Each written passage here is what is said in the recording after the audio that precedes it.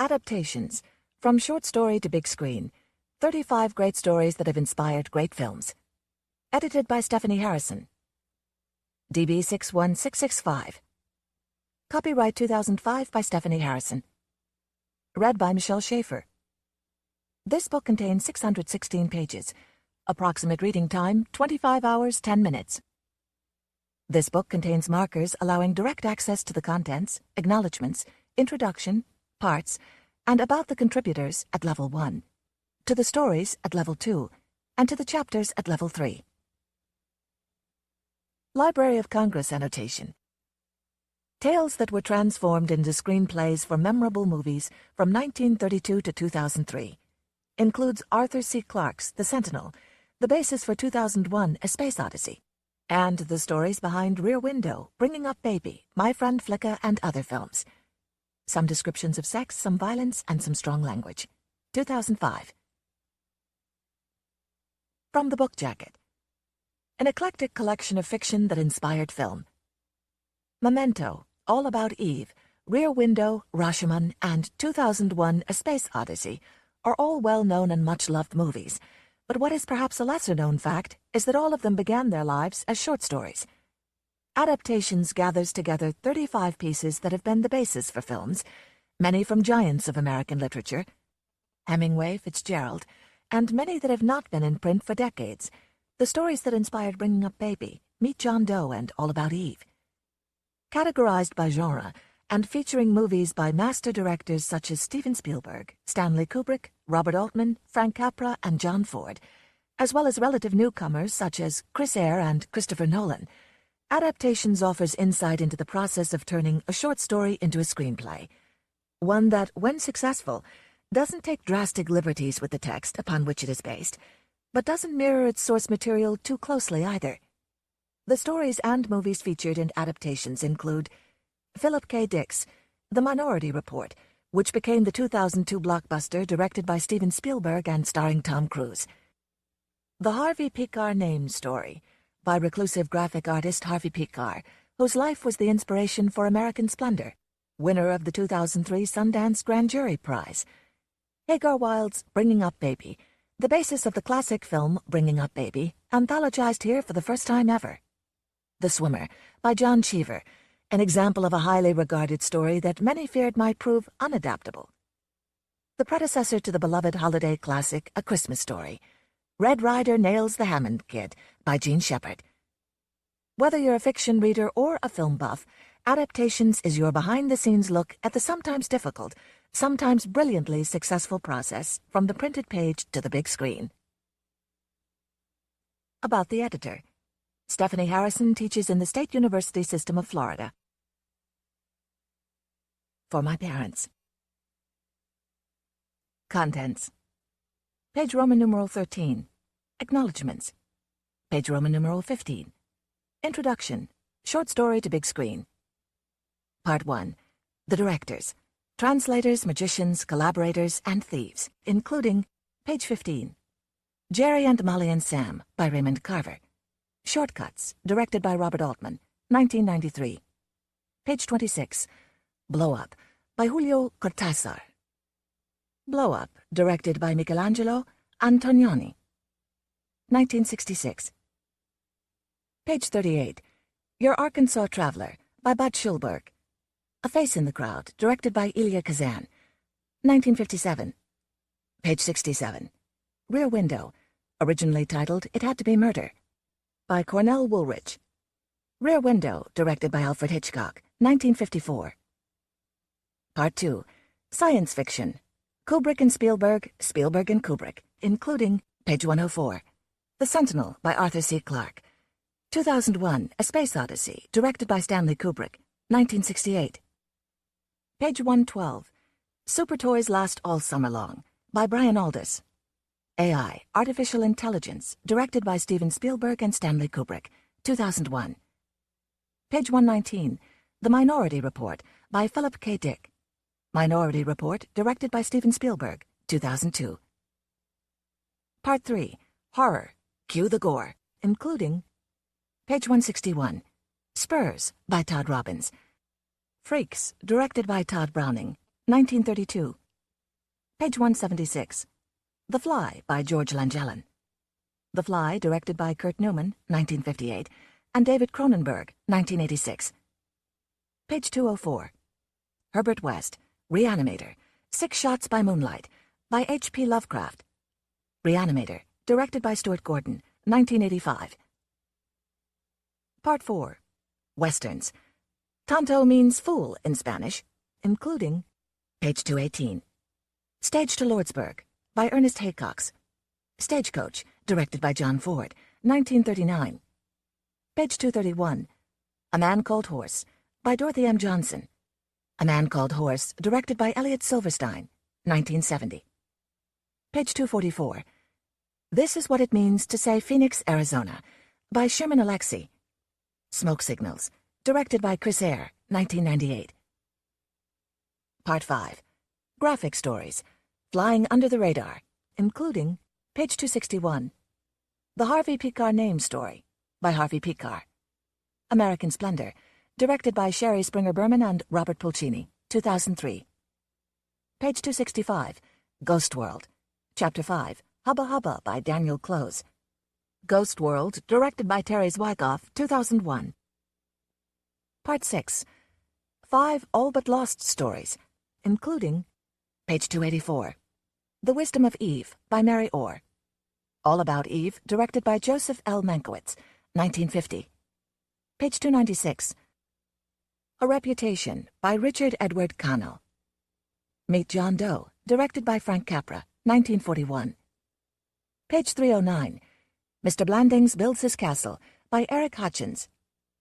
Mr. Blandings Builds His Dream House, directed by H.C. Potter, 1948. Page 331. Cyclists Raid, by Frank Rooney. The Wild One, directed by Laszlo Benedek, 1954. Page 347. Tomorrow, by William Faulkner. Tomorrow, directed by Joseph Anthony, 1953. Part 7. The Good, the Bad, and the Unadaptable, including page 370. Bringing Up Baby, by Hagar Wilde. Bringing Up Baby, directed by Howard Hawks, 1938. Page 383. Babylon Revisited, by F. Scott Fitzgerald. The Last Time I Saw Paris, directed by Richard Brooks, 1954. Page 401. The Swimmer, by John Cheever. The Swimmer, directed by Frank Perry, 1968. Part 8. Suspense equals style, including page 421. The Killers, by Ernest Hemingway. The Killers, directed by Robert Siodmak, 1946. Page 430. The Basement Room, by Graham Greene. The Fallen Idol, directed by Carol Reed, 1948. Page 451. Memento Mori, by Jonathan Nolan. Memento, directed by Christopher Nolan, 2000. Part 9. Family Film, Nostalgia for an Unlived Past, including page 473. Red Ryder Nails the Hammond Kid, by Gene Shepard. A Christmas Story, directed by Bob Clark, 1983. Page 495. My Friend Flicka, by Mary O'Hara. My Friend Flicka, directed by Harold D. Schuster, 1943. Page 511. Shoeless Joe Jackson Comes to Iowa, by W. P. Kinsella. Field of Dreams, directed by Phil Alden Robinson, 1989. Part 10. World Films. Now You See Them, Now You Don't, including page 533. In a Grove, by Runosuke Akutagawa. Japan, Rashomon, directed by Akira Kurosawa, 1951. Page 540. The Lady with the Pet Dog, by Anton Chekhov. Soviet Union, The Lady with the Dog, directed by Josef Heifetz, 1959. Russia, Italy, Dark Eyes, directed by Nikita Mikhalkov, 1987. Part 11. The Independents. Money Changes Everything, including page 563. Where Are You Going, Where Have You Been, by Joyce Carol Oates. Smooth Talk, directed by Joyce Chopra, 1985. Page 578. Augie Wren's Christmas Story, by Paul Auster. Smoke, directed by Wayne Wong, 1995. Page 585. Emergency, by Dennis Johnson. Jesus' Son, directed by Alison McLean, 1999. Page 595, Killings, by Andre Dubus. In the Bedroom, directed by Todd Field, 2001. Page 611, About the Contributors. Reader's Note. The credits found in the print edition are not included in this recording. End of Reader's Note. Acknowledgements. First of all, I'd like to thank Professors Sid Dobrin, Robert Ray, and David Levitt for their early encouragement. Thanks also to the librarians at the University of Florida and at the Cleveland Public Library for their help when needed. The latter institution is a public treasure. I'm particularly grateful to Deb Ostreicher, Steve Korpieski, Donna Gerald, and Ruth and David Swartz for their encouragement and comments. This could never have been done without the professionals, Farley Chase and Carrie Thornton, who knew what needed to be done and when. And finally, particular and heartfelt thanks to Margaret Barnes for reading each section promptly, carefully, and enthusiastically. Her comments, quibbles, and kudos were invaluable. I'm so grateful for our friendship. Introduction. Short story to big screen. And because the stories were held here in fluid form, they retained the ability to change, to become new versions of themselves, to join up with other stories, and so become yet other stories. So that unlike a library of books, the ocean of the streams of story was much more than a storeroom of yarns. It was not dead, but alive. Salman Rushdie, Haroun and the Sea of Stories. Reading the story that inspired a beloved movie is a little like meeting your mother-in-law for the first time. It's never less than a revelation. Included here are several movies with strong, you might even say overwhelming, parental personalities. The Killers, inspired by the classic Hemingway story of the same name. Dark Eyes, drawn from Chekhov's masterpiece, The Lady with the Pet Dog. The Swimmer, adapted from the well-loved Cheever story. Conventional movie wisdom has it that adaptations of such pedigree are doomed to failure. Bela Balazs, one of the first film theorists to address adaptations, even went so far as to state it in absolute terms. One may perhaps make a good film out of a bad novel, but never out of a good one. As it turns out, conventional wisdom holds true in this case about as often as it usually does, which is to say, sometimes. All three of the above-mentioned films are successful on their own terms, even if they have not achieved the acclaim of their august parents. Admittedly, as predicted, there have been many failures, and the occasional bad seed. With the exception of The Killers, Hemingway's stories have spawned a slew of mediocre films. F. Scott Fitzgerald's work has never been captured well on screen, even though he attempted a screenplay himself, based on his story Babylon Revisited. It was never filmed.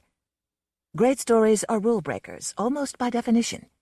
They contain something indefinable that makes them more than the sum of their parts. It's this X factor that makes their transition to film so difficult.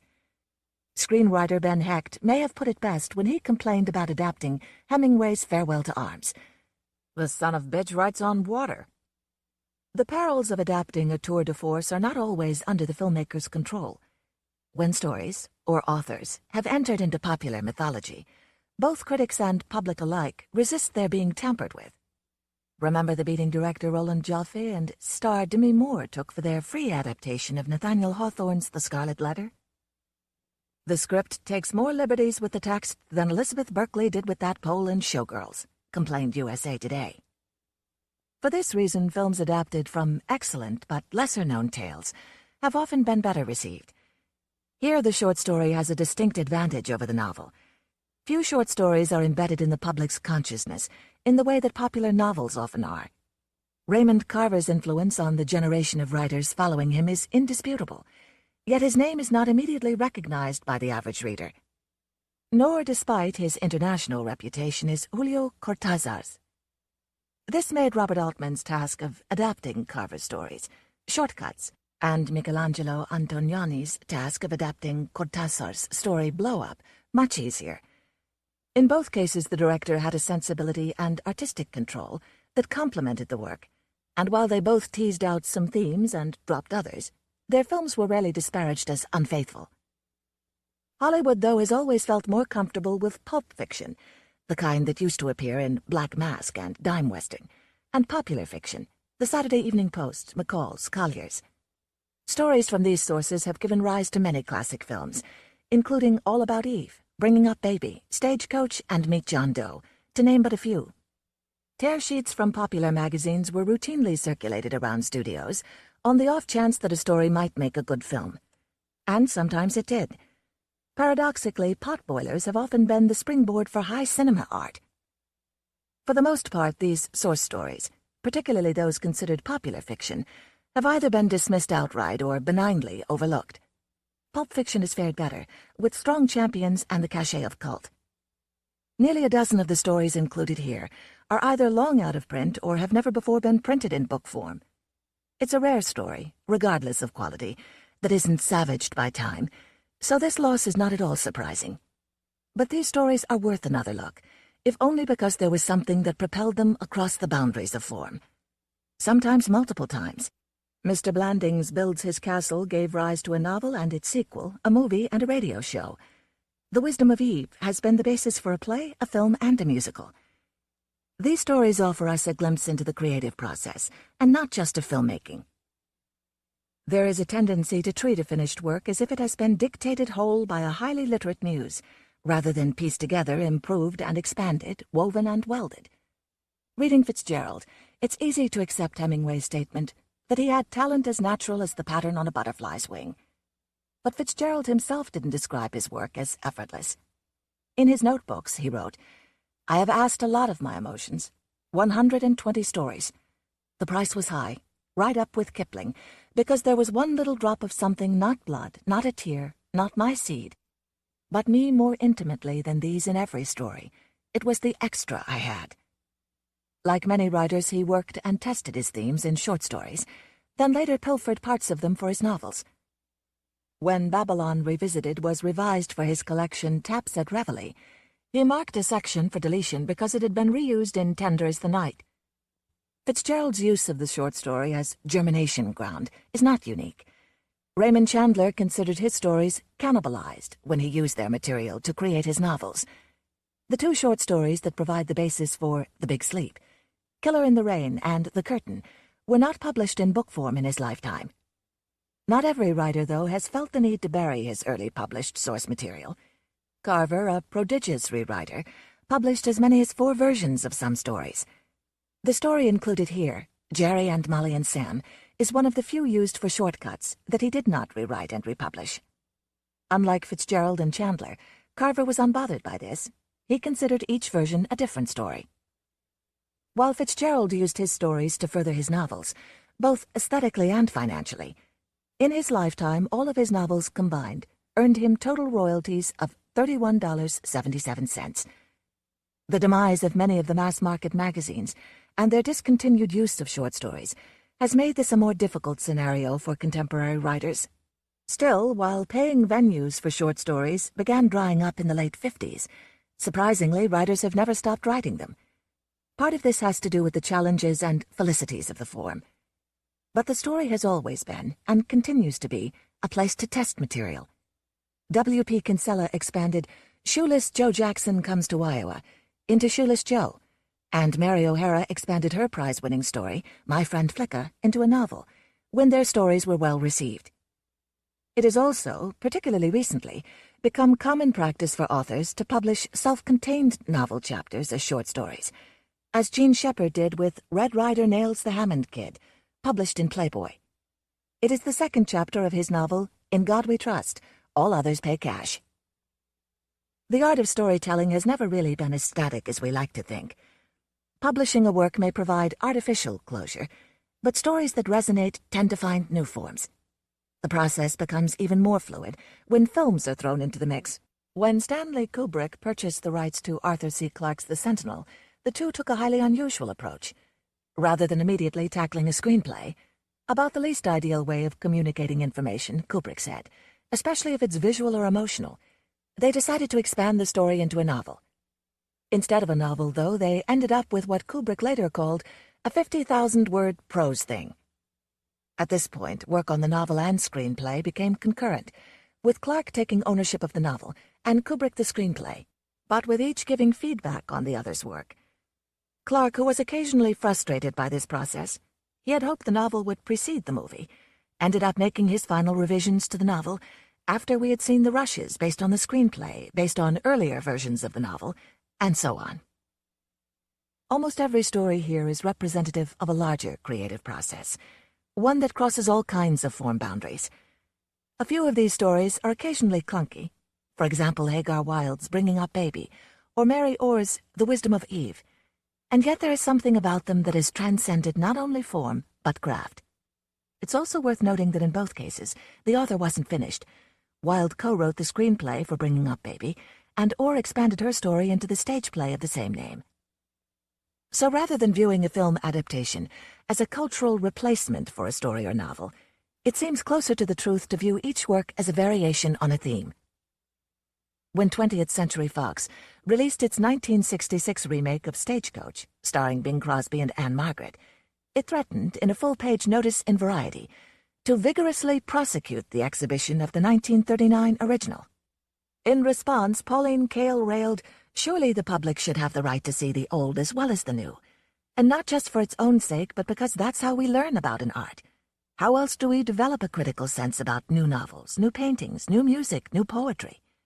If the old is legally retired, we become barbarians, movie barbarians at least, without a past." Surely, it stands to reason, this same argument should extend to Ernest Haycox's story, Stage to Lordsburg, upon which John Ford's 1939 Stagecoach was based. Somehow we need to teach ourselves how to approach adaptations fairly, as neither movie barbarians nor literary purists. A film shouldn't need to spring fully formed from a writer-director's loins in order to be deemed good, nor should an adaptation be tethered too tightly to its source. The Scarlet Letter didn't fail because it was unfaithful. It failed because it wasn't a very good film. For artistic, financial, and practical reasons, there will always be a large percentage of people who never read the literary source. Films must succeed on their own terms. At the same time, though, they shouldn't replace the stories they're based on. Though we, the reading public, have let this happen all too often. In the best cases, adaptations extend, enhance, and elaborate on their sources. And when the pairing of director and author is complementary, as with Cortázar and Antonioni or Altman and Carver, they do even more. Then the works and themes of each artist gain synergy and resonance when taken in concert, and even the differences are instructive. It may in fact be Altman who has come closest to pointing the way for us, when he said with admirable simplicity, "In the end, the film is there, and the stories are there, and one hopes there is a fruitful interaction. The stories are here." Part 1. The Directors. Translators, Magicians, Collaborators, and Thieves. Jerry and Molly and Sam by Raymond Carver. Shortcuts, directed by Robert Altman, 1993. Blow Up by Julio Cortázar. Blow Up, directed by Michelangelo Antonioni, 1966. Your Arkansas Traveler by Bud Schulberg. A Face in the Crowd, directed by Elia Kazan, 1957. Rear Window, It Had to Be Murder, by Cornell Woolrich. Rear Window, directed by Alfred Hitchcock, 1954. Movies have to be about something. They can dazzle us with special effects, wow us with an 8-minute tracking shot, or intrigue us with a cartoon-like color palette. But we still expect a story. A story visually told, perhaps, but a story nonetheless. And that's why film feeds off literature like sharks off a marlin, as film theorist George Bluestone once said. Director Stanley Kubrick was a compulsive reader, sometimes tearing through a book a day in his constant search for new material. Alfred Hitchcock told of imagining the shape of a film, then having to search for a story to fit his visualization.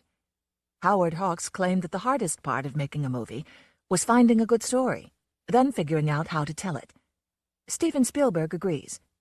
Even Michelangelo Antonioni was a reader, although he claimed the best way to approach a book was to read it, then forget it. Directors, especially those of the auteur ilk, get a lot of credit for their successes and a lot of blame for their failures. But like prominent CEOs, they depend a great deal on others. Unless directors write their own material, they will have to go to the source, writers. And there are as many approaches to this as there are directorial personalities. The Translator. Altman and Shortcuts. In 1990, while flying home from Italy, Robert Altman read a book of short stories by Raymond Carver. "I was so moved by the way he told stories," he later said. "What he told and what he didn't tell, and how he made a story out of the slightest little incident. I was just amazed by it, and I thought this is what we should do in film." For just over a decade, from the early 1970s through the mid-80s, Carver led the return to realistic fiction that revels in the quotidian. His stories feature hard-drinking, unhappily married working-class folk who live, as Tess Gallagher, Carver's second wife, puts it, with no safety net and no imagination of a safety net. The residents of Carver country drift through life, often in an alcoholic haze, and end in a place very close to where they started. The epiphanies, if you can call them that, are small and internal. As his friend Tobias Wolff has said, Carver is not a particularly quotable writer. That's one of his virtues, that he never tried to achieve a beautiful line. It's the steadiness and quietness of the prose that creates his sense of reality. And it's reality Carver was after. "As far as I'm concerned," he told an interviewer, "the best art has its reference points in real life." There is an autobiographical element to his work. Like many of his characters, Carver grew up working class and was for most of his adult life a dedicated alcoholic. Throughout his first marriage, he was plagued by financial concerns that kept him from his writing. Of his work, he said, "I'm just bearing witness to something I know something about. Most things in the world I don't know anything at all about. I'm bearing witness to what I can." Because of his concern with small moments in the lives of ordinary people, Carver is often compared to Chekhov, and his declarative prose style invites comparison to Hemingway. Yet his sensibility is unquestionably reflective of his own generation. His pared-down realism, tinged with a dash of hopelessness, suited the period following Watergate, and by the time of his death from lung cancer in 1988, Carver was arguably the most influential literary writer in the country. Enter Altman. If ever a director was poised to exploit the contemporary short story, now so firmly associated with Carver, Altman was that director.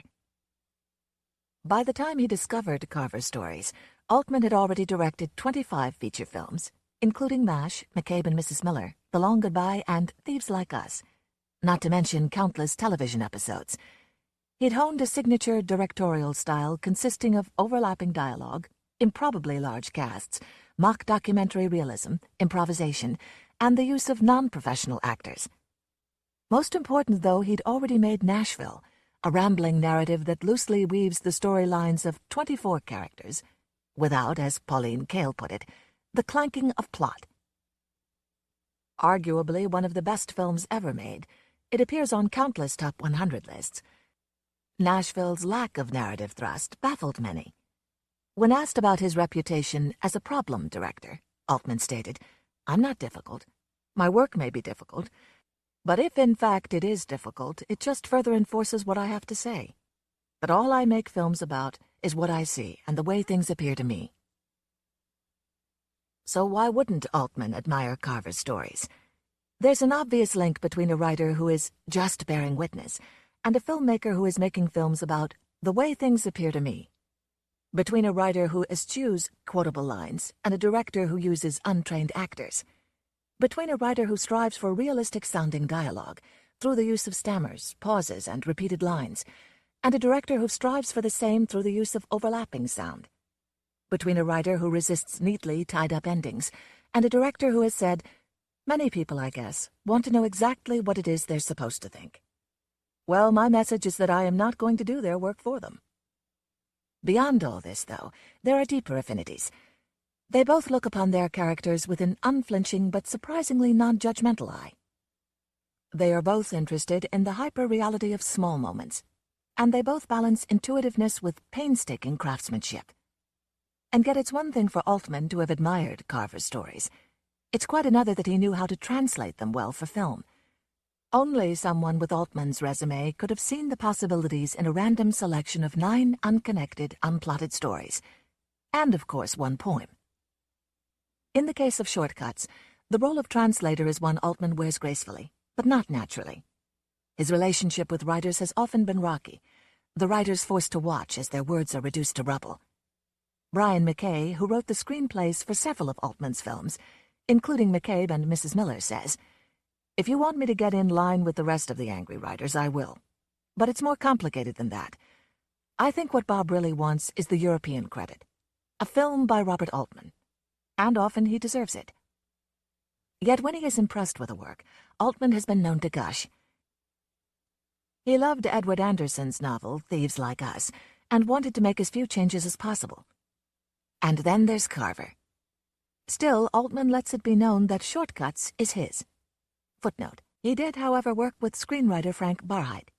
End of footnote.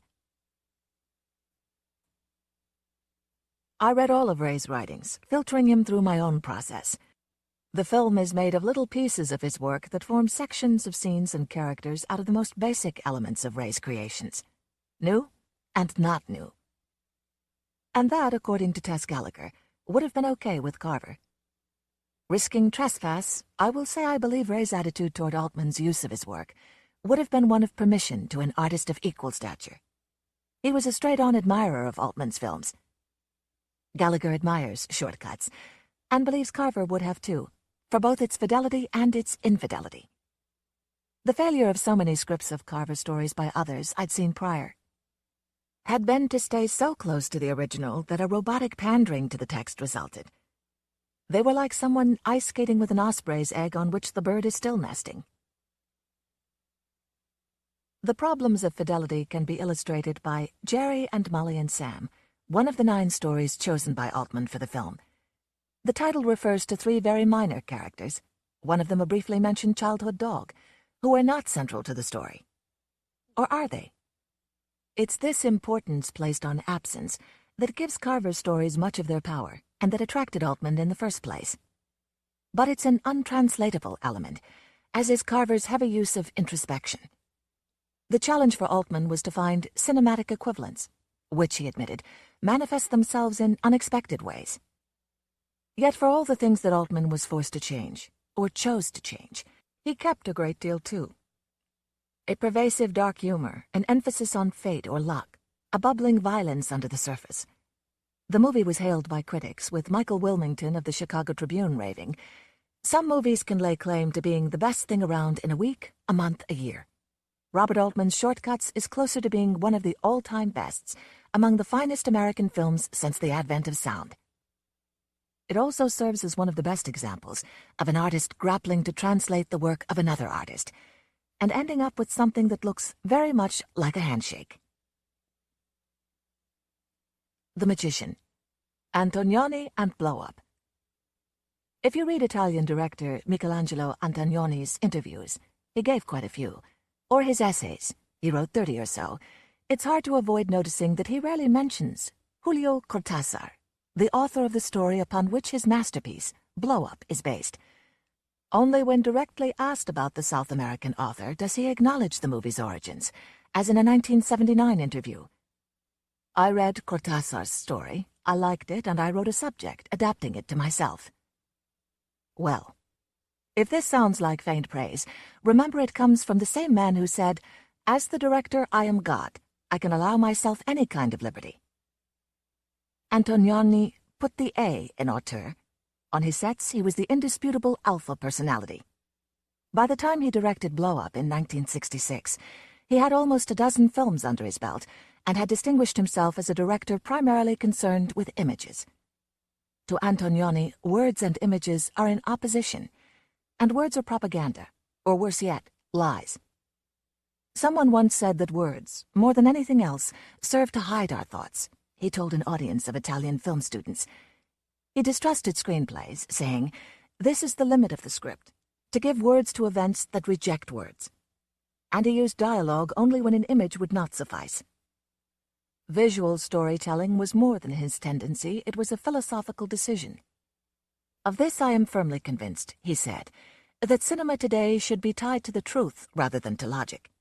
And the truth of our daily lives is neither mechanical, conventional, nor artificial, as stories generally are. And if films are made that way, they will show it." It is perhaps this distrust of words, this sense that stories are artificial, that fueled his disdain for literary sources.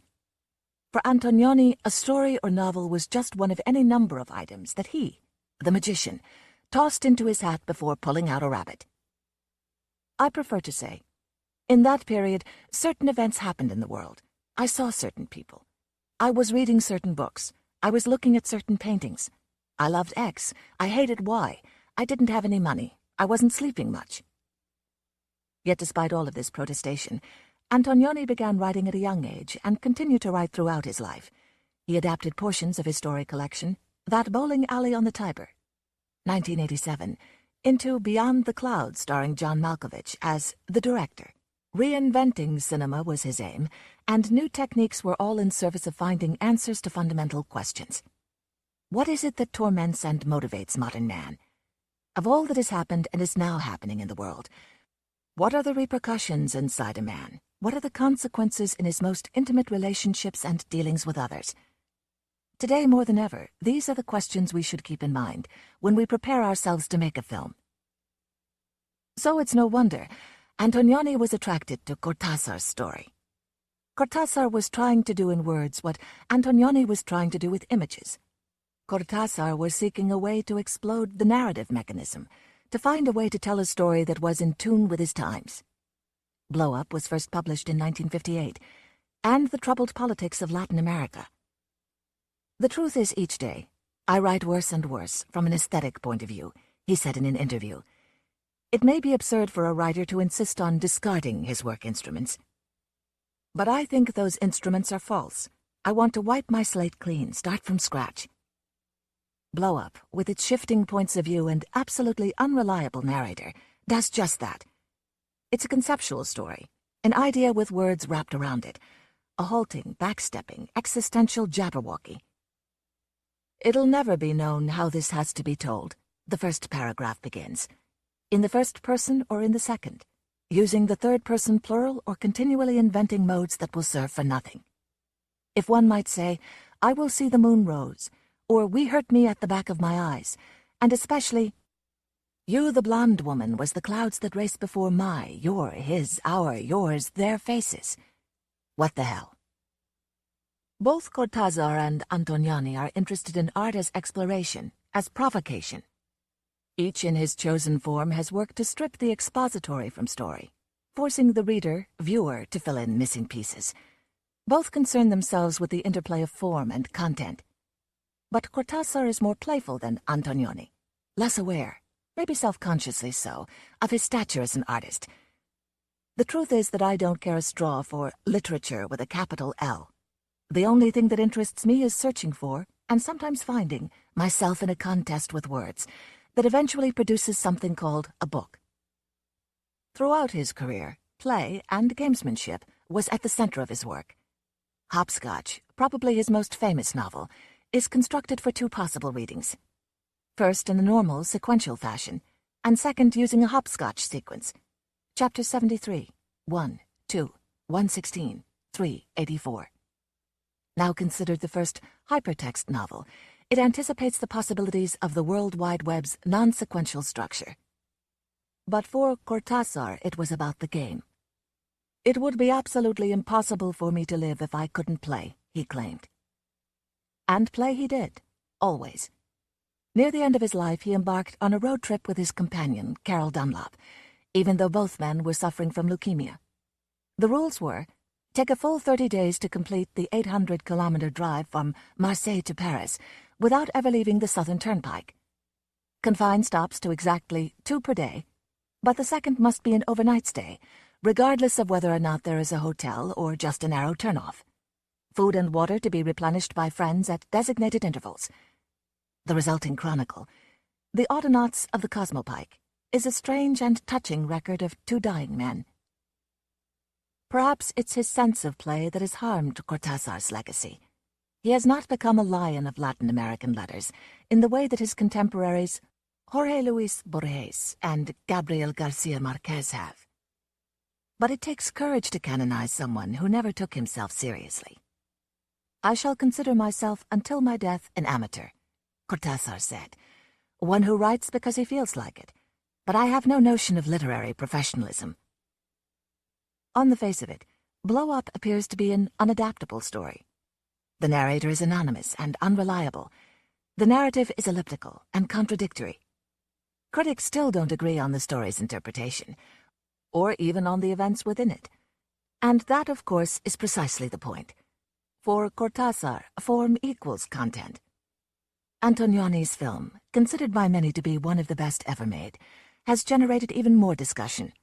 The scholarly articles alone would fill up several stadiums. In the end, though, Antonioni himself likens this to theoretical tale-chasing. Blow Up is a film that lends itself to many interpretations, because the issue behind it is precisely the appearance of reality. Therefore, everyone can think what he wants. It would probably rankle Antonioni no end to discover that, as a magician, he turned out to be a very good translator. The Collaborator. Kazan and a Face in the Crowd. Elia Kazan had many detractors. Just ask the people in the audience who sat on their hands when he was presented with an honorary award at the 1998 Oscar ceremony. But he was always quick to give credit to the writers he worked with. And he worked with many of the best: Tennessee Williams, John Steinbeck, William Inge, Clifford Odets, Harold Pinter, Thornton Wilder, and, of course, Bud Schulberg, with whom he collaborated on 2 films, On the Waterfront and A Face in the Crowd. "That's Bud," Kazan was quick to say in interviews when asked to take credit for things that were present in Schulberg's screenplays. Or, "I think what Bud did there." The 2 men enjoyed an unusually close collaboration and friendship. According to Kazan, they began working together on the theory that misery loves company. Both were in professional and personal slumps, due in large part to their friendly testimonies before the House Un-American Activities Committee. Both men had been members of the Communist Party, but had severed their ties when the party began to exert artistic pressure. In his statement to the press, Schulberg told of his refusal to surrender to the party's request that he submit the outline and galley proofs for his novel, What Makes Sammy Run. Kazan's story was similar. "I was tired of regimentation, being told what to think and say and do." Schulberg and Kazan had more than political woes in common, though. They had an interest in the same type of material. During their first working session, they discovered that they had both recently been involved with aborted screenplays about the New York waterfront. Kazan's with playwright Arthur Miller, Schulberg's based on a newspaper series about the Longshoremen's Union.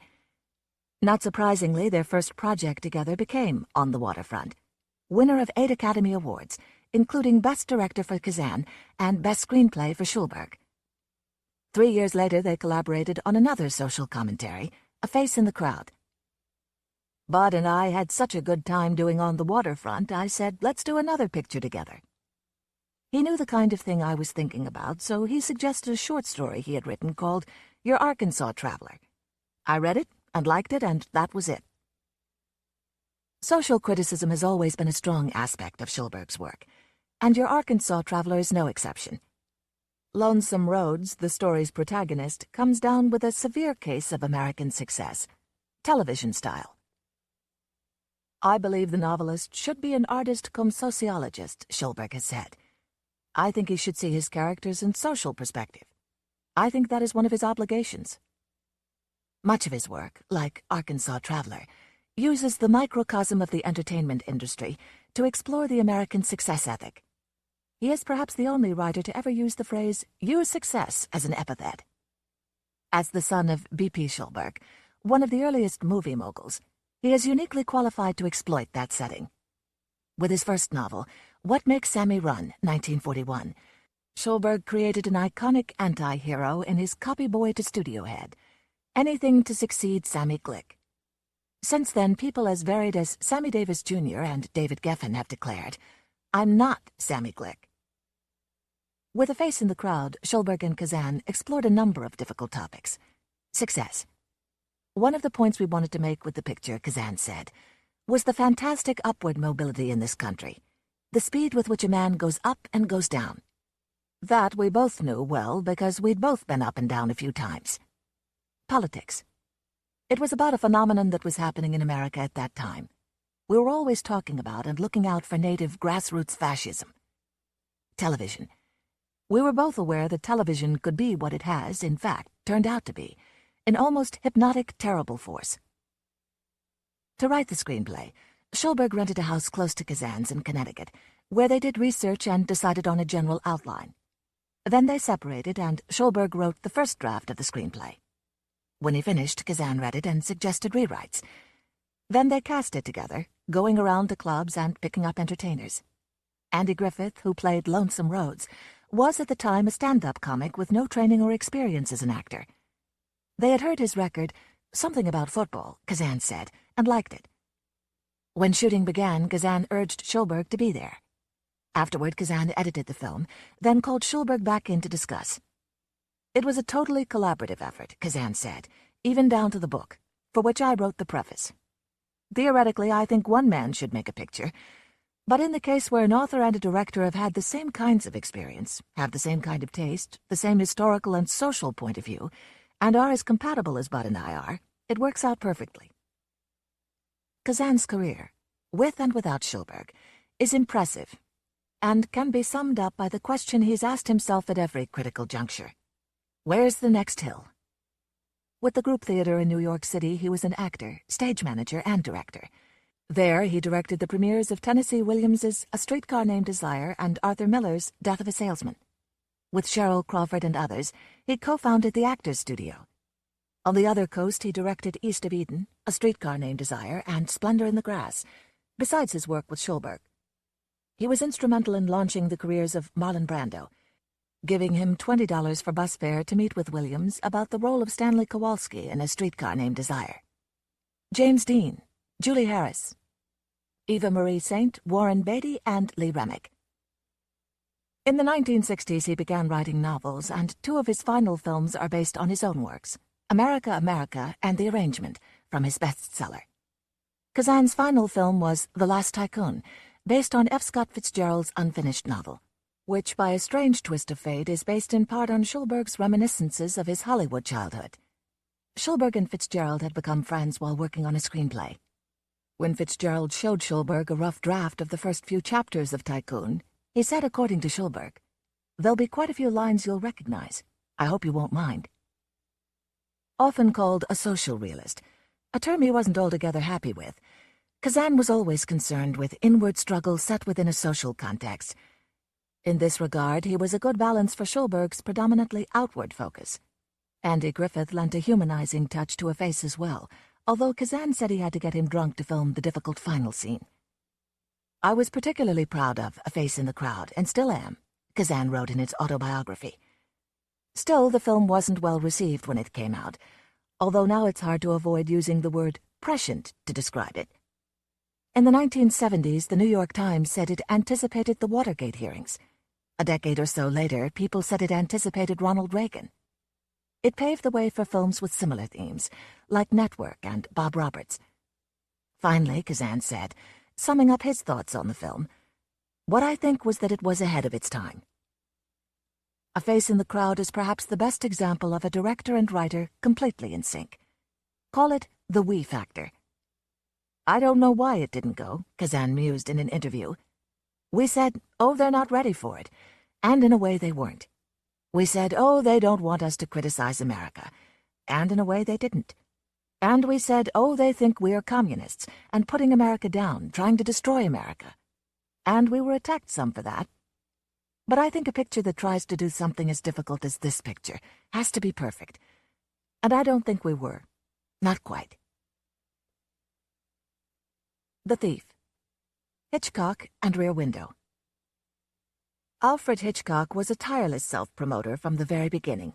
He directed his first silent feature in 1925, and by 1927 he had already developed the now famous caricature of his profile. His Christmas gift to friends and colleagues that year was a small linen bag containing a wooden puzzle, which, when assembled, revealed the 8-stroke drawing.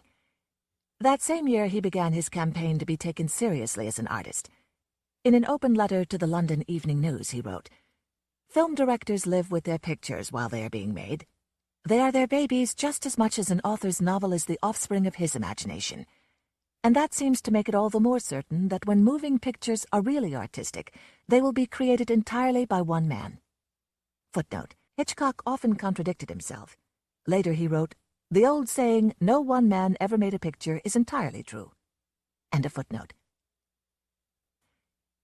It's no wonder that many who worked with him, including writers, received short shrift. Cornell Woolrich, the author of Rear Window, originally titled It Had to Be Murder, is one of those people. By the mid-1940s, Woolrich was one of the most successful suspense writers in the country, but his personal life was almost Norman Bates-ish. For 25 years, until his mother's death in 1957, he lived with his mother in the Hotel Marseille, trapped in a love-hate relationship which dominated his external world, according to his biographer Francis Nevins. He may have hinted at his feelings about this situation in his dedication to Phantom Lady, one of his most successful novels, published in 1942, the same year as Rear Window. To Apartment 605, in unmitigated thankfulness at not being in it anymore. Later he explained that this referred to his attempts to move away from his mother, although that move proved short. He took another room in the same hotel. By his own admission, Woolrich led a completely uneventful life as far as outward incident is concerned. I have traveled now and then, but I suspect it was wasted effort. A hotel room is a hotel room. It is therefore fitting that Woolrich's autobiography begins with a love letter to his typewriter. We first met, you and I, a long time ago.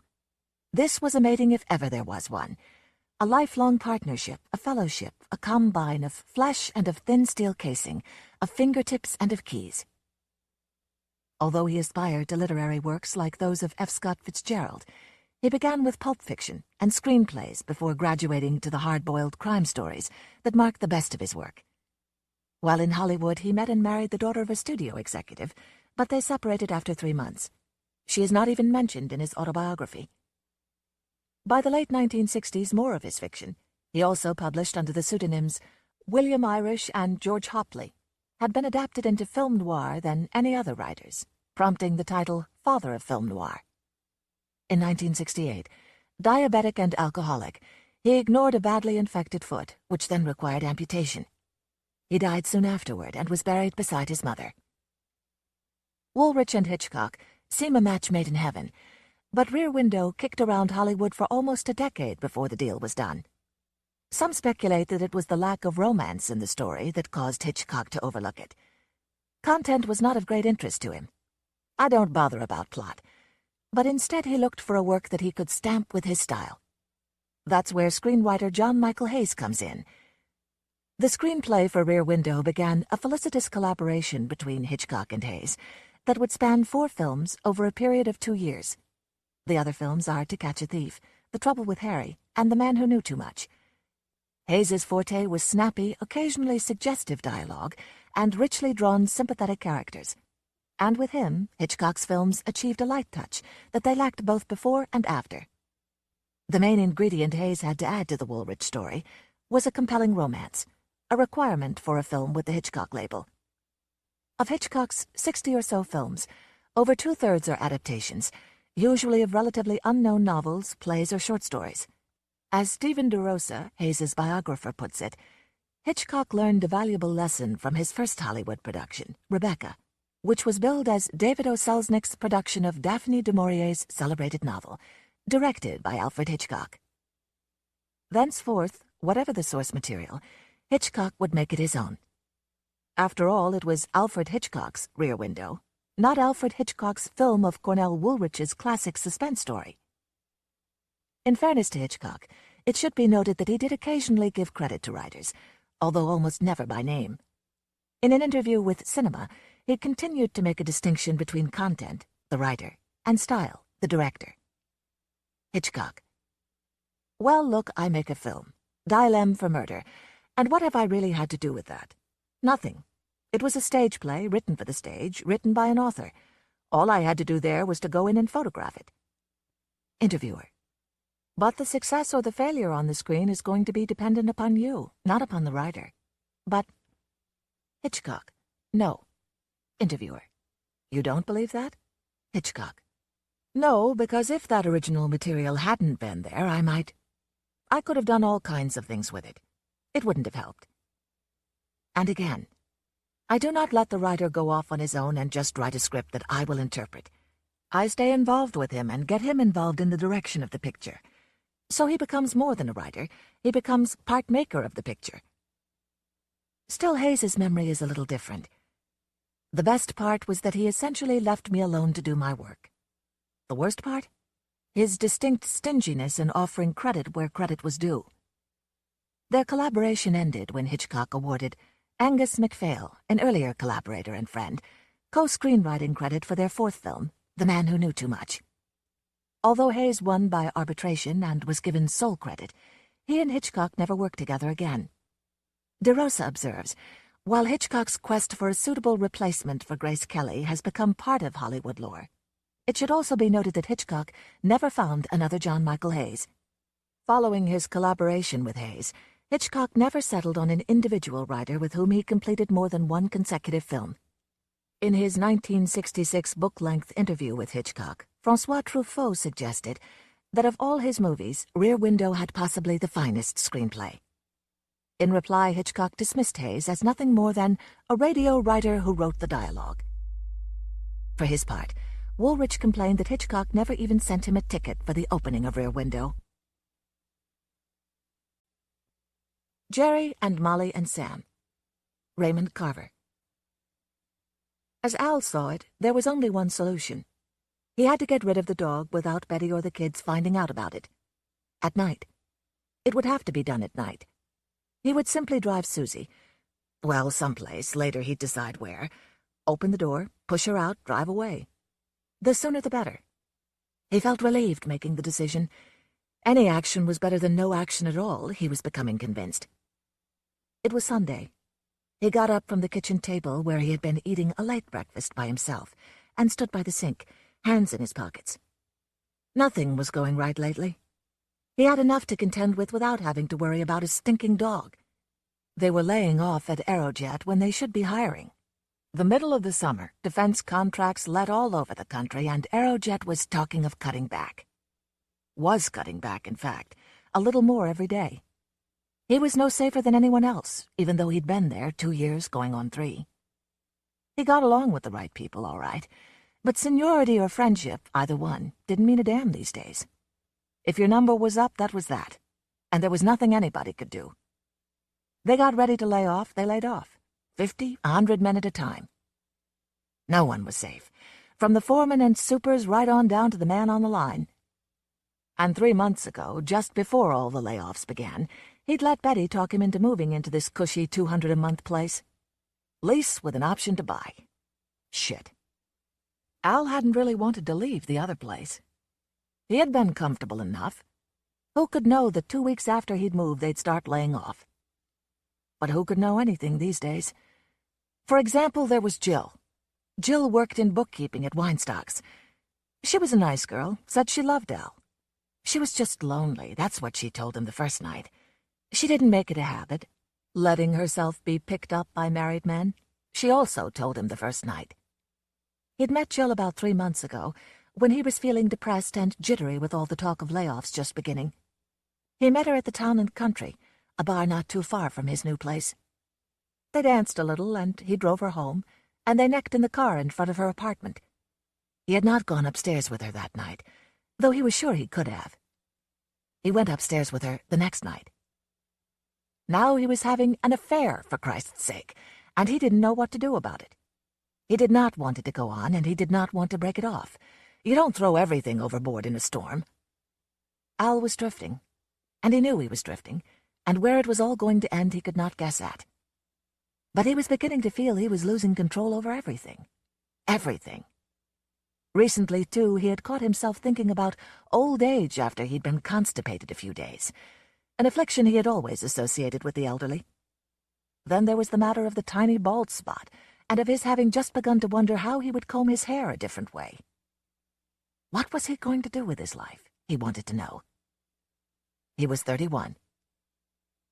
All these things to contend with, and then Sandy, his wife's younger sister, giving the kids, Alex and Mary, that mongrel dog about 4 months ago.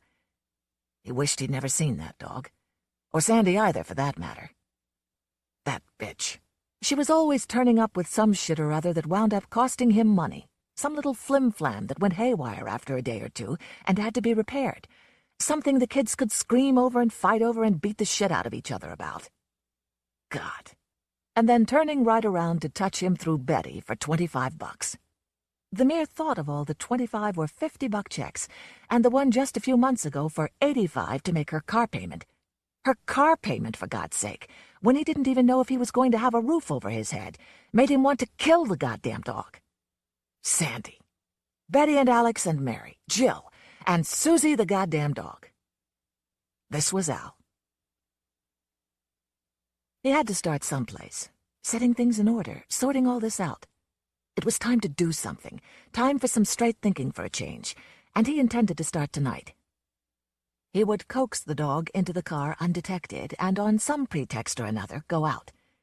Yet he hated to think of the way Betty would lower her eyes as she watched him dress. And then later, just before he went out the door, ask him where, how long, etc., in a resigned voice that made him feel all the worse. He could never get used to the lying. Besides, he hated to use what little reserve he might have left with Betty by telling her a lie for something different from what she suspected. A wasted lie, so to speak. But he could not tell her the truth, could not say he was not going drinking, was not going calling on somebody, was instead going to do away with the goddamn dog, and thus take the first step towards setting his house in order. He ran his hand over his face, tried to put it all out of his mind for a minute. He took out a cold half-quart of Lucky from the fridge and popped the aluminum top. His life had become a maze, one lie overlaid upon another, until he was not sure he could untangle them if he had to. The goddamn dog, he said out loud. She doesn't have good sense, was how Al put it. She was a sneak, besides. The moment the back door was left open and everyone gone, she'd pry open the screen, come through to the living room, and urinate on the carpet. There were at least a half-dozen map-shaped stains on it right now. But her favorite place was the utility room, where she could root in the dirty clothes, so that all of the shorts and panties now had crotch or seat chewed away. And she chewed through the antenna wires on the outside of the house, and once Al pulled into the drive and found her lying in the front yard with one of his floor chimes in her mouth. "She's crazy," he'd say, "and she's driving me crazy. I can't make it fast enough to replace it. The son of a bitch, I'm going to kill her one of these days."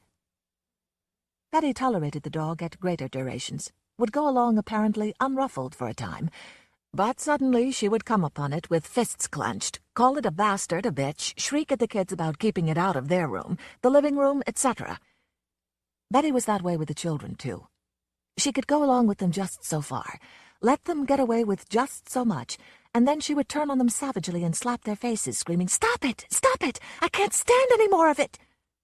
But then Betty would say, "It's their first dog. You remember how fond you must have been of your first dog?" "My dog had brains," he would say. "It was an Irish setter." The afternoon passed. Betty and the kids returned from some place or another in the car, and they all had sandwiches and potato chips on the patio. He fell asleep on the grass, and when he woke it was nearly evening. He showered, shaved, put on slacks and a clean shirt. He felt rested but sluggish. He dressed, and he thought of Jill. He thought of Betty and Alex and Mary and Sandy and Susie. He felt drugged. "We'll have supper pretty soon," Betty said, coming to the bathroom door and staring at him. "That's all right. I'm not hungry. Too hot to eat," he said, fiddling with his shirt collar. "I might drive over to Carl's, shoot a few games of pool, have a couple of beers." She said, "I see." He said, "Jesus." She said, "Go ahead, I don't care." He said, "I won't be gone long." She said, "Go ahead," I said. "I don't care." In the garage, he said, "God damn you all," and kicked the rake across the cement floor. Then he lit a cigarette and tried to get hold of himself. He picked up the rake and put it away where it belonged. He was muttering to himself, saying, "Order, order," when the dog came up to the garage, sniffed around the door, and looked in. "Here. Come here, Susie. Here, girl," he called. The dog wagged her tail, but stayed where she was. He went over to the cupboard above the lawnmower and took down one, then two, and finally 3 cans of food. "All you want tonight, Susie, old girl. All you can eat," he coaxed, opening up both ends of the first can and sliding the mess into the dog's dish. He drove around for nearly an hour, not able to decide on a place. If he dropped her off in just any neighborhood and the pound were called, the dog would be back at the house in a day or 2. The county pound was the first place Betty would call. He remembered reading stories about lost dogs finding their way hundreds of miles back home again. He remembered crime programs where someone saw a license number, and the thought made his heart jump. Held up to public view, without all the facts being in, it'd be a shameful thing to be caught abandoning a dog. He would have to find the right place. He drove over near the American River. The dog needed to get out more anyway, get the feel of the wind on its back, be able to swim and wade in the river when it wanted. It was a pity to keep a dog fenced in all the time. But the fields near the levee seemed too desolate. No houses around at all. After all, he did want the dog to be found and cared for. A large old 2-story house was what he had in mind, with happy, well-behaved, reasonable children who needed a dog, who desperately needed a dog. But there were no old 2-story houses here. Not a one. He drove back onto the highway. He had not been able to look at the dog since he'd managed to get her into the car. She lay quietly on the back seat now. But when he pulled off the road and stopped the car, she sat up and whined, looking around. He stopped at a bar, rolled all the car windows down before he went inside. He stayed nearly an hour, drinking beer and playing the shuffleboard. He kept wondering if he should have left all the doors ajar, too. When he went back outside, Susie sat up in the seat and rolled her lips back, showing her teeth. He got in and started off again. Then he thought of a place. The neighborhood where they used to live, swarming with kids, and just across the line in Yolo County. That would be just the right place. If the dog were picked up, it would be taken to the Woodland Pound, not the pound in Sacramento. Just drive onto one of the streets in the old neighborhood, stop, throw a handful of the shit she ate, open the door, a little assistance in the way of a push, and out she'd go while he took off. Done. It would be done. He stepped on it getting out there. There were porch lights on, and at 3 or 4 houses he saw men and women sitting on the front steps as he drove by. He cruised along, and when he came to his old house, he slowed down almost to a stop and stared at the front door, the porch, the lighted window. He felt even more insubstantial looking at the house. He had lived there, how long? A year, 16 months. Before that, Chico, Red Bluff, Tacoma, Portland, where he'd met Betty, Yakima, Toppenish, where he was born and went to high school. Not since he was a kid, it seemed to him, had he known what it was to be free from worry and worse. He thought of summers fishing and camping in the Cascades, autumns when he'd hunt pheasants behind Sam, the setter's flashing red coat a beacon through cornfields and alfalfa meadows, where the boy that he was and the dog that he had would both run like mad. He wished he could keep driving and driving tonight, until he was driving onto the old bricked main street of Toppenish, turning left at the first light, then left again, stopping when he came to where his mother lived, and never, never for any reason ever, ever leave again. He came to the darkened end of the street. There was a large empty field straight ahead, and the street turned to the right, skirting it. For almost a block there were no houses on the side nearer the field, and only one house, completely dark on the other side.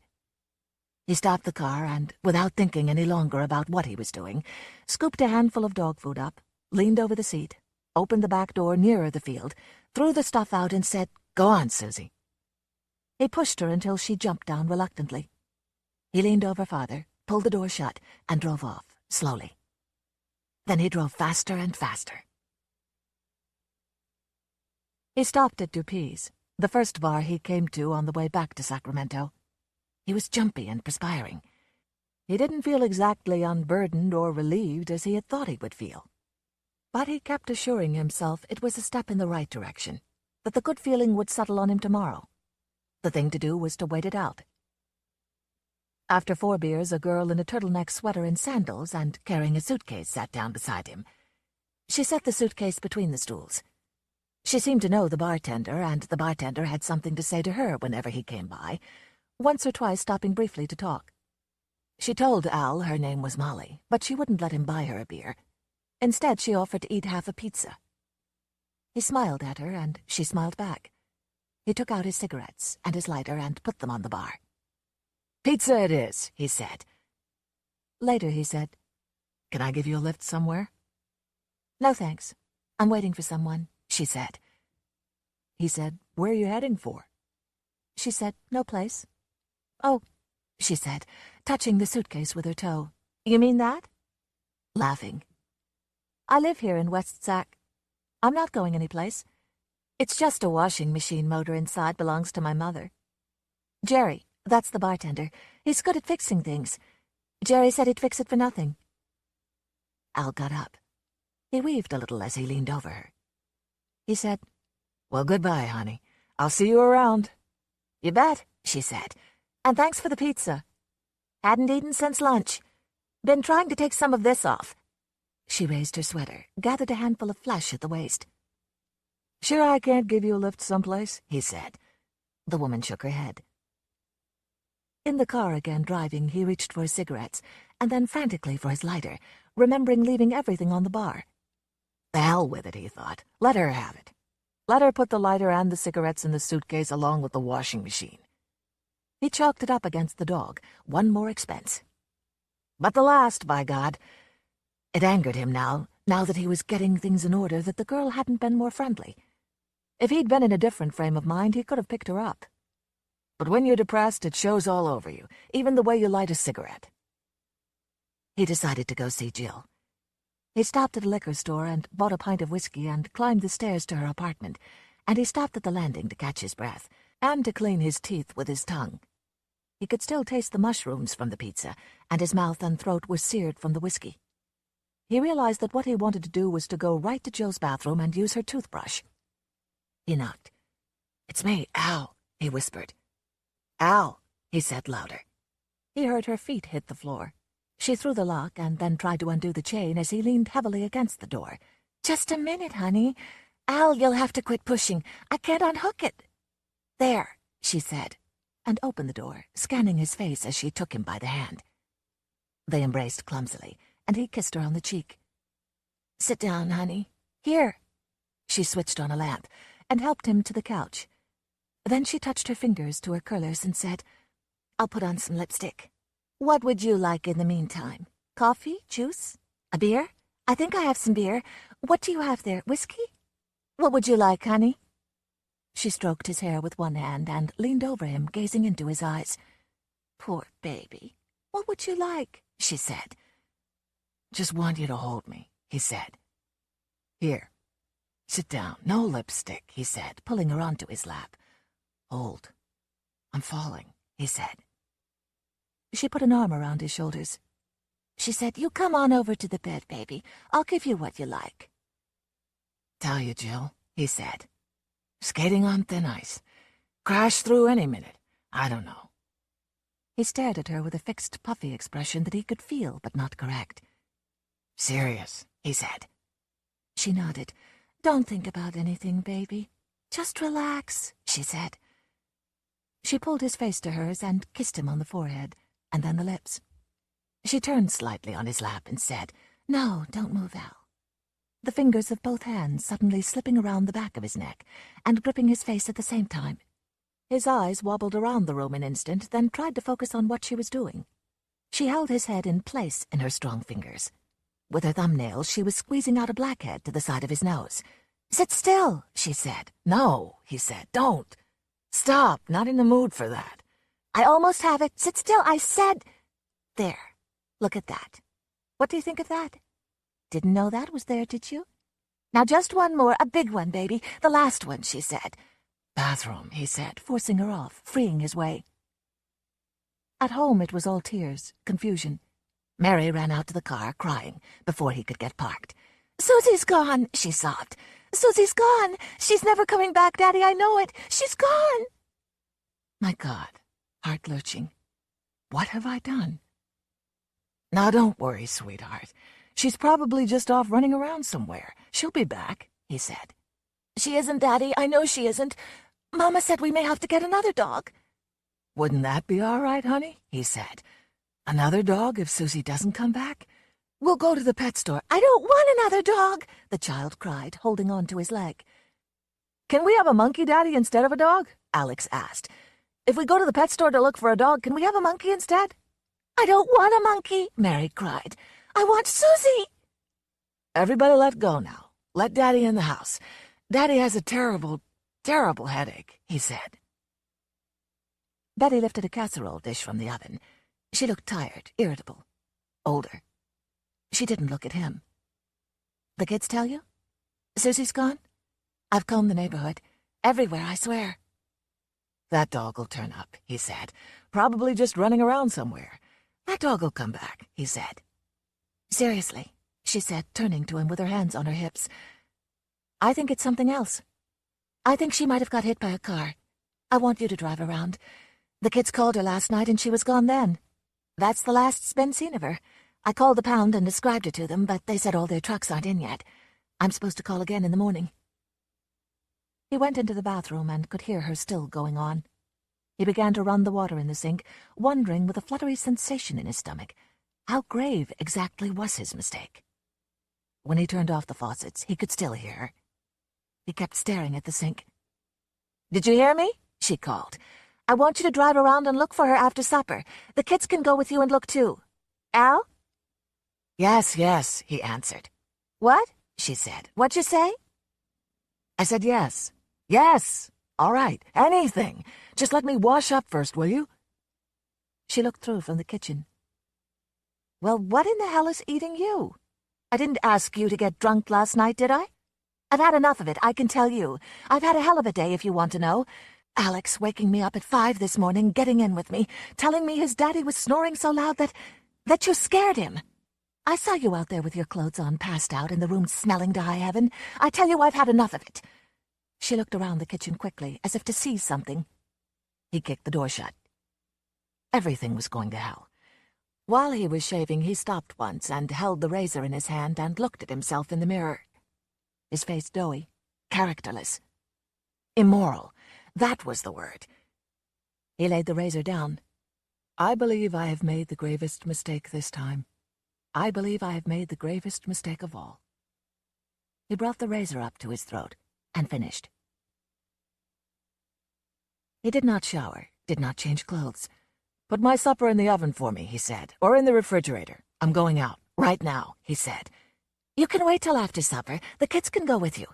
No, the hell with that. Let the kids eat supper, look around here if they want. I'm not hungry and it'll be dark soon. Is everybody going crazy? She said. I don't know what's going to happen to us. I'm ready for a nervous breakdown. I'm ready to lose my mind. What's going to happen to the kids if I lose my mind? She slumped against the draining board, her face crumpled, tears rolling off her cheeks. You don't love them anyway. You never have. It isn't the dog I'm worried about. It's us. It's us. I know you don't love me anymore. God damn you, but you don't even love the kids. Betty, he said. My God, he said. Everything's going to be all right. I promise you, he said. Don't worry, he said. I promise you things will be all right. I'll find the dog and then things will be all right, he said. He bounded out of the house, ducked into the bushes as he heard his children coming. The girl crying, saying, Susie, Susie! The boy saying, maybe a train ran over her. When they were inside the house, he made a break for the car. He fretted at all the lights he had to wait for, bitterly resented the time lost when he stopped for gas. The sun was low and heavy, just over the squat range of hills at the far end of the valley. At best he had an hour of daylight. He saw his whole life a ruin from here on in. If he had lived another 50 years, hardly likely, he felt he'd never get over it, abandoning the dog. He felt he was finished if he didn't find the dog. A man who would get rid of a little dog wasn't worth a damn. That kind of man would do anything, stop at nothing. He squirmed in the seat, kept staring into the swollen face of the sun as it moved lower into the hills. He knew the situation was all out of proportion now, but he couldn't help it. He knew he must somehow retrieve the dog, as the night before he had known he must lose it. I'm the one going crazy, he said, and then nodded his head in agreement. He came the other way this time, by the field where he had let her off, alert for any sign of movement. Let her be there, he said. He stopped the car and searched the field. Then he drove on, slowly. A station wagon with the motor idling was parked in the drive of the lone house, and he saw a well-dressed woman in heels come out the front door with a little girl. They stared at him as he passed. Farther on, he turned left, his eyes taking in the street and the yards on each side as far down as he could see. Nothing. 2 kids with bicycles a block away stood beside a parked car. Hi, he said to the 2 boys as he pulled up alongside. You fellas see anything of a little white dog around today? A kind of white, shaggy dog? I lost one. One boy just gazed at him. The other said, I saw a lot of little kids playing with a dog over there this afternoon. The street the other side of this one. I don't know what kind of dog it was. It was white, maybe. There was a lot of kids." "Okay, good. Thanks," Al said. "Thank you very, very much," he said. He turned right at the end of the street. He concentrated on the street ahead. The sun had gone down now. It was nearly dark. Houses pitched side by side. Trees, lawns, telephone poles, parked cars. It struck him as serene, untroubled. He could hear a man calling his children. He saw a woman in an apron step to the lighted door of her house. "Is there still a chance for me?" Al said. He felt tears spring to his eyes. He was amazed. He couldn't help but grin at himself and shake his head as he got out his handkerchief.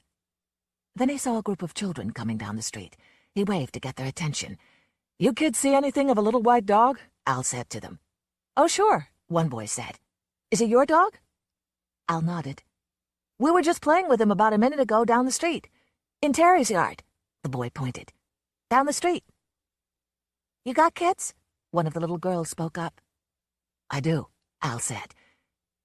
"Terry said he's going to keep him. He don't have a dog," the boy said. "I don't know," Al said. "I don't think my kids would like that. It belongs to them. It's just lost," Al said. He drove on down the street. It was dark now, hard to see, and he began to panic again, cursing silently. He swore at what a weather vane he was, changing this way and that, one moment this, the next moment that. He saw the dog then. He understood he had been looking at it for a time. The dog moved slowly, nosing the grass along a fence. Al got out of the car, started across the lawn, crouching forward as he walked, calling, "Susie! Susie, Susie!"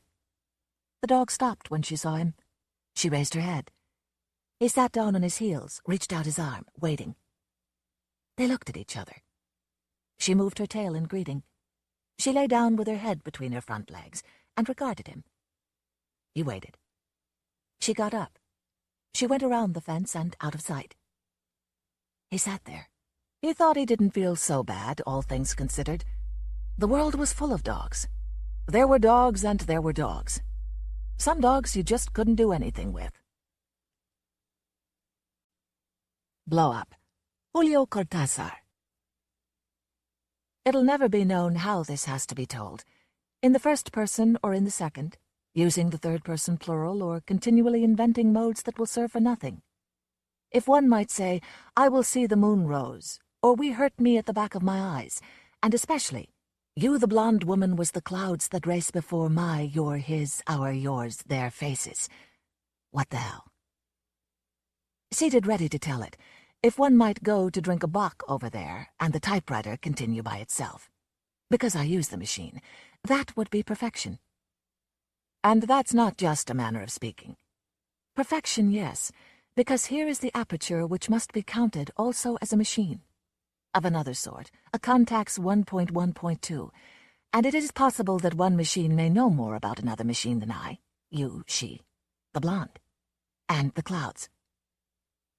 But I have the dumb luck to know that if I go, this Remington will sit turned to stone on top of the table, with the air of being twice as quiet that mobile things have when they are not moving. So, I have to write. One of us all has to write, if this is going to get told. Better that it be me who am dead, for I'm less compromised than the rest. I who see only the clouds and can think without being distracted, write without being distracted. There goes another with a gray edge, and remember without being distracted. I who am dead. And I'm alive. I'm not trying to fool anybody. You'll see when we get to the moment. Because I have to begin some way, and I've begun with this period, the last one back, the one at the beginning, which in the end is the best of the periods when you want to tell something. All of a sudden I wonder why I have to tell this. But if one begins to wonder why he does all he does do, if one wonders why he accepts an invitation to lunch, now a pigeon's flying by, and it seems to me a sparrow. Or why, when someone has told us a good joke, immediately there starts up something like a tickling in the stomach, and we are not at peace until we've gone into the office across the hall and told the joke over again. Then it feels good immediately. One is fine, happy, and can get back to work. For I imagine that no one has explained this. that really the best thing is to put aside all decorum and tell it. Because after all's done, nobody is ashamed of breathing or of putting on his shoes. They're things that you do. And when something weird happens, when you find a spider in your shoe, or if you take a breath and feel like a broken window, then you have to tell what's happening. Tell it to the guys at the office or to the doctor. Oh, doctor, every time I take a breath, always tell it. Always get rid of that tickle in the stomach that bothers you. And now that we're finally going to tell it, let's put things a little bit in order. We'd be walking down the staircase in this house as far as Sunday, November 7th, just a month back. One goes down 5 floors and stands then in the Sunday in the sun. One would not have suspected of Paris in November, with a large appetite to walk around, to see things, to take photos. Because we were photographers, I'm a photographer. I know that the most difficult thing is going to be finding a way to tell it, and I'm not afraid of repeating myself. It's going to be difficult because nobody really knows who it is telling it. If I am I, or what actually occurred, or what I'm seeing. Clouds and once in a while a pigeon. Or if simply, I'm telling a truth which is only my truth, and then is the truth only for my stomach, for this impulse to go running out and to finish up in some manner with this, whatever it is. We're going to tell it slowly. What happens in the middle of what I'm writing is coming already.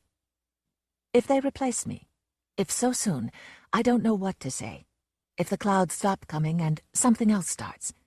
Because it's impossible that this keep coming, clouds passing continually and occasionally a pigeon. If something out of all this. And after the if, what am I going to put if I'm going to close the sentence structure correctly? But if I begin to ask questions, I'll never tell anything. Maybe to tell would be like an answer, at least for someone who's reading it.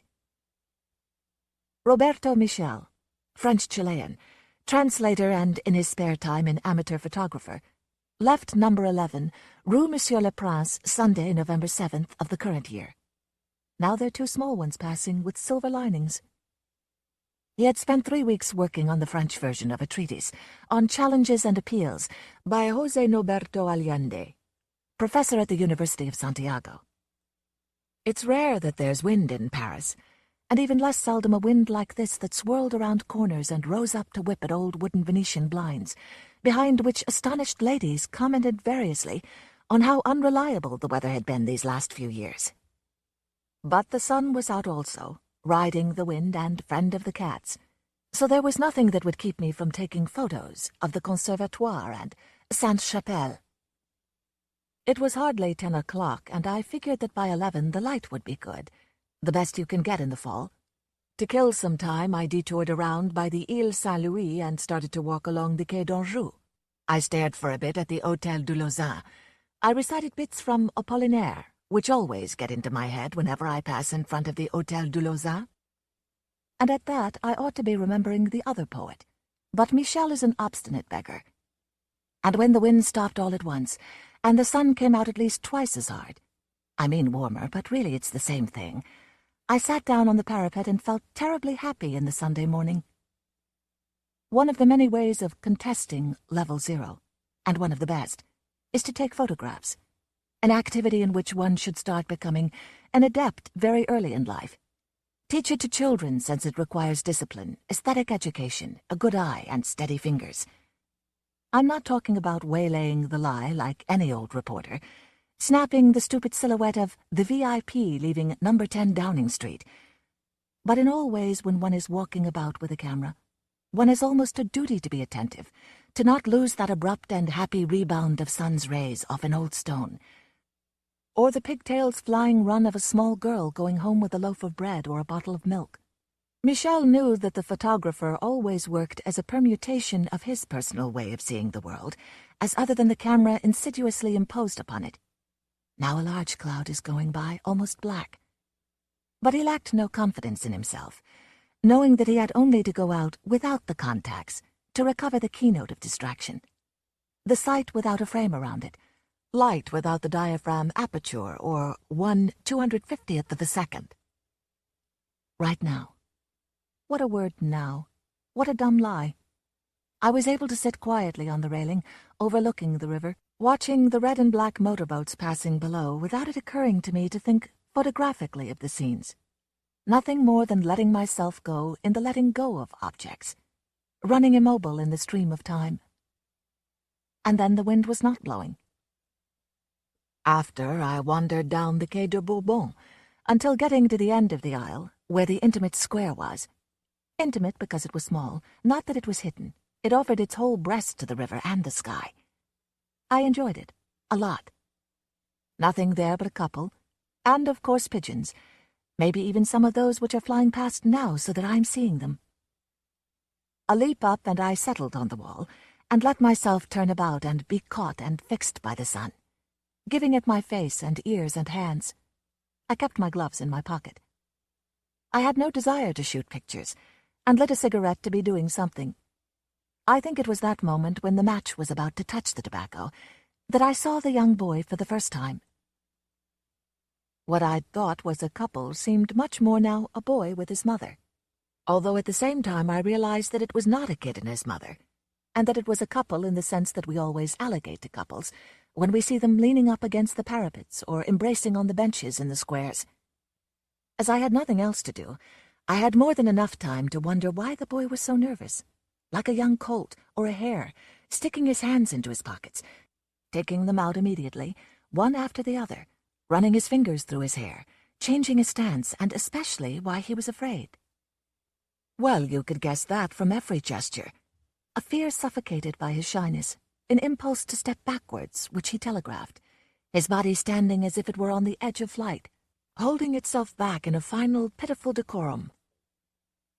All this was so clear, 10 feet away, and we were alone against the parapet at the tip of the island, that at the beginning the boy's fright didn't let me see the blonde very well.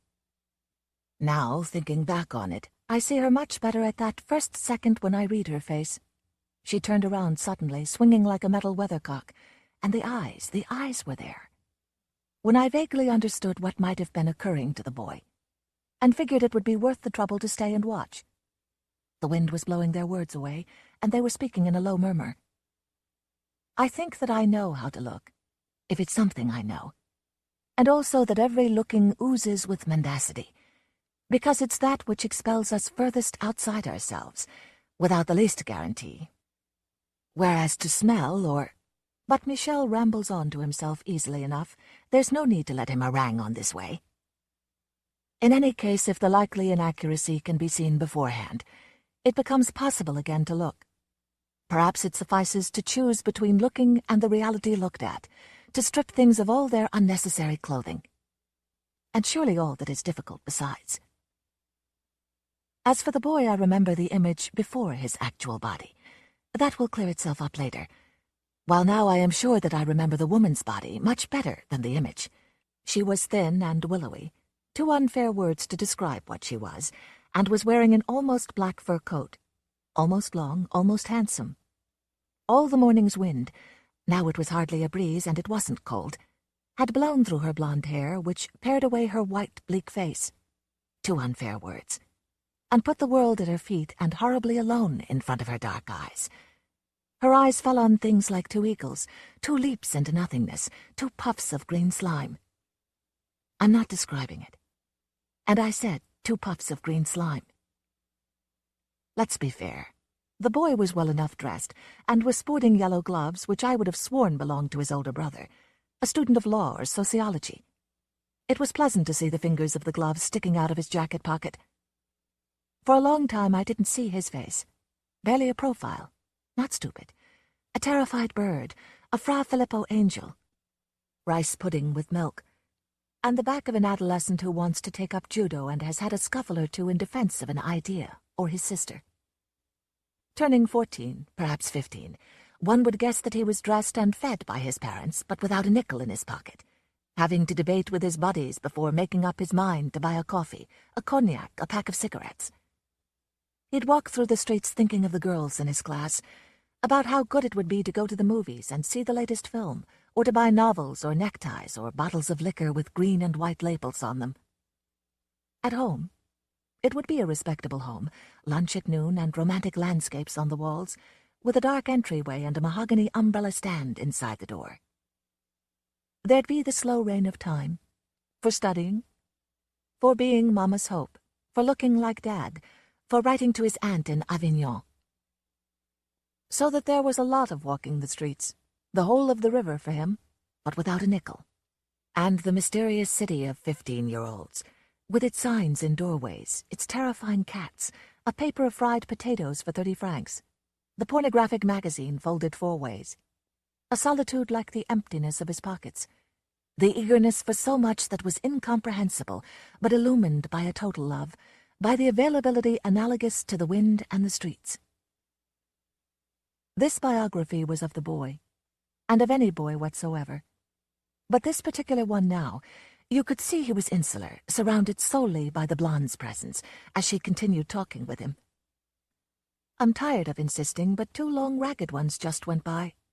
That morning I don't think I looked at the sky once, because what was happening with the boy and the woman appeared so soon I could do nothing but look at them and wait. Look at them and...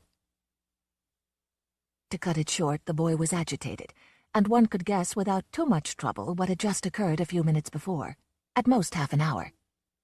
The boy had come on to the tip of the island, seen the woman and thought her marvelous. The woman was waiting for that, because she was there waiting for that. Or maybe the boy arrived before her, and she saw him from one of the balconies or from a car and got out to meet him, starting the conversation with whatever. From the beginning she was sure that he was going to be afraid and want to run off, and that naturally he'd stay, stiff and sullen, pretending experience and the pleasure of the adventure. The rest was easy because it was happening 10 feet away from me, and anyone could have gauged the stages of the game. The derisive, competitive fencing. Its major attraction was not that it was happening, but in foreseeing its denouement. The boy would try to end it by pretending a date, an obligation, whatever, and would go stumbling off disconcerted, wishing he were walking with some assurance, but naked under the mocking glance which would follow him until he was out of sight. Or rather, he would stay there, fascinated or simply incapable of taking the initiative, and the woman would begin to touch his face gently, muss his hair, still talking to him voicelessly, and soon would take him by the arm to lead him off. Unless he, with an uneasiness beginning to tinge the edge of desire, even his stake in the adventure, would rouse himself to put his arm around her waist and to kiss her. Any of this could have happened, though it did not.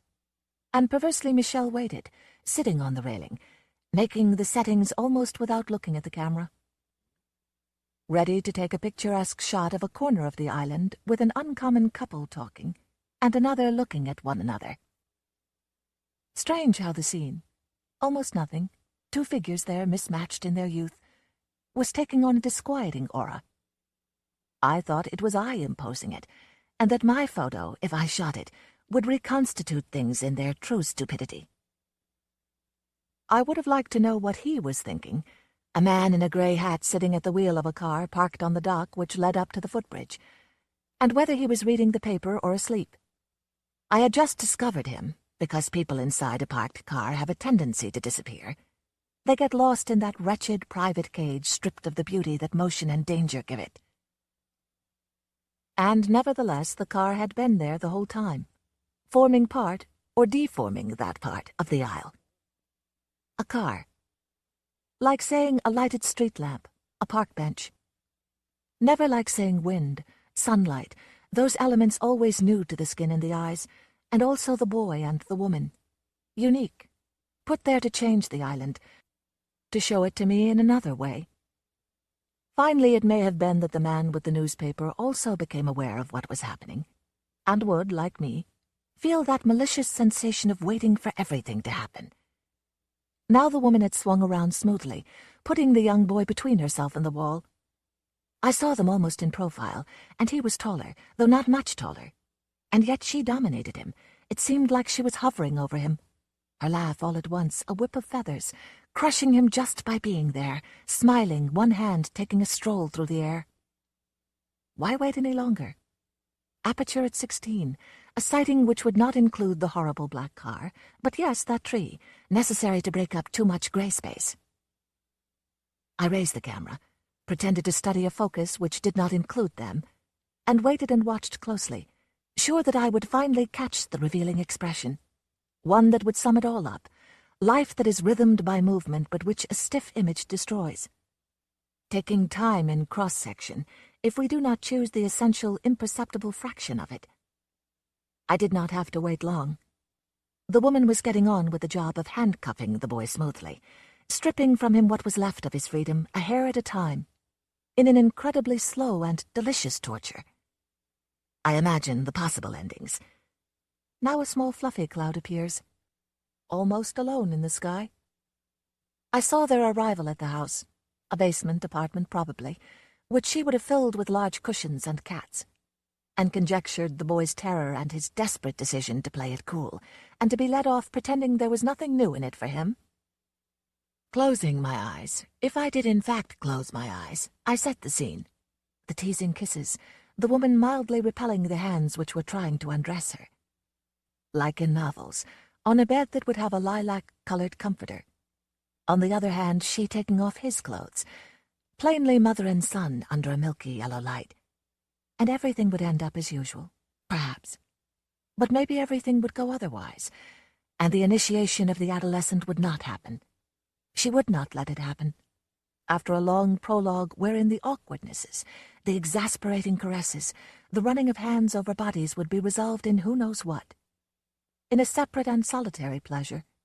In a petulant denial mixed with the art of tiring and disconcerting so much poor innocence. It might go like that. It might very well go like that. That woman was not looking for the boy as a lover, and at the same time she was dominating him towards some end impossible to understand if you do not imagine it as a cruel game. The desire to desire without satisfaction. To excite herself for someone else, someone who in no way could be that kid. Michel is guilty of making literature, of indulging in fabricated unrealities. Nothing pleases him more than to imagine exceptions to the rule. Individuals outside the species, not always repugnant monsters.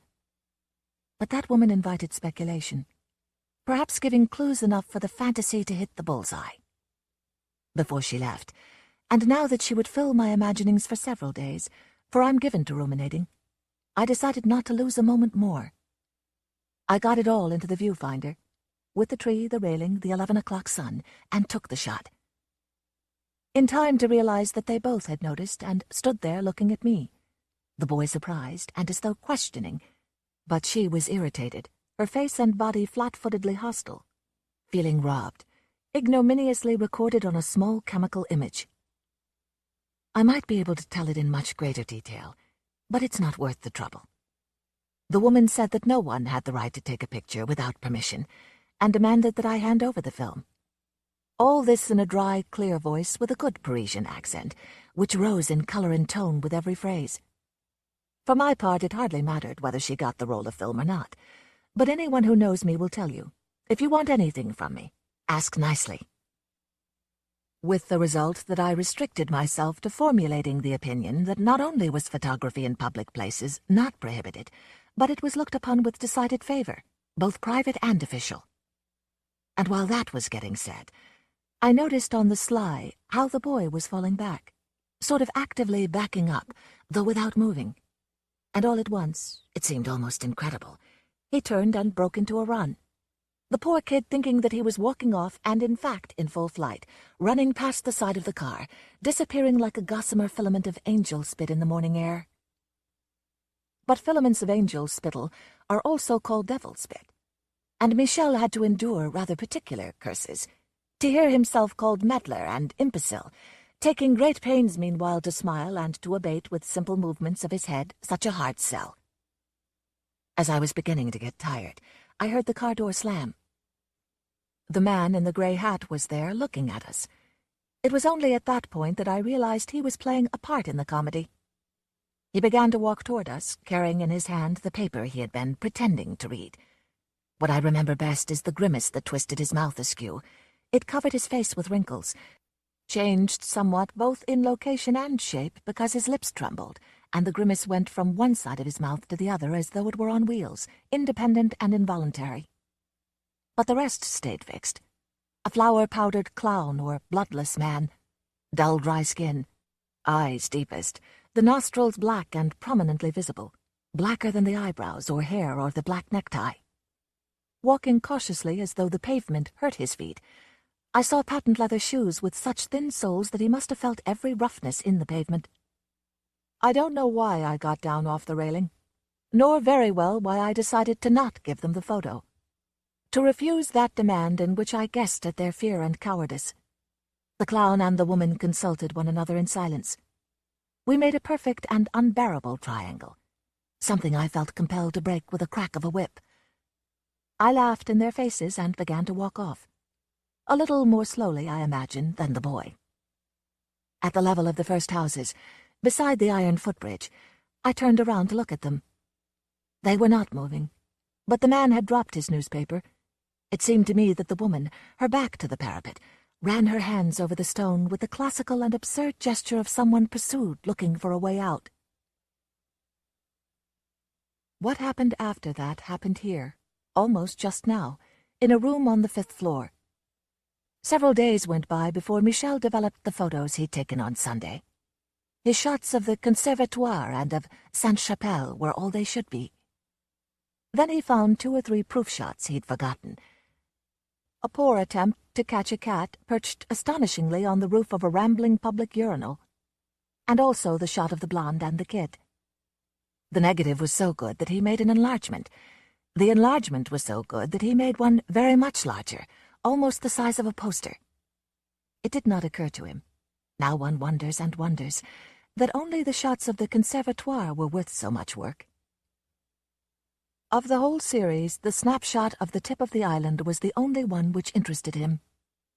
He tacked up the enlargement on one wall of the room, and the first day he spent some time looking at it and remembering, that gloomy operation of comparing the memory with the gone reality. A frozen memory like any photo, where nothing is missing, not even and especially nothingness, the true solidifier of the scene. There was the woman, there was the boy, the tree rigid above their heads, the sky as sharp as the stone of the parapet, clouds and stones melded into a single substance and inseparable. Now one with sharp edges is going by like a thunderhead. The first 2 days I accepted what I had done, from the photo itself to the enlargement on the wall, and didn't even question that every once in a while I would interrupt my translation of José Norberto Allende's treatise to encounter once more the woman's face, the dark splotches on the railing. I'm such a jerk. It had never occurred to me that when we look at a photo from the front, the eyes reproduce exactly the position and the vision of the lens. It's these things that are taken for granted, and it never occurs to anyone to think about them. From my chair, with the typewriter directly in front of me, I looked at the photo 10 feet away, and then it occurred to me that I had hung it exactly at the point of view of the lens. It looked very good that way, no doubt.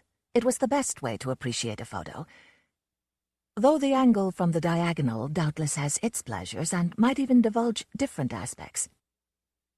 Every few minutes, for example, when I was unable to find the way to say in good French what José Norberto Allende was saying in very good Spanish, I raised my eyes and looked at the photo. Sometimes the woman would catch my eye, sometimes the boy, sometimes the pavement where a dry leaf had fallen admirably situated to heighten a lateral section. Then I rested a bit from my labors, and I enclosed myself again happily in that morning in which the photo was drenched. I recalled ironically the angry picture of the woman demanding I give her the photograph, the boy's pathetic and ridiculous flight, the entrance on the scene of the man with the white face. Basically, I was satisfied with myself. My part had not been too brilliant, and since the French have been given the gift of the sharp response, I did not see very well why I'd chosen to leave without a complete demonstration of the rights, privileges, and prerogatives of citizens.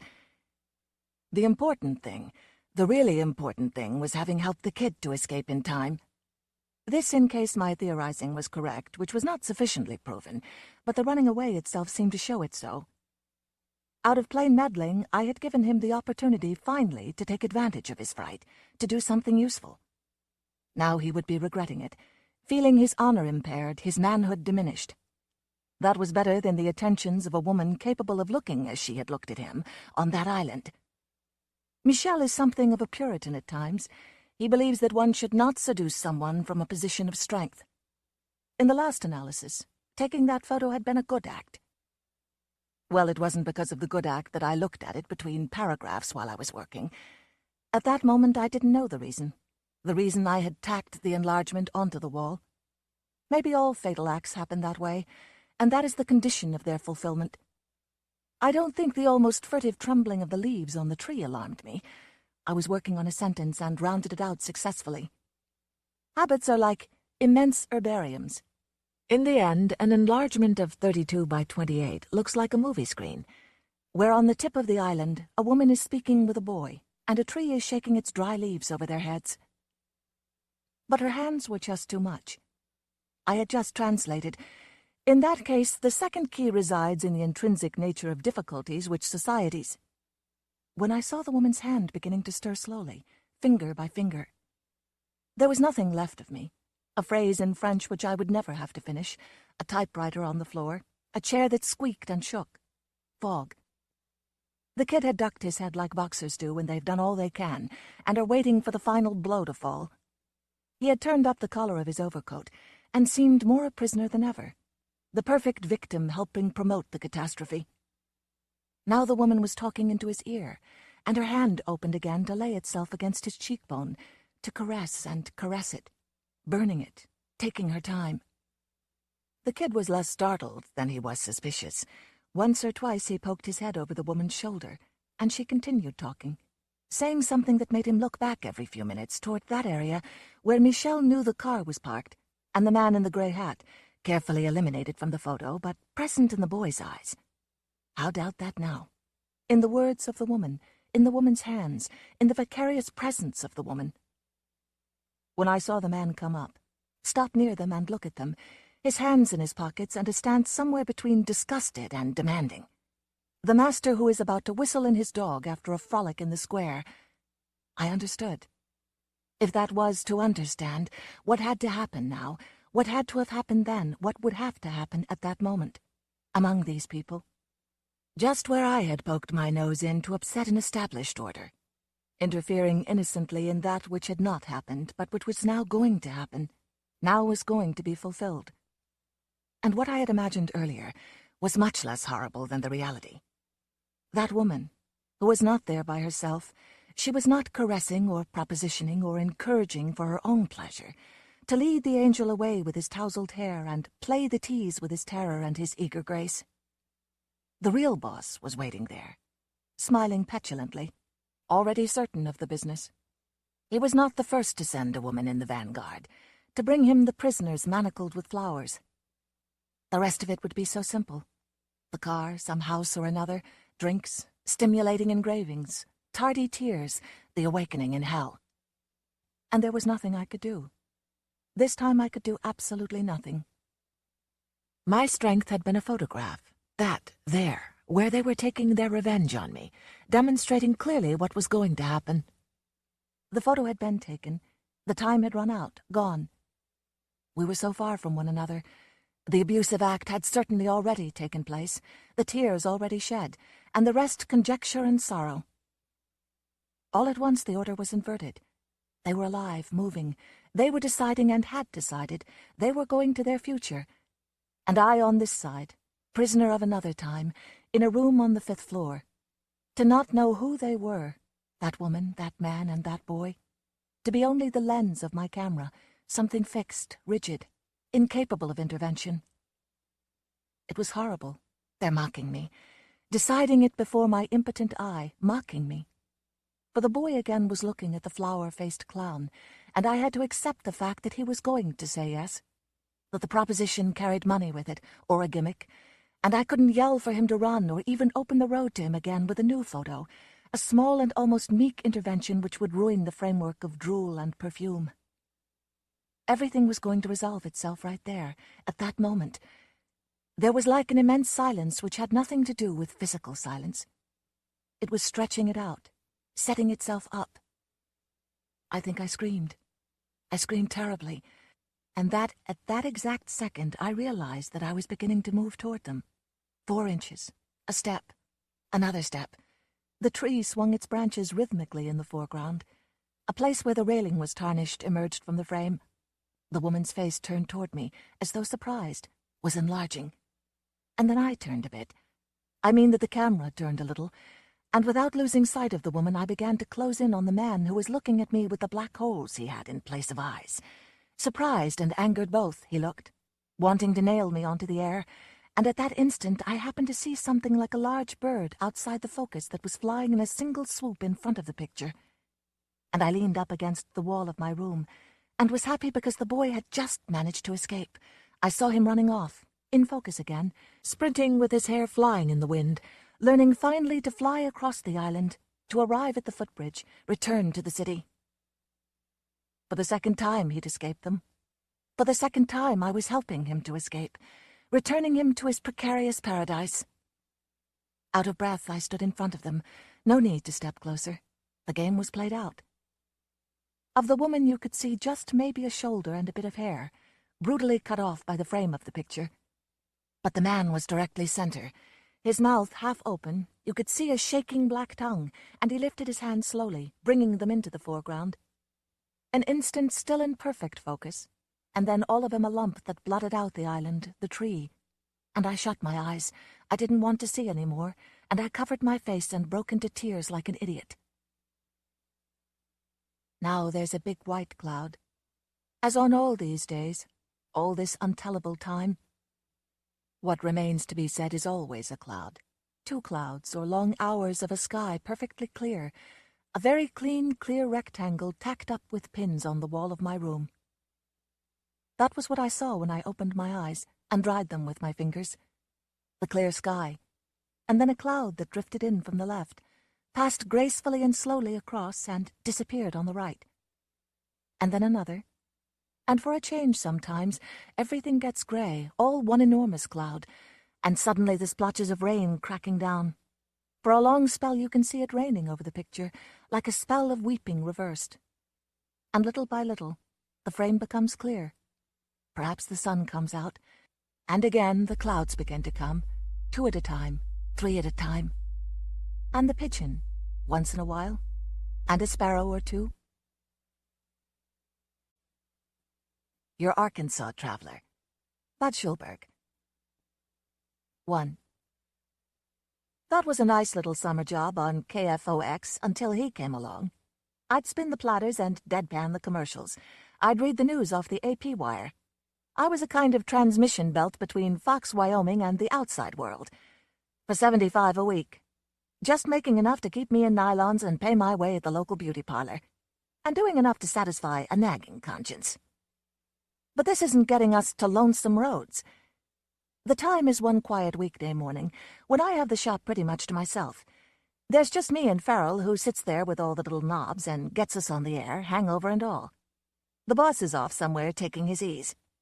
Joe Aarons, our staff of lifers, out telling tradesmen their businesses will cave in if they don't hurry up advertise on KFOX. Okay, ready? Blow the trumpets, sound the cymbals. Enter Mr. Rhodes. He's big and he's Western, but he isn't string bean like Gary. He's kind of big all over, like a husky fullback 3 years after he broke training. He's got a ruddy laughing face, the haw-haw kind. He must be well into his 30s, but he's boyish. He stands there in an unpressed brown suit and cowboy boots, shifting from one foot to another, shy-like. Though something tells me deep down he is about as shy as a bulldozer. I spin one of my old faves, Barragan's Can't Get Started, and I duck to find out what brings to our wireless castle this happy big one I see through the glass. "Ma'am," he says, "my name is Rhodes, Larry Rhodes. They call me Lonesome." "Who calls you Lonesome?" I say. He grinned a nice warm grin. Too nice. Too warm. "Lonesome? That's my professional name, ma'am." "Oh, a professional. What are you a professional at?" "Singing, ma'am. Folk singing." Now I know that these days you are supposed to love folk singing. If you don't drool over Barbara Allen, if you don't swoon to the blue-tail fly or the Erie Canal, you're considered unhep, unwholesome, and perhaps a trifle unpatriotic. Well, I plead guilty. I look at the big clock in the broadcasting room and I see the impatient second hand sweeping on to my next cue. So I run in to tell the waiting world of Fox, Wyoming, and environs that if they want the finest dinner they ever had for $1.35, what are they waiting for? Hurry their lassies down to the Little Bluebird Grill. Then I spin Fats on his own Ain't Misbehavin', and I come out for another peek at Western Man on the Hoof. He beams on me. "You must be a mighty smart little gal to be handling this here radio station all by yourself." "My good man," I said, "I am able to read without laughing out loud any commercial that is placed before me. I'm able to pick out a group of records and point to the guy in the control room each time I want him to play one. And that is how you run a rural radio station." "Oh," observed Lonesome Rhodes. "I might add," I said, "that we are not in the market for live entertainment, assuming that is what you represent. Except for the news and once in a while an interview with a celebrity who wanders into our corral, we live on wax. We spin for our suppers." He chuckled. Yes, warmly and nicely. He shook all over when he chuckled. He looked like Santa Claus rolled back to his middle 30s. "You're a real five-gated talking gal," he said. "Now you just set yourself down and try to keep still and give old Lonesome 5 minutes of your invaluable time." The way he said it, and the size of him grinning down at me, were not unpersuasive. What he offered was limitless confidence in his own charm. Now that you've seen him thousands of times, you know what I mean. "I brought along my guitar," he said. "How can you send away from your door a fellow who goes to all that trouble just to entertain you?" As a matter of fact, we were hooked into a national soap opera called John's Office Wife, so I was on my own for the next half hour. "All right," I said. "Entertain me." He opened the guitar case, and a racing form fell out. "How did you do yesterday?" I said. He shook his head and shrugged, and then he grinned. "I had a tough break. Shy lady was ready to make her move, but she couldn't find racing room." "All right, sing," I said. "Let's have Home on the Range." The guitar case was a large one, and it also held a change of clothes and his toilet articles. "I made this myself with an old cigar box, a piece of piano wire I found in a junkyard, and a little spit," he said, caressing the instrument. "Back in my hometown, Riddle, Arkansas, they called me the Stradivarius of the cigar box guitar. Them folks got a heap of culture in Riddle." He put his ear down to that god-awful-looking thing and began to tune it elaborately. "This isn't Carnegie Hall," I said, "and I only have 20 minutes. I hate guitars. I used to hate banjos, but I think I hate guitars more, except for Segovia or Vicente Gomez." "I will first sing that old folk song, 'We'll have tea for two if you'll bring the tea.'" A Western clown, I thought to myself. He poised his fingers over the strings and announced, "I should say at this point that I do not know how to play the guitar. I sent for a home study course, but not having a home, the lessons never seem to catch up to me. A folk singer without a guitar is like soft-boiled eggs without a spoon. Kind of embarrassing, so I carry the guitar along to keep up appearances." I made a fairly good job of not laughing. But he had something. To look at his big hearty puss and the way he enjoyed himself, it made you want to smile. He started to sing one of my favorite hates, Little Red Wing. It was only slightly awful, but it was rapidly getting worse.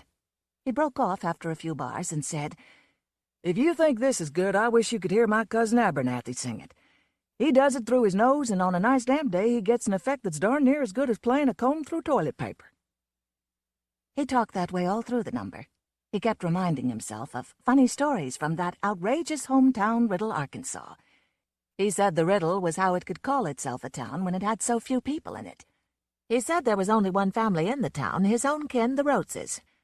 Population 372 1/2. He said the extra half was for his great-uncle Bloomer, who had 2 heads. But he only had 2 hands and 1 mouth, so we figured he was only entitled to 1 vote and 1 jug of corn a day. But believe me, that fella's got 2 good heads on his shoulders. It took 2 of 'em to get the last word with my Aunt Lucibel." He said there was so much intermarriage in Riddle, Arkansas, that he figured out one time his mother-in-law's kid brother was actually his stepdaddy. How he, Lonesome, ever came out so normal and intelligent he would never know, he said. He said in Riddle they called him the Professor, because he was the only fella in town who ever got through the 3rd grade. "And I was only 14 at the time," he said. "The only other member of my family to be associated with an educational institution was my great-great-uncle Wilbraham. He's been at Harvard for years. My daddy says he occupies one of the most important bottles in the medical lab, but I wouldn't swear to it because Daddy is always boasting about his kin." And all this time, in bits and snatches, he's singing Little Red Wing. I didn't know whether it was wonderful or ghastly, but I'll admit I didn't dial out. He finished with a great throbbing chord. "That is the lost chord," he said. "I picked it up in a saloon in Jackson Hole one night, and I never have been able to find anybody who would own up to it." "Haw, haw, haw," he chuckled from deep in his belly. "You bring the money, Mama, I'll bring the fun." Well, I don't know. He was outrageous. He was boisterous and effective, and he had a certain animal charm that made me feel uneasy. He was just winding up when our boss came in. He's a rich man who owns a chain of rural newspapers and affects cowboy boots and a white 10-gallon hat like Gene Autry. He is just as crazy about folk singing as I loathe, despise, and abominate it. He takes one good look at Lonesome, and what he sees appeals to his Americanism. Now, I happen to feel strongly about America, from General George to General Ike. But our boss, J. MacDonald, loves America as if it were his own private potato patch. In his mind, he and America are practically interchangeable. You know the type. Well, he wants to know if Lonesome can sing "Bury Me Not on the Lone Prairie." Mr. MacDonald says he can always tell when it is sung right, because the last line trailing off into the mournful silence invariably makes him reach for his handkerchief. Well, Lonesome gives it to him, with all the stops out, right down to the last phrase of gooey self-pity on the lone prairie. Old MacDonald reaches for his hanky. I see this Lonesome Rhodes is no fool. He has played it very straight. MacDonald stifles a sob and says, "Dammy, I love that old song. A real true blue American song." Lonesome whips out a coarse red handkerchief and sheds a tear or two of his own. "Of course, I don't know too much about this here radio business," Lonesome concedes in what has now become a household phrase. "But it seems to me a radio station in a 100% American community like Fox could do with a bit of its own old-fashioned American singing and talking." With eyes still damp with patriotic emotion, MacDonald allowed as to how that was so. And next thing you knew, he was allowing as to how a half-hour spot must be made in the daytime schedule for my new fellow staffer, Lonesome Rhodes. Well, I can't build any fake suspense about a name that has become as world-famous as Lonesome Rhodes. Most of you have read Life and that Time cover story and a dozen other articles on how it all happened. Lonesome got on there for half an hour singing Little Mohi. Just that one song for the whole program, because he kept interrupting himself with funny stories, family anecdotes, homilies, recipes for pineapple upside-down cake, the way his ma made it in Riddle, Arkansas, and anything else that popped into his cagey, folksy screwball mind. The next day I have a new job. I am answering Lonesome Rhodes' fan mail. Seems as if half the population of Fox, Wyoming is in his pocket. More letters in one day, says our boss, than we had been getting in 3 months. And I had to answer them in Lonesome's lingo. "I sure am tickled you're out there a-listening." The boss ups him to 3 times a day for an hour. Lonesome just gets on there and drools. Anything that comes into his head, that's what the people want to hear. He's got the popular touch. A man of the people. The way he wraps himself around that mic, you'd think it was his best girl or his favorite horse. He says, "Top of the morning to you, Ma. That coffee smells good. Wish I had time to come over and give you a hand with them dishes." And at least 3 dozen housewives plunk themselves right down at their kitchen tables and write him letters about how well he understands them. Sometimes he kids the commercials, and sometimes he reads them as if he were on his knees proposing. Rarely the same way twice. He's smart. That's what's wrong about him. I'm seeing quite a lot of him on the air and off, and he isn't at all the simple, fun-loving oaf he pretends. He drinks too much, and he's indiscriminate with women. I see the way he eyes all the girls when we go out together. He's not a wolf, he's King Kong. He has to prove what a hell of a fella he is every 5 minutes. And he seems madly in love with Lonesome Rhodes. The little success he's had in Fox doesn't surprise him at all. "It's my natural magnetism," he explained. "My God-given magnetism." "That magnetism wasn't even keeping you in beans a few weeks ago," I reminded him. "That's because I didn't have you, Marshy," he said. "You haven't got me now." Not that he hadn't tried. "But you're what's keeping me here," he said. "I was always a wanderer. My feet get itchy after a few weeks. With the singing and the talking, I'm always good for a few bucks wherever I go. I play the fairgrounds and the barrel houses. All I need to kill the people is to stay in one place. I never knew a woman good enough to stand still for, until I found you, Marshy." So it seems I had the love of Lonesome Rhodes. I was also responsible in an indirect way for elevating him from folk singer to political sage. It happened at the bar of El Rancho Gusto. The local sheriff who was running for re-election had had a snootful, and in the dim light of the lounge he mistook me for Yvonne de Garbo or somebody. A pass took place. Lonesome Rhodes rose to defend my honor. Lonesome had had not one drink but one bottle too many, and his aim was inaccurate. I sometimes wonder if his fist had ever connected with the jaw of the candidate. Would he have gone on to his fabulous career? Missing the would-be sheriff left him with a king-sized frustration. Next morning he worked it out of his system on the air. He said this fellow who wanted to keep on being sheriff of a great, thriving, forward-looking community like Fox, Wyoming, didn't even deserve to be sheriff of Lonesome's hometown, Riddle, Arkansas. Or maybe, he said, that's exactly what he did deserve. In Riddle, he said, the way they picked their sheriffs was they figured out which fella could best be spared from useful labor. In some places, he said, the village half-wit has to be put on town relief. But in Riddle, as an economy measure, they made a sheriff out of him. He said that is pretty much what Fox would be doing if they re-elected this poor fella of theirs. The following day, I had to answer 50 letters from listeners suggesting that Lonesome himself run for sheriff. He answered some of them on the air. He said he would have to decline the honor as he had never gotten around to learning how to read and write, and he had heard that this sort of erudition came in handy if you were going to be a sheriff. He said the only difference between him and the other fella was that he, Lonesome, admitted he didn't know nothing. He kept this up day after day, all in good clean fun, until he had that poor man crazy. And the people loved it. In fact, he could just stand there picking his teeth over the microphone and the fans ate it up. For instance, one day he said into the live mic, and he wasn't kidding either, "Marcy, I'm tired today. Didn't get my beauty sleep last night. Hold the mic while I caulk off for a minute or two." And he handed me the mic and closed his eyes. I could have killed him. I got out a couple of letters I was answering and read them to take up the slack. But when I was half through, he mumbled, "Shh, Marcy, you're disturbing my sleep. Let's keep it absolutely quiet." So 30 seconds of dead time went out over KFOX. Anybody else would have been fired. But when Lonesome Rhodes did it, he got fan mail.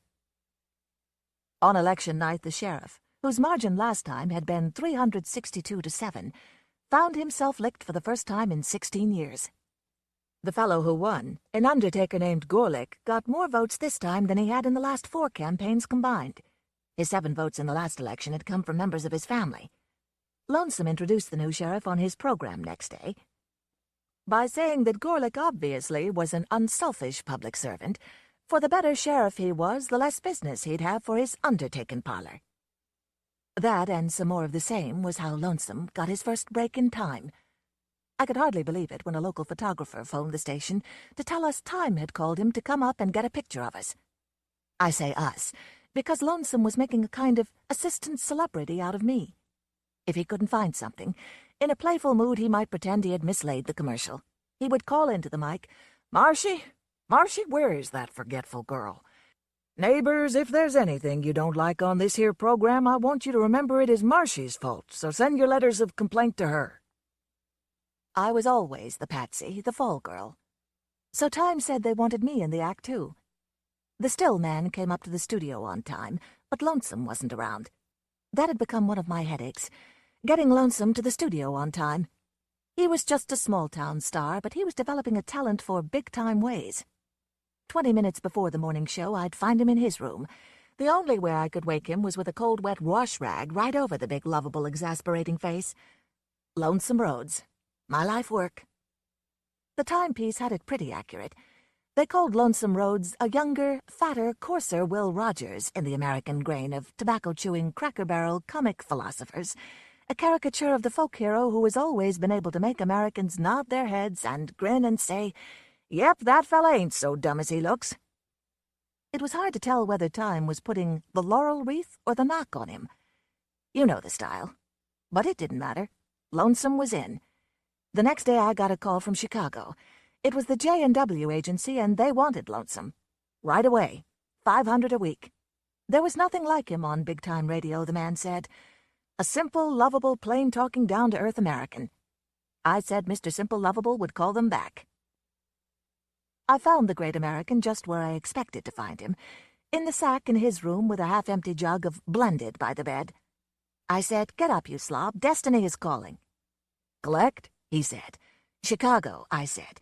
"J&W, 500 cash money a week. 1 hour every morning, weekends free, and all you have to do is be your own irresistible self." He looked at me with those big bloodshot, roly-poly eyes. "What do you think we ought to do, Marcy?" "You," I said. "You can find yourself a new slave in Chicago." "I'm gonna marry you in Chicago," he said.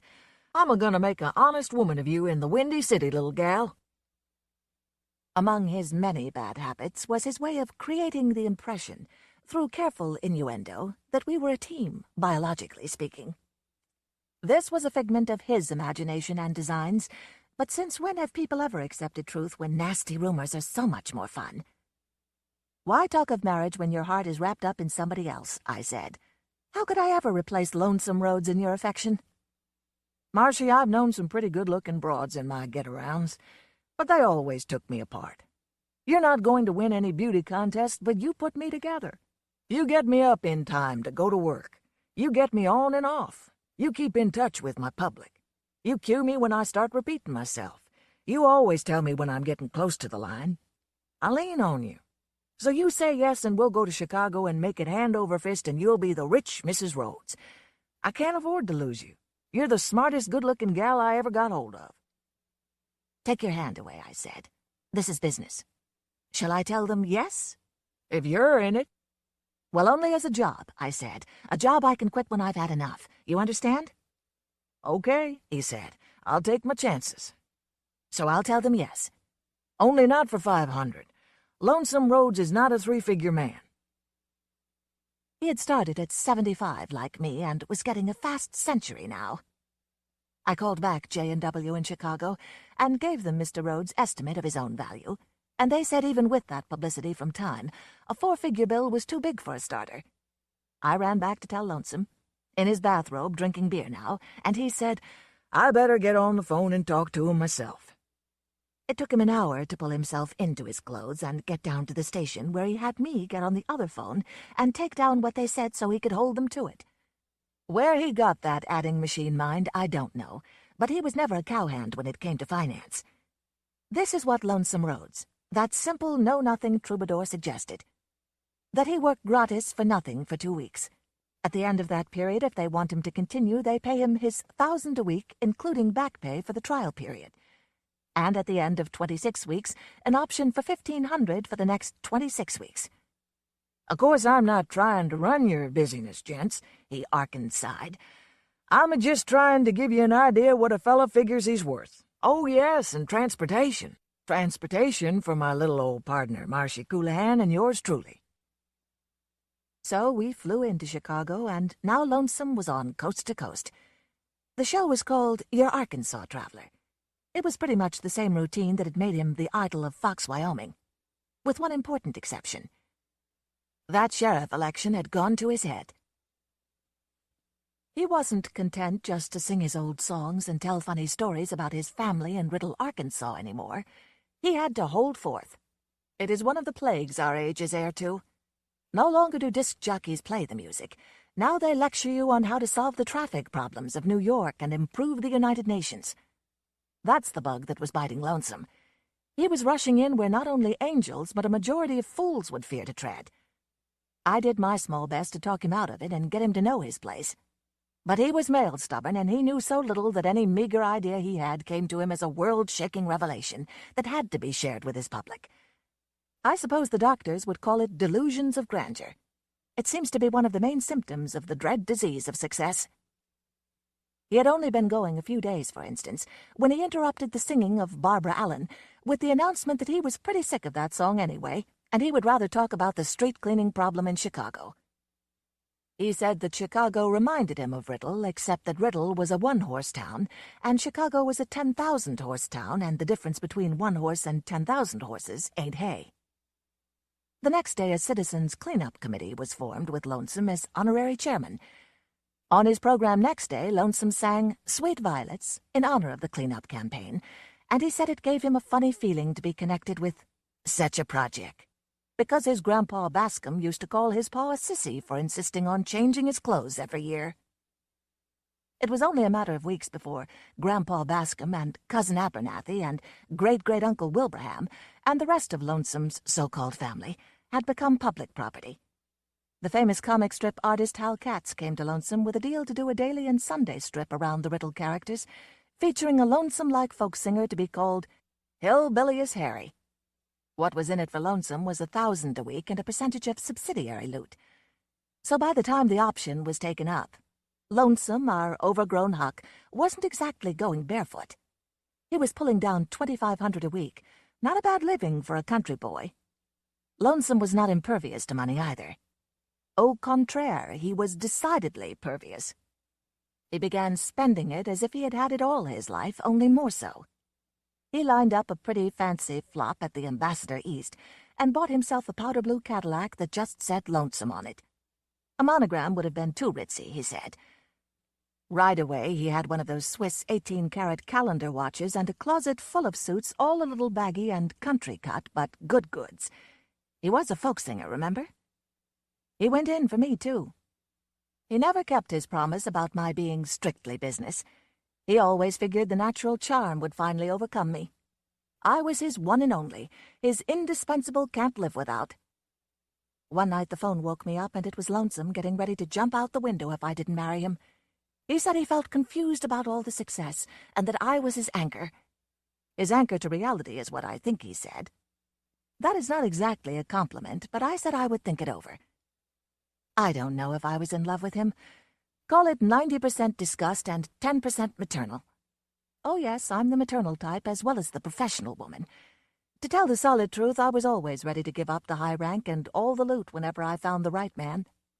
At first a girl thinks kids would be too much trouble, and then that maybe there's something to it even if it is trouble, and later that her life will not be complete without them, and finally that it is the one thing in the world she really wants. I was hovering around stage C the morning that Lonesome called. I told him to ask me at a more reasonable hour and when he was stone sober, and not to muck it up with suicide threats. What was a down-to-earth, simple-grained, 110% American doing with that psycho out the window talk? He said, "Bless you, Marcia, you do me good. Even when I'm the greatest, you'll be right alongside me." "Lie back and get some sleep and do yourself some good," I told him. The sponsors were awfully happy with Lonesome. He was the hottest salesman on radio TV.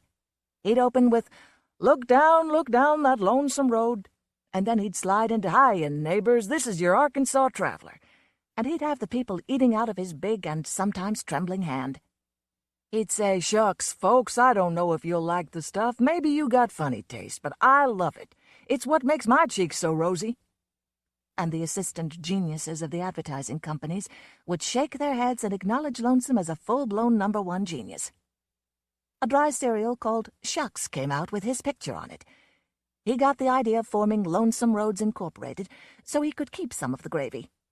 It turned out he was nuts for cars.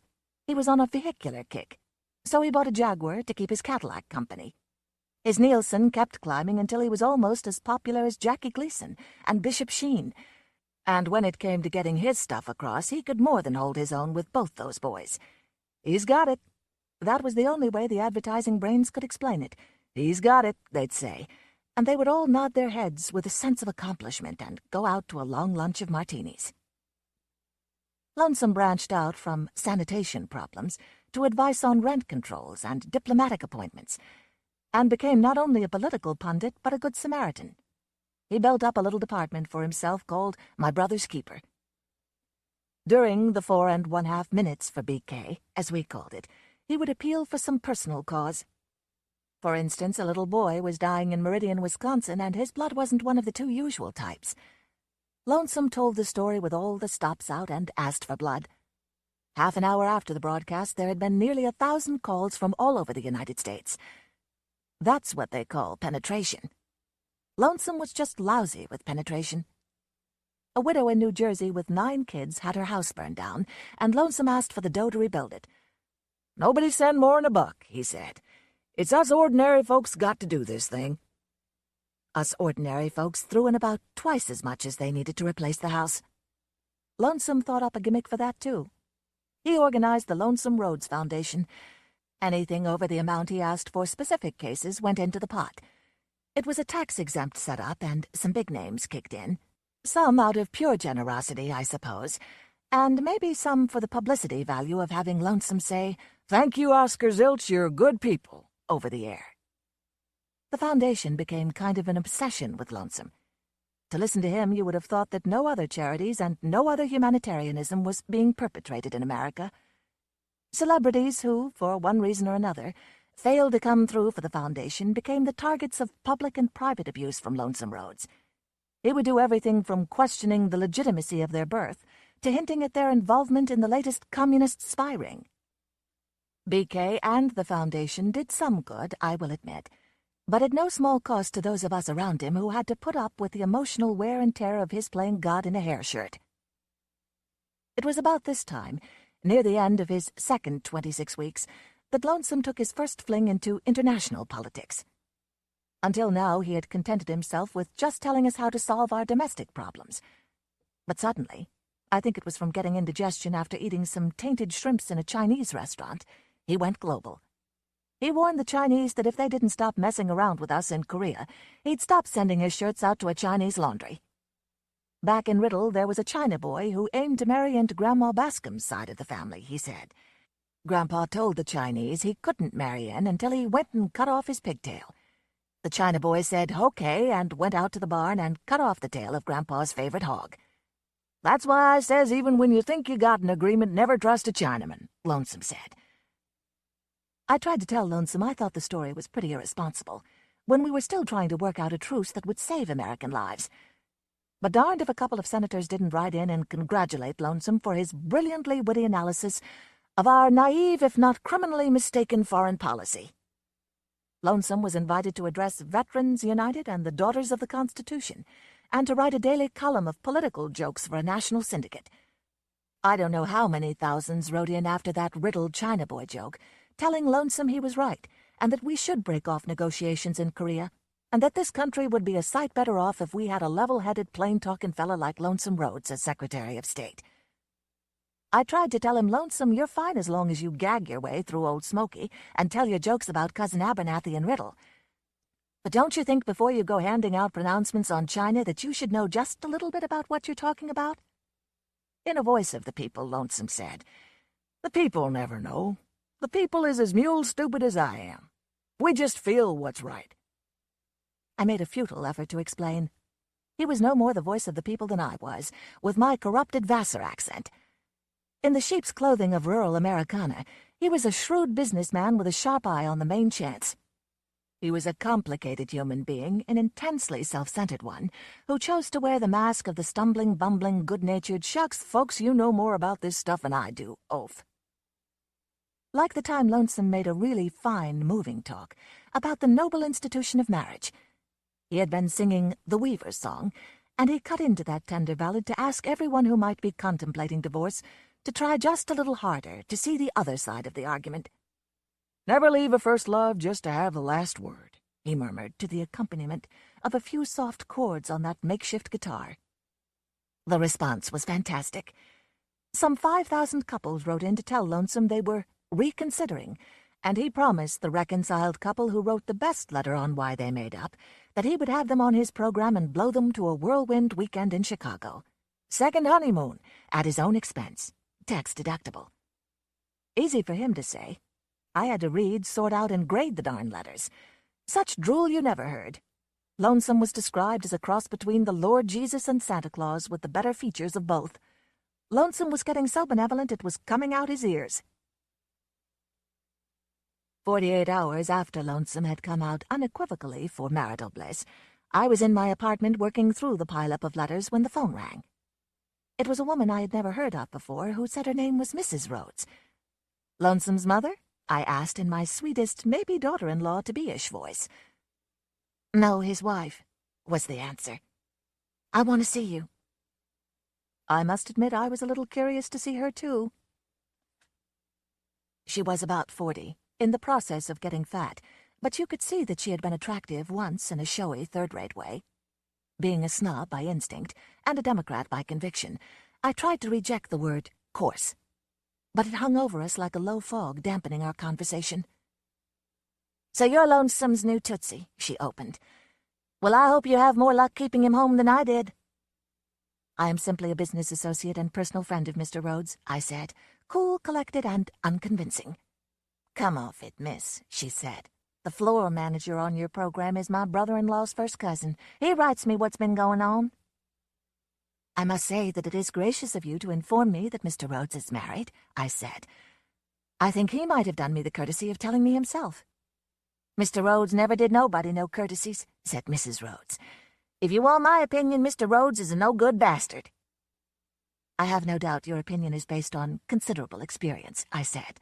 Not only is Mr. Rhodes a bastard, Mrs. Rhodes went on, Mr. Rhodes is a crazy bastard, a psycho-something or other. His skull-thumper told me. Skull-thumper? His mind doctor, she explained. With her index finger, she described a series of sympathetic circles against her temple. Bells in the bat-free. I see. And may I ask just exactly what is the purpose of your visit? Get Larry to shell out $3,000 a month and I'll divorce him. Otherwise, I not only won't divorce him, I'll make it plenty hot for the both of you. I am not engaged to your husband, I said. I suggest you discuss this matter between yourselves. Larry thinks he has to have every broad he sees, said Mrs. Rhodes. And as soon as he has them, he calls them tramps and leaves them for something new. It's part of his psycho-something or other. A very interesting diagnosis, I said. Thanking my little stars, I had never succumbed to the jovial, overgrown lapdog passes of Lonesome Larry. But I still suggest this is a matter between you and Mr. Rhodes. He's a two-timing no-good-nick, she said. I caught him red-handed with my best girlfriend. He broke my jaw. It seems to be working quite effectively now, I said, and showed the lady to the door. I don't know why. It didn't really concern me, except that Mrs. Rhodes' husband had proposed to me, and I was curious, which Mr. Webster defines as habitually inquisitive. I called him at the Ambassador and told him I had something on my mind. Marcy, come on over, he boomed. Come over and have a drink and hear the good news. You'll be proud of me. You, I said. You hypocrite. You pious big mouth. You oracle, you. Marcy, he said, and he tried to laugh it away. He could commit murder with that haw-haw-haw, and everybody would think he was being a laugh riot. You just need a drink, Marcy, honey. Something is cockeyed wrong with the world, I said. Why for? Why for, my lovely marshmallow? The way people listen to you, I said. The way they believe you. It's fake, it's mirrors, it's false bottoms. You and your Cadillacs and your Grandpa Bascom, a man of the people, my derriere. Marcy, he said, you're tired. You've been working too hard. You need a vacation. We'll go to Sea Island. Damn it, we're not a we, I said. I hate you, hate what you stand for. What do you stand for, he said, and the easy laughter was gone from his voice now. I don't know. Something better, something true somewhere. I can't explain it very well. All I know is I hate phonies. Sham is for the birds. Take it easy, Marcy. You're the boss. I carry the ball, but you call the signals, you know that. Now, just come over and relax with some of this good Irish drinking whiskey. Let Uncle Lonesome put a friendly arm around you and tell you how rich and pretty you're gonna be. Well, I went over. I tell you, I wasn't in love with the man, just involved with him in some perverse professional way. He wasn't alone. He was with Tommy De Palma. De Palma was one of those advertising agency boys. Bright, quick, immaculate. In the next life, he'll make a good pilot fish for sharks. I don't mean to go into De Palma, but I can't resist one short take. He's the kind of fellow who attaches himself to a celebrity, acts the part of the responsible friend, solemnly warns he is going to tell the truth even if it hurts, and then plays back in slightly offbeat fashion all the things the great one wants to hear. Essentially, it's a business relationship, but it poses as rather an intense personal friendship. Tommy De Palma, the account executive who handled the Lonesome Rhodes Peerless account, was now Lonesome's best friend. Tidings of great commercial joy were being toasted with that bottle of Jameson's. Marcy, the Busher days are over. We're moving in on the big stuff. New York, New York, Big Frog and Big Pond Department. The plan had size, all right. Lonesome was going to do 2 different big shows, the ballad-singing Arkansas Traveler thing, and a bi-weekly news commentary to be called The Cracker Barrel. Lonesome Rhodes, the hayseed philosopher, just talking things over with his cousin Abernathy, his Grandpa Bascom, and his Aunt Lucybell. We'll chew up everything from the UN to tax evasion and back to riddle. Lonesome said. "And we'll make a lousy fortune, Marcia girl. We ain't a-going to work through no advertising agency neither. Why give them 15% of 5 Gs a week? We'll be our own advertising agency. Tommy here'll head it up for me. It's gonna be Rhodes, De Palma, and Coulihan. We're partners, Marcy. Put her there, partner. You'll be drawing $500 a week for openers." "What have you boys been smoking?" I said. "It's a shoe-in, Marcia." De Palma took over in that sure slick black-necked tie, bright young senior way he had. You could see him being the most enterprising prexy the Sayus ever had. Lonesome is the biggest thing in home entertainment today. His Nielsen is 17.9. His penetration is marshy, Lonesome said. "In 3 years, I'm going to be a lousy millionaire. I'm going to have half a dozen cars. I'll have 200 suits. I'll have a private railroad car and a yacht, maybe a plane and a big place in the country. And I'll tell the people what to eat and who to help and what to think." "The most authentic voice of the people since Will Rogers," said Tommy De Palma. "Bigger than Rogers," Lonesome said. "I got more mediums to be big on. The biggest, the greatest," said Tommy De Palma. "And without you, Marcy," Lonesome said. "And that's the reason I wanted you to come over. Without you, I kid myself. I'd still be a bum." "Let's face it," I said. "With me, you're still a bum. A bum with a corny magic touch. A bum with money." "I do a lot of good," Lonesome said. "The charities, the BK. I'm going to start plugging a Lonesome Road summer camp for poor city kids. Before I'm through with them, every sucker in the country is going to love me." "Mrs. Rhodes doesn't love you?" I said. "That bag," he said. "That bad dream, my nemesis. She just called me." "Some simple soul," I said. "Some spokesman for the good family life. Next time you propose to anybody, you might consider getting unmarried first." "Marcy, so help me God, I got a divorce in Mexico. But the judge got indicted for fraud, so my ex claims it didn't take. Now she thinks she's got a gun at my head. Well, okay, I'll give her stinking $3,000 a month, anything to get her off my neck. I'm nuts about you, Marcy. I can't live without you." "On the cigar box guitar, it might sound good," I said. De Palma rose, straightened his creases, and said, "Gotta run, kiddies. Early morning golf game with Mr. Peerless himself. Here's a good night drink to Rhodes, De Palma, and Coulihan. That's how dynasties are born." Lonesome and I did a little Indian wrestling on the couch. It's a good thing I have muscles from my tennis days. "Larry," I said, "the marriage department is one of the things I never fool with. Next thing you know, we're all in one great mess. Bad for us, and not too healthy for Rhodes, De Palma, and Coulihan either." "Then you're coming along?" Well, I suppose I was. If a girl is going in for career, she might as well make it a good one. It looked as if I had found a home with Lonesome Roads Incorporated. "Thanks, Marcy," Lonesome said. "I wouldn't tell this to anybody else. But sometimes early in the morning I get kind of scared, Marsh. Sure, I want to be a success. I got the gimmies just about as bad as anybody. But shucks, I never figured on anything like this. The #1 rating in the column and the comic strip and the Grandpa Bascom dolls and Lonesome Roads drinks this and smokes that and everybody hanging on my opinion of how to bring back the good old 100-cent dollar. It's enough to scare a fella." Poor Lonesome. Of course, these moments of self-doubt and humility were few and far between, early morning bottom-of-the-bottle lapses, but they were genuine enough while he was having them. Then they would lift like a bad headache, and he'd be his old, braggy, egocentric, happy St. Bernard self again. Lonesome just had a severe case of American success, that's all. I doubt if there was ever anything like it in the history of the world. For one thing, it takes a free and freewheeling society for a success like his. And for another, it takes a particular hopped-up kind of free society. Our kind. God bless it. This is a real screwball country if you stop to think about it. Where else would the girls be tearing the clothes off skinny, pasty-faced boys with neurotic voices like Frank Sinatra and Johnny Ray? Or making Lonesome Roads, an obvious concoction if ever there was one, their favorite lover boy and social philosopher? I tried to explain it to Lonesome and to myself that night. I came on with some of that stuff I had learned in school about the frontier. This country has a terrible hankering for its lost frontier, the way a mother forever mourns for a son run down by a truck when he was 7 years old. The frontier song is ended, but oh, how the melody lingers on. That's why we don't trust brain trusters and professors. Lonesome said it perfectly on the air one day. My Grandpa Bascom never went to no school, and he was the smartest fella in the county. Everything I know I owe to my Granddaddy Bascom, who didn't know nothing either. But Grandpap Bascom, the old rascal, did say one thing."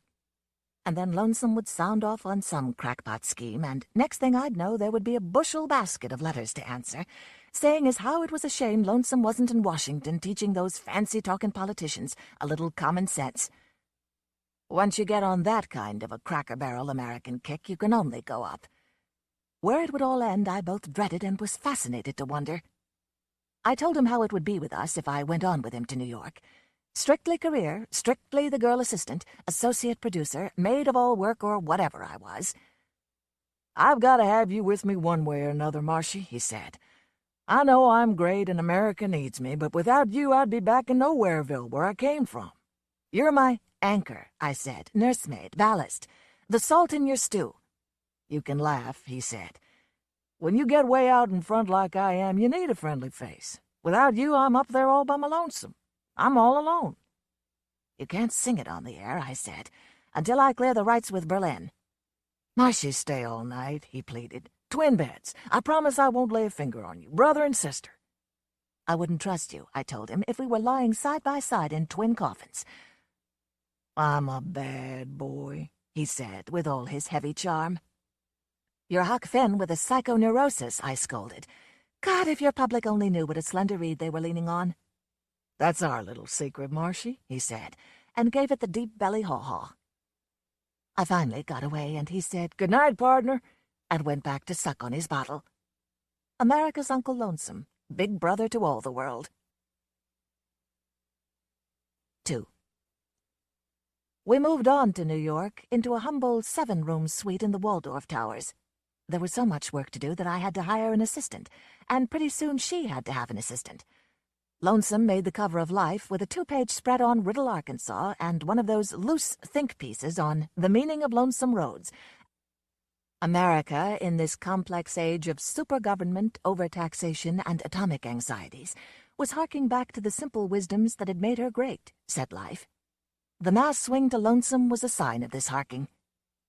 Lonesome was the indisputable king of television now, and his daily column, written by 2 of his abler press agents, was syndicated in 300 papers.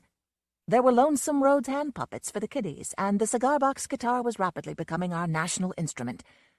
The Waldorf Towers layout made Bedlam seem like Arcadia. We had a staff of writers now to devise the folksy anecdotes that Lonesome delivered so spontaneously. And there were TV and radio executives underfoot all the time. And the sponsors people, and the advertising supernumeraries, and job seekers, and the theatrical reporters, and, of course, the press agents. They formed their own not-so-little group of court favorites around Lonesome. They laughed at his witticisms and marveled at the way he could hold his liquor, and wondered out loud if show business had ever had such a philanthropical, sagacious, and all-around hell of a fella. Lonesome's ego expanded like a giant melon. It became very difficult and rare for him to stop talking about lonesome roads. He would hold the press agents spellbound with tales of Lonesome Roads Foundation benevolences, how he helped a whole village of Maine fishermen starving from seasonal unemployment by setting up a cigar-box guitar factory. The fishermen were using their surplus gut and wire leaders for strings. And how he had saved the land of a 60-year-old farmer with arthritis who was being dispossessed. "Shucks, neighbors," he'd run off at the mouth, forgetting that these were just the hangers-on and not his great American public. "If us plain ordinary simple folks would just help each other a little more. Think about a good neighbor policy at home instead of way down there in those banana republics that hate our guts anyway. Why, heck, we wouldn't need all this alphabet soup we got in Washington. As Grandpa Bascom used to put it, what we need is a little more good old-fashioned Christianity. And a whole lot less of this newfangled bureaucracy." Lonesome never went to church himself. Sunday mornings were always spent in what he called Hangover Town. But he was a great one for telling everybody else to get up out of bed and show the fellow upstairs you haven't forgotten him. It was as on the level as a $9 bill, but at least half a dozen sects made him an honorary elder, and interdenominational faith conferences were always presenting him with plaques and diplomas. We've got one whole closet full of the stuff. It was all done for a purpose, Lonesome's purpose. But even though behind the scenes I could see what it really was, I had to admit that he did a lot of good in his own egotistical way. The Lonesome Road summer camp for underprivileged kids of mixed races and faiths became quite a thing. Lonesome Rhodes was far from an unmixed evil or an unmixed blessing. He had a kind of mixed-up evil genius for doing good, along with a warm-hearted gift for working evil. Even if he'd been a lot more stable than he was, it would have been superhuman for him to keep his balance with Tommy DePalma and the rest of the tower's coterie, constantly at his elbow, inflating his already dangerously stretched self-esteem. Lonesome only had to mention something casually into the mic, or hold it in his hand as if by accident, and the product was made. One night he happened to mention that he liked to play AC-doocy to relax from the pressure of TV rehearsals, and presto, AC-doocy started replacing canasta as the latest civilian fad. He happened to toss off the phrase, "as cocky as a teenager driving a Jaguar." And next morning there was a brand-new Mark 7 Jag at the door, free and clear. Every gadget company in the Republic had their scouts roaming the corridors of the Waldorf, hoping to inveigle Lonesome into giving them a little accidental or accidental-like publicity on the air. Everything in the world he wanted in the way of wine, women, fast cars, and firearms. He had become a big gun collector with a wall full of Kentucky rifles at $400 a throw, was ponied up for him by grateful or hopeful anglers. There were always half a dozen models loping around. They used to make me feel pretty dowdy sometimes, those numbers. Our suite with money and wine and women and worried executives and slave writers and stooges was just about as close as you can get in this country and this century to the ancient splendors of the Persian kings. I didn't know whether to laugh or cry every time I heard Lonesome, with his Cadillac and his Jaguar and his Waldorf towers and his advertising company and his stocks and bonds and his complexes, telling his credulous listeners, "Of course I may not know what I'm a-talking about. I'm just one of these Arkansas farm boys with the dirt still on me." That wasn't dirt. That was money sticking to him. The only thing the press agents and the sponsors couldn't give him was me. Not that he needed me, God knows, with all those good-looking dolls floating around, but he had got it into his greedy little head that he did. Because I was the only one who didn't come crawling and scraping, I suppose. Because I was just as sassy with him as the first day he shuffled in way back there in Fox, Wyoming, with holes in his shoes. Because I was the only one who would tell him off when he got out of line. He had fallen into the habit of going around half-cocked all the time, and after one performance when he had held forth on the homespun American virtues, in a voice that was unmistakably thick-tongued, I chewed him out for being a sloppy unprofessional and threatened to walk off the job if he didn't pull himself together. We played one of those late, feverish, I'd straighten up and fly right if only you married me scenes. He said it looked like his agreement with the first Mrs. Rhodes was going through. She was down in the Virgin Islands having a divorce. I said maybe. I said wait and see. I said he was a handful and there were troubles enough being his business associate without taking on the personal responsibility too. He said he wanted a farm to get his sense of values back, to get away from the squirrel cage of television. He said he thought if he was married and settled down and had a farm, raised Black Angus and some kids, he wouldn't drink so much and be such a bastard. He said he knew I was ready to write him off as a slob, but it was just this crazy pace and the fame coming down on him before he knew what hit him. He told me how he suffered from insomnia and how he talked about himself too much, because deep down he knew he wasn't as great as Tommy DePalma and the rest of them talked him up. Nobody was. Deep down, he said, he was really a shy and sensitive guy. He said the brag act and the great I am bit was just a cover-up for the real Larry Rhodes. I was the only one he could admit that to, he said, and that's why he needed me and had to marry me. He'd take a high dive off the window ledge if I said no. Early hour hair-downs like this, I could almost be persuaded. There was that nice, warm St. Bernard side to him, even if it was a pretty neurotic St. Bernard. I told him I didn't warm to this high dive into no water idea. I didn't like the responsibility. I told him anybody who kept making those threats and meant them ought to have his brains examined. I even gave him the name of an analyst friend of mine.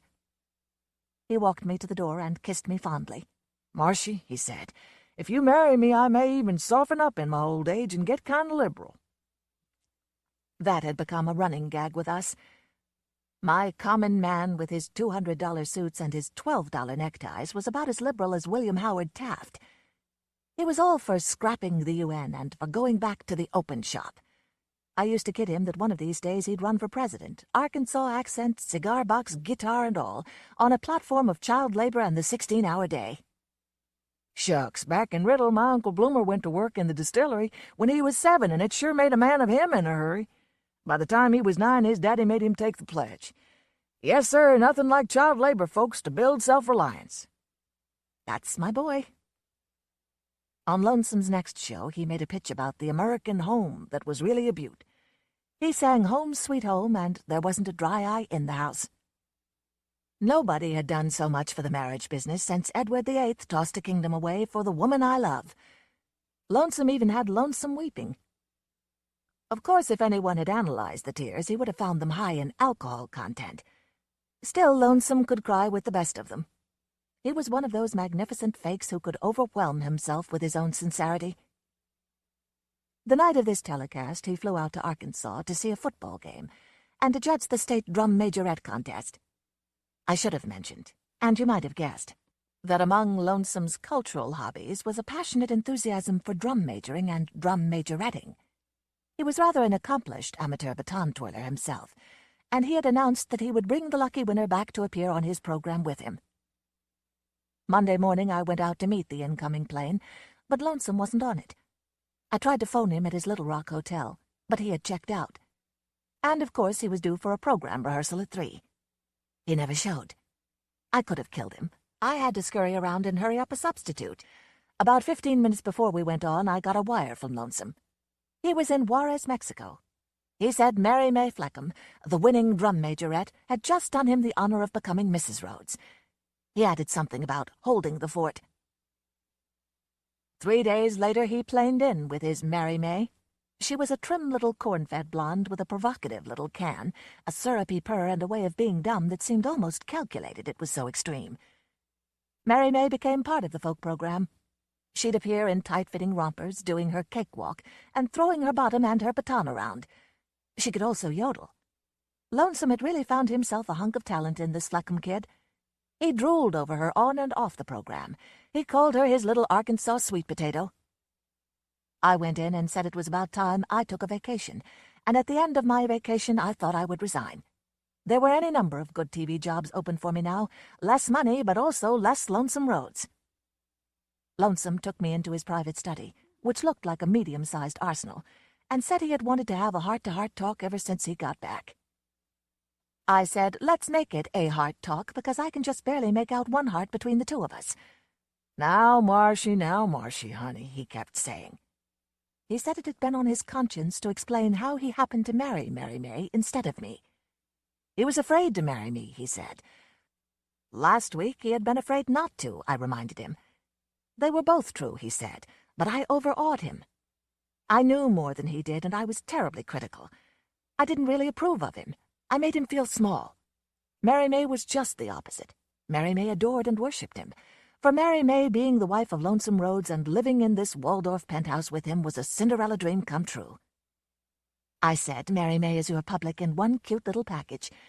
This is the logical culmination of the great 20th century love affair between Lonesome Rhodes and his mass audience. She's a little honey, Lonesome said. Sweet potatoes and honey, I said. That's a mighty rich diet. I wish you weren't so bitter, Lonesome said.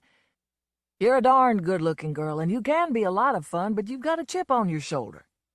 I didn't come in here to discuss my personality, I said. That's my problem. I came to tell you goodbye, and I want out. You can have the vacation, he said, but then you've got to come back and work with me on a regular business basis. This thing is too big for you to quit. Lonesome Rhodes Incorporated is good for over $1 million a year now, not to mention Rhodes, De Palma, and Coulihan. It can be just Rhodes and De Palma, I said. You two barefoot boys can buy me out. I think I'll take a job with Author Meets the Critics. Books, he said.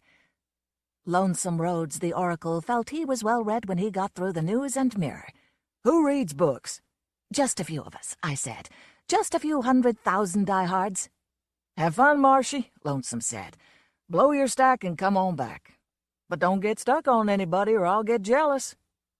Just then Mary May burst in. She did a kind of jazzy military strut even when she wasn't on. Lounsey, she purred, snaking her firm golden arms around him. I want you to take Mary May down to Schraff's for a cherry ice cream soda with oodles of whipped cream on top. Lonesome patted her with distracted appreciation. Tell Tommy to have them send you one up here right away, sweetie. Now beat it, sugar. This is business. I'm leaving anyway, I said. I'm off for the islands. So why don't you do the big thing and take her to Schraff's? She probably never has had a chance to see life as it is lived dangerously and fatteningly on Fifth Avenue. Mary May giggled. I can never get enough cherry ice cream sodas. That's how Lonesome is about drum majorettes, I said, wishing I could have resisted being a cat. The two of you should be very happy. Thank you very much, I'm sure, I heard Mrs. Rhodes say, as I went out the door with my very best posture. I went down to Cuba, to a nice informal Cuban hotel on the beach at Veradero. It was a pleasure to be away from that madhouse in the Waldorf Towers and to be rid of Lonesome Rhodes. I even met a man who interested me for the first time in years. He was one of the editors of the New York Times magazine, and he was well-read, and I liked his mind, and at the same time he could be fun. We both liked the same kind of vacation, going barefoot and wearing any old thing, and we went fishing together and had good talks on the beach and in the thatch-roof bars. I wondered if I had had to get Lonesome out of my life before anything could happen to me with any other man. I wondered if an analyst would have told me that Lonesome had been a kind of father figure in my life. I was half in love with him and half driven to get rid of him, and kick him in the teeth for farewell. Anyway, now that Lonesome wasn't around like a giant sponge to suck me up into his life along with all the others, I was getting along nicely. When we went up to Havana to make the rounds one evening, I ran across a copy of Time, and that's how I saw the latest development on Lonesome. He had delivered one of his open letters to VIPs, this one to Churchill, telling him Great Britain should get off our gravy train and warning him that Lonesome was ready to give up on the British and advised the American people to close them out just as we would any other bankrupt outfit. America would be better off, he had told his 30 million viewers and listeners, when she stood alone. Just as we stood in the days of the war against England when we first gained our independence. If I had been around, I never would have let that go through. I had been doing a fair job of Xing out the most extreme of Lonesome's antediluvian views, and in the second place I could have told him that we weren't exactly alone in 1776. There was Lafayette and the Polish boys Pulaski and Kosciuszko, not to mention France and Spain and half of Europe lined up against the Redcoats all over the world. It was amazing and frightening how Lonesome, this cigar-box gondolier, would sound off on global issues without the vaguest knowledge of factual or historical background. A bold know-nothing, who in the courage of his ignorance hadn't the slightest hesitation in getting up and telling his neighbors, which was just everybody in America, how to run their own and the nation's business. But what was startling about this down with England pitch was the official response it drew. A Labour leader in the British Parliament got up and demanded that Churchill ask Lonesome to apologise for his intemperate remarks.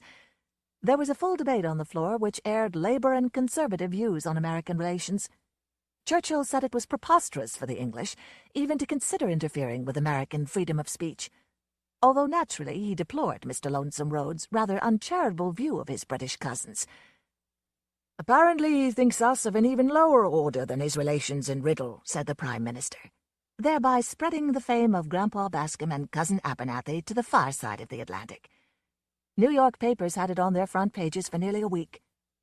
Lonesome had become the darling of the Chicago Trib, the New York Journal, and the Daily News, while the Times and the New York Trib were writing polite editorials suggesting that Lonesome go home to Riddle for a while and rest up from international affairs. One night, it must have been around 3 a.m, I was enjoying one of those deep Caribbean sleeps, with the fresh warm air blowing in from the sea, when I heard someone knocking on my door. "Telephone, please, long distance." I jumped up and threw a robe around me and hurried down to the desk phone in the lobby. I was scared to death it was my old man. He hadn't been very well. But it wasn't my father. It was Lonesome Rhodes. "Lonesome, how did you know where I was staying?" That was easy. He had seen the card I had sent my assistant from Veradero, and he had simply gone down the list of hotels. "Marcy," he said, "how soon can you get back to New York? You've got to come back right away." "Ha," I said. Or should I say haw? "No kidding, I need you bad, Marcy girl. I need you real bad." "What's happened? England declare war on you?" "Those limey bastards, the hell with them. You should have heard me tonight. I really gave Churchill a piece of my mind. If there's any war declaring to do, I'm the one who's going to do it. But I'll come to that in a minute. That's not why I need you, Marcy. I need you to live with me." "You and I and the drum majorette? That will be cozy."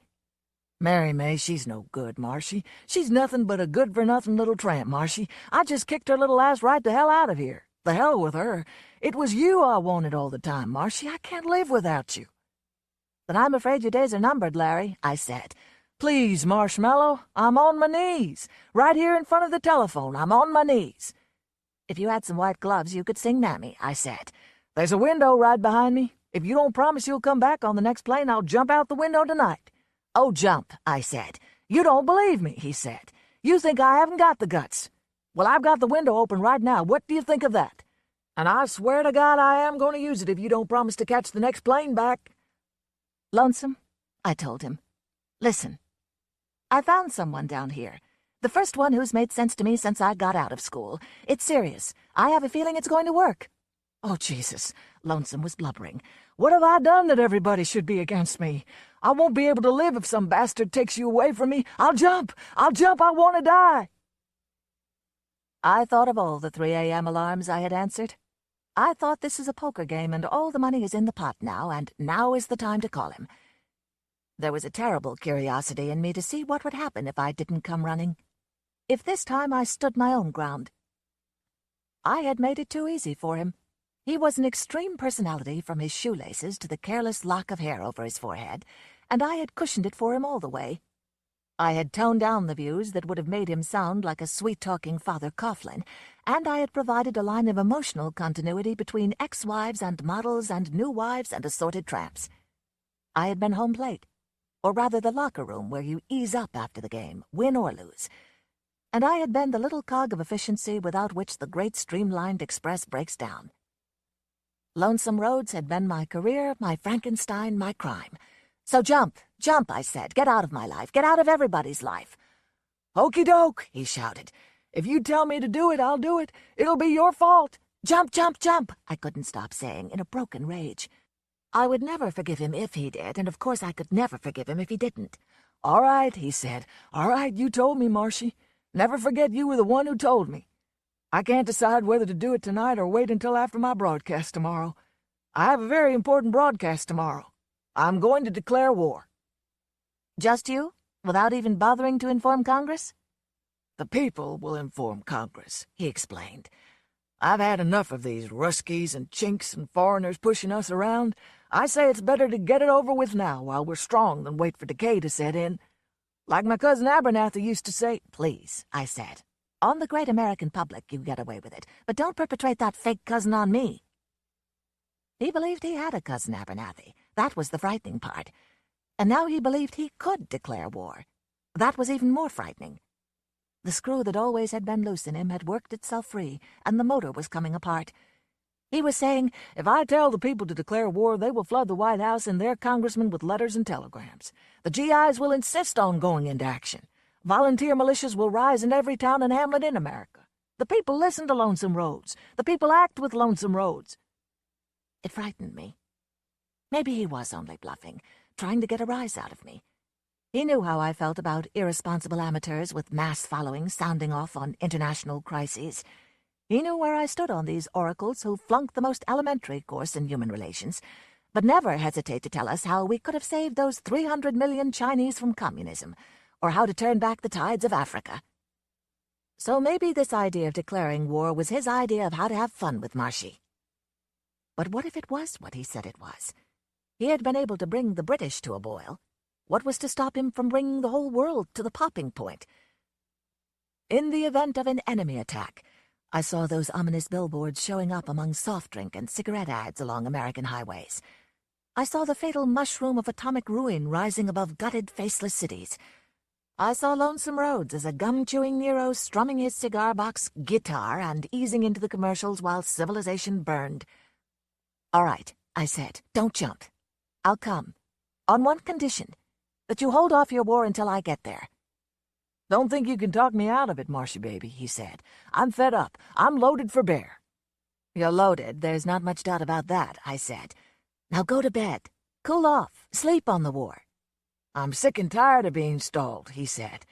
The night before last, I tried to get Joe Stalin on the phone. I figured if Joe and I could get out behind the old woodshed together, we might be able to work something out. But the big bum thinks he's too high and mighty to talk to me. Okay, says I got an army of 50 million viewers back of me, ready to march when I blow the whistle. I'll settle his hash. Take a hot bath, I said, and then 2 Emperin and a phenobarbital, and stay in bed and rest until I get in. I flew in early the next afternoon and went right to the Waldorf. Lonesome was in a terrible state. He hadn't shaved in 3 or 4 days, and there was so much Irish whiskey in him that he smelled like a branch of Jameson's. Whiskey had stained his bathrobe, and empty bottles made a slum of his penthouse suite. "Marshy, honey, bless you, baby," he said when I came in. "Stay here and marry me, and you'll be the First Lady of America. Lonesome Roads clubs all over the country want me to run for president, but I'm not sure I want it. I can't do everything myself." "Please," I said, "just no war today. I'm simply not ready for war today." "Marshy, honey, for you I'll do anything. I should have had my head examined for marrying that little baton twirler from North Little Rock. The kid sure could twirl, though. One in each hand and play the harmonica at the same time. She could even do it on her toes. But I need someone worthy of me, someone with a brain who I can talk to." He reached for the bottle, and I could see how his hand was trembling. Damn it, nobody hates war more than I do. But they got me mad now. Why do I have to have all the responsibility? But if Washington is too lily-livered to act— He gulped the whiskey and staggered to his desk, pushing a jumble of papers, clippings, and letters aside to find something he was looking for. "I would have jumped," he said. "You didn't believe me. Here's the note I wrote to leave behind." He picked it up and read it to me in a hoarse maudlin voice. It told of his grief for the fine American boys, having to sacrifice themselves in foreign lands. He said he was sorrowing for all his American neighbors threatened with extinction in another terrible war. "For me, this whole great country of ours is just Riddle, Arkansas, multiplied," he wound it up. "Every one of you is my cousin Abernathy, my Aunt Lucibel, my Grandpa Bascom. God bless you and keep you all, my beloved kinfolk and neighbors." "But you told me you were going out the window for my sake," I protested. "Why do you drag in this other routine?" He gave me one of those slow, inebriated winks. "My public," he said. "This is high-level BK stuff, the highest possible level. They gotta believe I love 'em to the end. Get it?" "Yes," I said. "I think I get it." "Smart girl," he said. "Why don't we have one more drink and then you crawl into the sack with me? The hell with everybody." "That's not what I came back for," I said. "Hell with everybody," he shouted. "Hell with you, too, if you don't be a good little girl and play house with Papa." His face was flushed, and his eyes were crazy. I said, "Larry, get into bed, and I'll get you some sleeping pills. And for God's sake, stop drinking. I'll have the doctor come and give you a shot if you won't stop." "Gotta put on a show at 9 o'clock, he said. "Gotta declare war. War!" he shouted. "This means war!" "Shh," I said. "You've got to lie down. You've got to be quiet for a while. I'll get Bert Wheeler or someone to take your place tonight. You need some sleep, rest, peace. Shh." He reached out his arm for me and almost lost his balance. I put my hand on his elbow to steady him. He grabbed me and we tottered together. He tried to force his mouth against mine. "Larry, for God's sake, let me go," I said. I broke away and ran down the hall. Lonesome came running heavily after me. "Hey, Marshy, quit running. Let's roll in the hay together." His big voice was right behind me. I had reached the marble steps leading down to the entrance hallway of the duplex suite. I ran down 2 steps at a time. "Hey, Marshy, let's—" Then an ugly sound of hopeless protest came out of him. The staggering bulk of him had lost its balance on the top step and was floundering, hurling, thudding down. I could feel the back of his head striking the marble ledge of each step as he lurched to the bottom landing. He made a low, broken moan and lay still. I was afraid to move him. I ran to the phone and called Tommy DePalma. When I told him what had happened, Tommy took the name of our Lord in vain, but quite solemnly.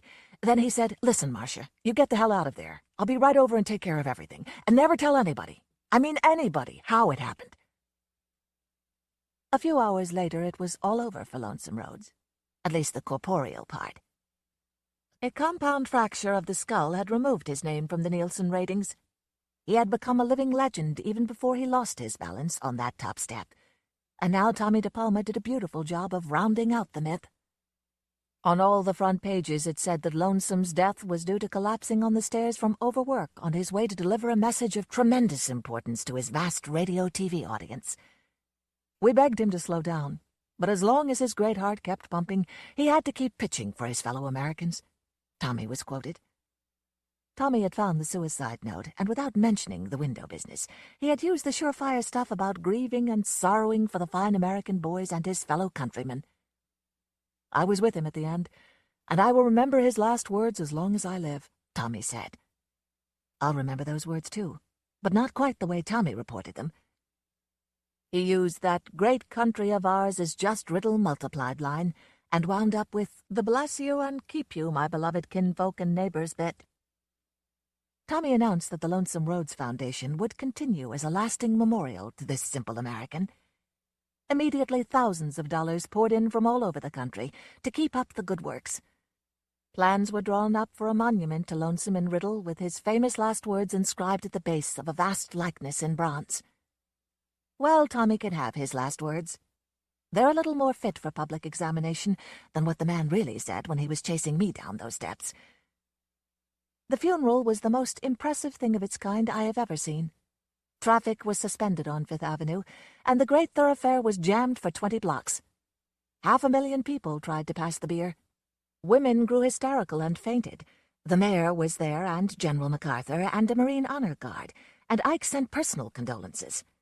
The entire population of Riddle, Arkansas was flown in by the publicity department of our TV network. A cowhand from Arkansas sang, "Oh, bury me not on the lone prairie."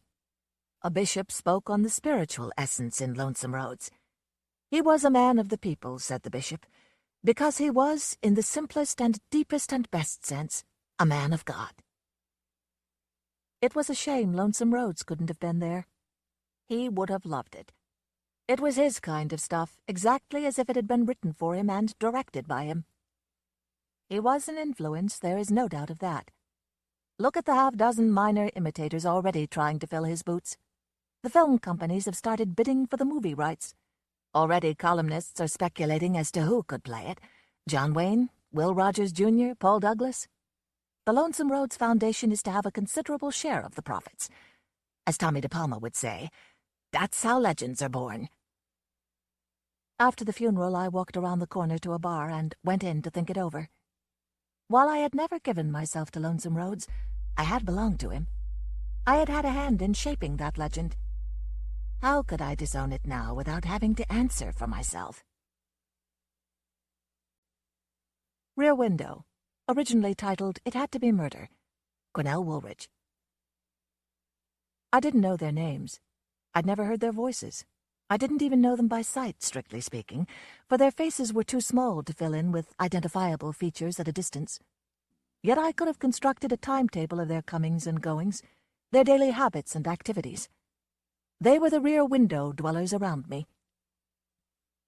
Sure, I suppose it was a little bit like prying. Could even have been mistaken for the fevered concentration of a peeping Tom. That wasn't my fault. That wasn't the idea. The idea was, my movements were strictly limited just around this time. I could get from the window to the bed, and from the bed to the window, and that was all. The bay window was about the best feature my rear bedroom had in the warm weather. It was unscreened, so I had to sit with the light out, or I would have had every insect in the vicinity in on me. I couldn't sleep because I was used to getting plenty of exercise. I'd never acquired the habit of reading books to ward off boredom, so I hadn't that to turn to. Well, what should I do? Sit there with my eyes tightly shuttered? Just to pick a few at random. Straight over, and the windows square, there was a young jitter couple, kids in their teens, only just married. It would have killed them to stay home one night. They were always in such a hurry to go, wherever it was they went. They never remembered to turn out the lights. I don't think it missed once in all the time I was watching. But they never forgot altogether either. I was to learn to call this delayed action, as you will see. He'd always come skittering madly back in about 5 minutes, probably from all the way down in the street, and rush around killing the switches, then fall over something in the dark on his way out. They gave me an inward chuckle, those two. The next house down, the windows already narrowed a little with perspective. There was a certain light in that one that always went out each night, too. Something about it. It used to make me a little sad. There was a woman living there with her child, a young widow, I suppose. I'd see her put the child to bed and then bend over and kiss her in a wistful sort of way. She'd shade the light off her and sit there painting her eyes and mouth. Then she'd go out. She'd never come back till the night was nearly spent. Once I was still up, and I looked, and she was sitting there motionless with her head buried in her arms. Something about it. It used to make me a little sad. The third one down no longer offered any insight. The windows were just slits like in a medieval battlement, due to foreshortening. That brings us around to the one on the end. In that one, frontal vision came back full depth again, since it stood at right angles to the rest, my own included, sealing up the inner hollow all these houses backed on. I could see into it, from the rounded projection of my bay window, as freely as into a dollhouse with its rear wall sliced away, and scaled down to about the same size. It was a flat building. Unlike all the rest, it had been constructed originally as such, not just cut up into furnished rooms. It topped them by 2 stories and had rear fire escapes to show for this distinction. But it was old, evidently hadn't shown a profit. It was in the process of being modernized. Instead of clearing the entire building while the work was going on, they were doing it a flat at a time in order to lose as little rental income as possible. Of the 6 rearward flats it offered to view, the topmost one had already been completed but not yet rented. They were working on the 5th floor one now, disturbing the peace of everyone all up and down the inside of the block with their hammering and sawing. I felt sorry for the couple in the flat below. I used to wonder how they stood it with that bedlam going on above their heads. To make it worse, the wife was in chronic poor health, too. I could tell that, even at a distance, by the listless way she moved about over there, and remained in her bathrobe without dressing. Sometimes I'd see her sitting by the window, holding her head. I used to wonder why he didn't have a doctor in to look her over, but maybe they couldn't afford it. He seemed to be out of work. Often their bedroom light was on late at night behind the drawn shade, as though she were unwell and he was sitting up with her. And one night in particular he must have had to sit up with her all night. It remained on until nearly daybreak. Not that I sat watching all that time. But the light was still burning at 3 in the morning, when I finally transferred from chair to bed to see if I could get a little sleep myself. And when I failed to, and hopscotched back again around dawn, it was still peering wanly out behind the tan shade. Moments later, with the first brightening of the day, it suddenly dimmed around the edges of the shade, and then shortly afterward, not that one, but a shade in one of the other rooms, for all of them alike had been down, went up, and I saw him standing there looking out. He was holding a cigarette in his hand. I couldn't see it, but I could tell it was that by the quick, nervous little jerks with which he kept putting his hand to his mouth, and the haze I saw rising around his head. Worried about her, I guess. I didn't blame him for that. Any husband would have been. She must have only just dropped off to sleep after night-long suffering. And then in another hour or so at the most, that sawing of wood and clattering of buckets was going to start in over them again. Well, it wasn't any of my business, I said to myself, but he really ought to get her out of there. If I had an ill wife on my hands. He was leaning slightly out, maybe an inch past the window frame, carefully scanning the back faces of all the houses abutting on the hollow square that lay before him. You can tell, even at a distance, when a person is looking fixedly. There's something about the way the head is held. And yet his scrutiny wasn't held fixedly to any one point. It was a slow sweeping one, moving along the houses on the opposite side from me first. When it got to the end of them, I knew it would cross over to my side and come back along there. Before it did, I withdrew several yards inside my room to let it go safely by. I didn't want him to think I was sitting there prying into his affairs. There was still enough blue nightshade in my room to keep my slight withdrawal from catching his eye. When I returned to my original position a moment or two later, he was gone. He had raised 2 more of the shades. The bedroom one was still down. I wondered vaguely why he had given that peculiar, comprehensive, semicircular stare at all the rear windows around him. There wasn't anyone at any of them at such an hour. It wasn't important, of course. It was just a little oddity. It failed to blend in with his being worried or disturbed about his wife. When you're worried or disturbed, that's an internal preoccupation. You stare vacantly at nothing at all. When you stare around you in a great sweeping arc at windows, that betrays external preoccupation, outward interest. One doesn't quite jibe with the other. To call such a discrepancy trifling is to add to its importance. Only someone like me, stewing in a vacuum of total idleness, would have noticed it at all. The flat remained lifeless after that, as far as could be judged by its windows. He must have either gone out or gone to bed himself. 3 of the shades remained at normal height. The one masking the bedroom remained down. Sam, my day-house man, came in not long after with my eggs and morning paper, and I had that to kill time with for a while.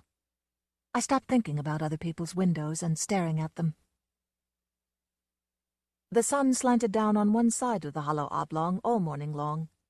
Then it shifted over to the other side for the afternoon. Then it started to slip off both alike, and it was evening again. Another day gone. The lights started to come on around the quadrangle. Here and there a wall paled back, like a sounding board, a snatch of radio program that was coming in too loud. If you listened carefully, you could hear an occasional clink of dishes mixed in, faint, far off. The chain of little habits that were their lives unreeled themselves. They were all bound in them tighter than the tightest straitjacket any jailer ever devised, though they all thought themselves free. The jitterbugs made their nightly dash for the great open spaces, forgot their lights. He came careening back, thumbed them out, and their place was dark until the early morning hours. The woman put her child to bed, leaned mournfully over its cot, then sat down with heavy despair to redden her mouth. In the 4th-floor flat, at right angles to the long interior street, the 3 shades had remained up, and the 4th shade had remained at full length all day long. I hadn't been conscious of that because I hadn't particularly been looking at it, or thinking of it, until now. My eyes may have rested on those windows at times, during the day, but my thoughts had been elsewhere.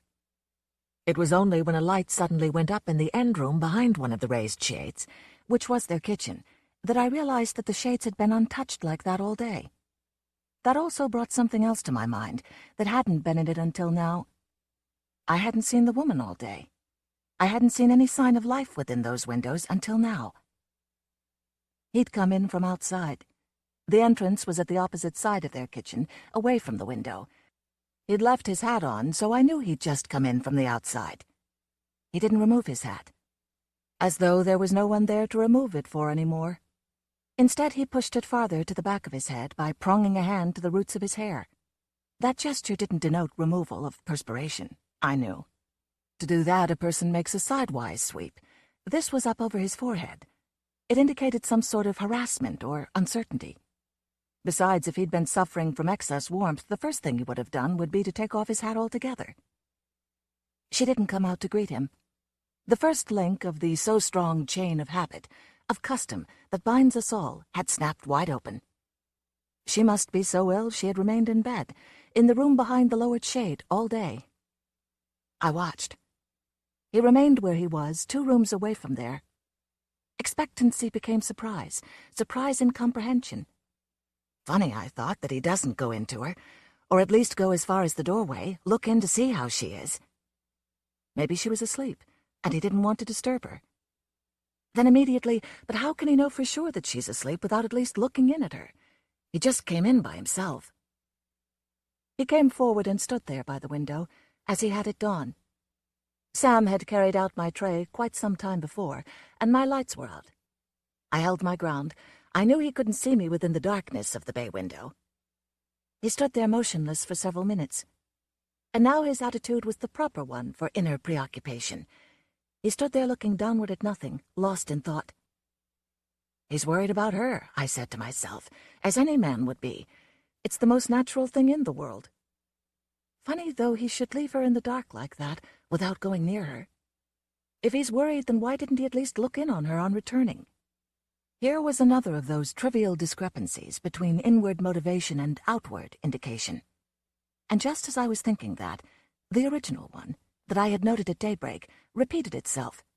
His head went up with renewed alertness, and I could see it start to give that slow, circular sweep of interrogation around the panorama of rearward windows again.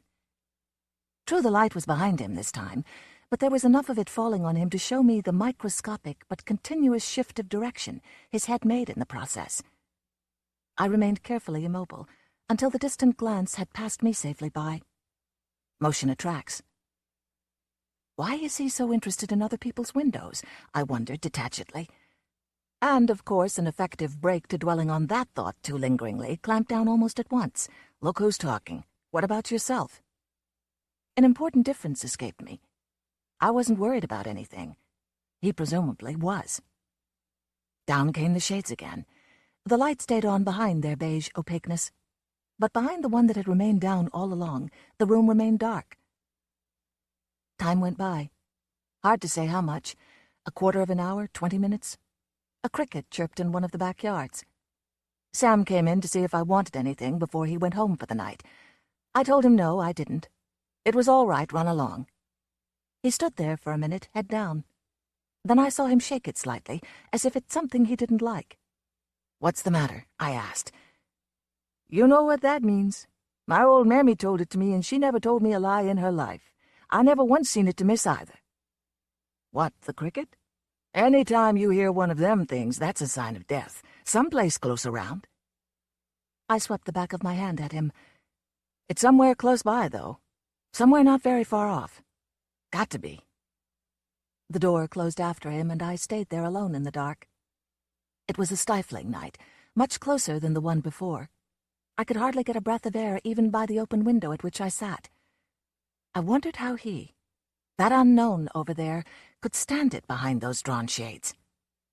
Then suddenly, just as idle speculation about this whole matter was about to alight on some fixed point in my mind, crystallize into something like suspicion, up came the shades again, and off it flitted, as formless as ever and without having had a chance to come to rest on anything.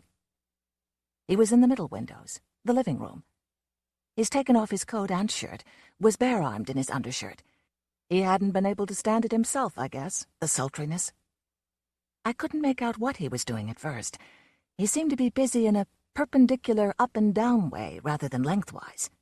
He remained in one place, but he kept dipping down out of sight and then straightening up into view again at irregular intervals.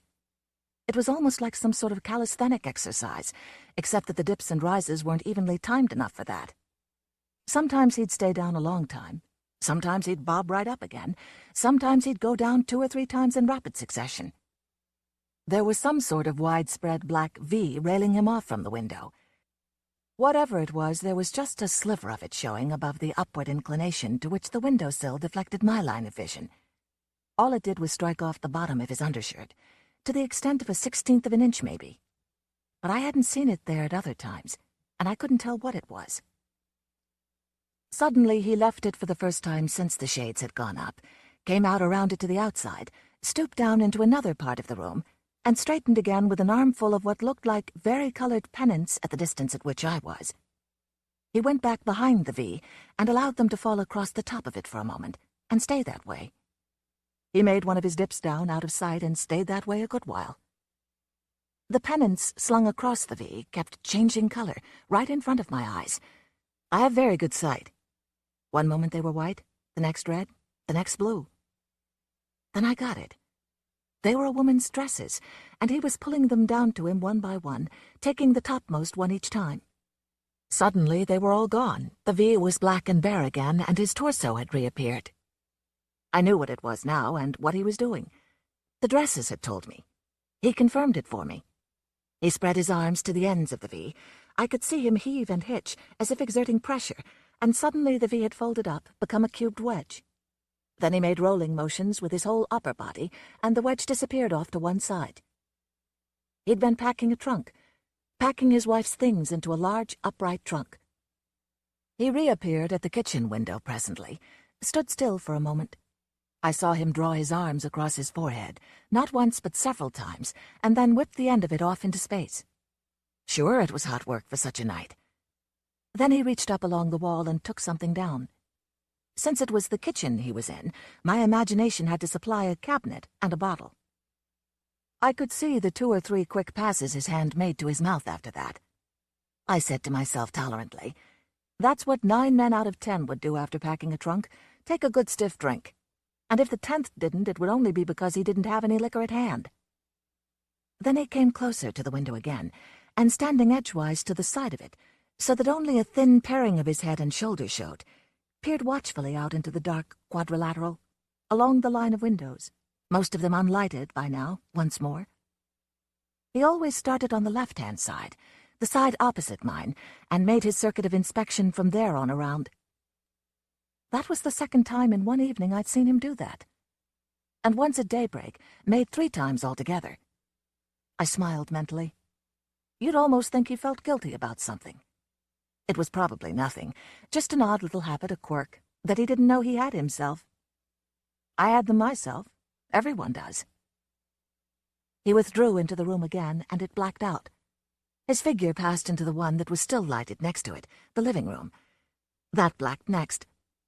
It didn't surprise me that the third room, the bedroom with the drawn shade, didn't light up on his entering there. He wouldn't want to disturb her, of course, particularly if she was going away tomorrow for her health, as his packing of her trunk showed.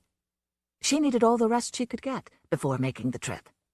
Simple enough for him to slip into bed in the dark. It did surprise me, though, when a match flare winked some time later, to have it still come from the darkened living room. He must be lying down in there, trying to sleep on a sofa or something for the night. He hadn't gone near the bedroom at all, was staying out of it altogether. That puzzled me, frankly. That was carrying solicitude almost too far. 10 minutes or so later, there was another match wink, still from that same living room window. He couldn't sleep. The night brooded down on both of us alike. The curiosity monger in the bay window, the chain smoker in the 4th floor flat, without giving any answer. The only sound was that interminable cricket. I was at the window again with the first sun of the morning. Not because of him. My mattress was like a bed of hot coals. Sam found me there when he came in to get things ready for me. "You're going to be a wreck, Mr. Jeff," was all he said. First, for a while, there was no sign of life over there. Then suddenly I saw his head bob up from somewhere, down out of sight in the living room, so I knew I'd been right. He'd spent the night on a sofa or easy chair in there. Now, of course, he'd look in at her to see how she was, find out if she felt any better. That was only common ordinary humanity. He hadn't been near her, so far as I could make out, since 2 nights before. He didn't. He dressed and he went in the opposite direction, into the kitchen, and wolfed something in there, standing up and using both hands. Then he suddenly turned and moved offside, in the direction in which I knew the flat entrance to be, as if he had just heard some summons, like the doorbell. Sure enough, in a moment he came back, and there were 2 men with him in leather aprons. Expressmen. I saw him standing by while they laboriously maneuvered that cubed black wedge out between them, in the direction they'd just come from. He did more than just stand by. He practically hovered over them, kept shifting from side to side. He was so anxious to see that it was done right. Then he came back alone, and I saw him swipe his arm across his head, as though it was he, not they, who was all heated up from the effort. So he was forwarding her trunk, to wherever it was she was going. That was all. He reached up along the wall again and took something down. He was taking another drink. 2. 3. I said to myself, a little at a loss, "Yes, but he hasn't just packed a trunk this time. That trunk has been standing packed and ready since last night. Where does the hard work come in? The sweat and the need for a bracer?" Now, at last, after all those hours, he finally did go into her. I saw his form pass through the living room and go beyond, into the bedroom. Up went the shade that had been down all this time. Then he turned his head and looked around behind him. In a certain way, a way that was unmistakable, even from where I was. Not in one certain direction, as one looks at a person, but from side to side and up and down and all around, as one looks at an empty room. He stepped back, bent a little, gave a fling of his arms, and an unoccupied mattress and bedding upended over the foot of a bed stayed that way, emptily curved. A second one followed a moment later. She wasn't in there. They used the expression delayed action. I found out then what it meant. For 2 days a sort of formless uneasiness, a disembodied suspicion, I don't know what to call it, had been flitting and volplaning around in my mind like an insect looking for a landing place. More than once, just as it had been ready to settle, some slight thing, some slight reassuring thing, such as the raising of the shades after they had been down unnaturally long, had been enough to keep it winging aimlessly, prevented from staying still long enough for me to recognize it. The point of contact had been there all along, waiting to receive it. Now, for some reason, within a split second after he tossed over the empty mattresses, it landed. Zoom. And the point of contact expanded, or exploded, whatever you care to call it, into a certainty of murder. In other words, the rational part of my mind was far behind the instinctive, subconscious part. Delayed action. Now the one had caught up to the other. The thought message that sparked from the synchronization was, he's done something to her. I looked down and my hand was bunching the goods over my kneecap. It was knotted so tight. I forced it open. I said to myself steadyingly, now wait a minute, be careful, go slow. You've seen nothing, you know nothing. You only have the negative proof that you don't see her anymore. Sam was standing there looking over at me from the pantryway. He said accusingly, "You ain't touched a thing, and your face looks like a sheet." It felt like one. It had that needling feeling when the blood is left it involuntarily.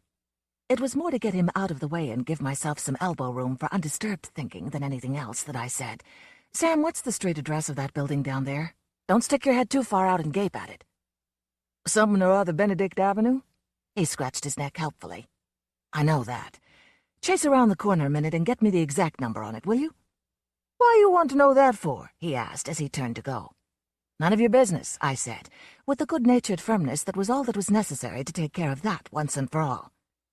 I called after him just as he was closing the door, "And while you're about it, step into the entrance and see if you can tell from the mailboxes who has the fourth-floor rear. Don't get me the wrong one now, and try not to let anyone catch you at it."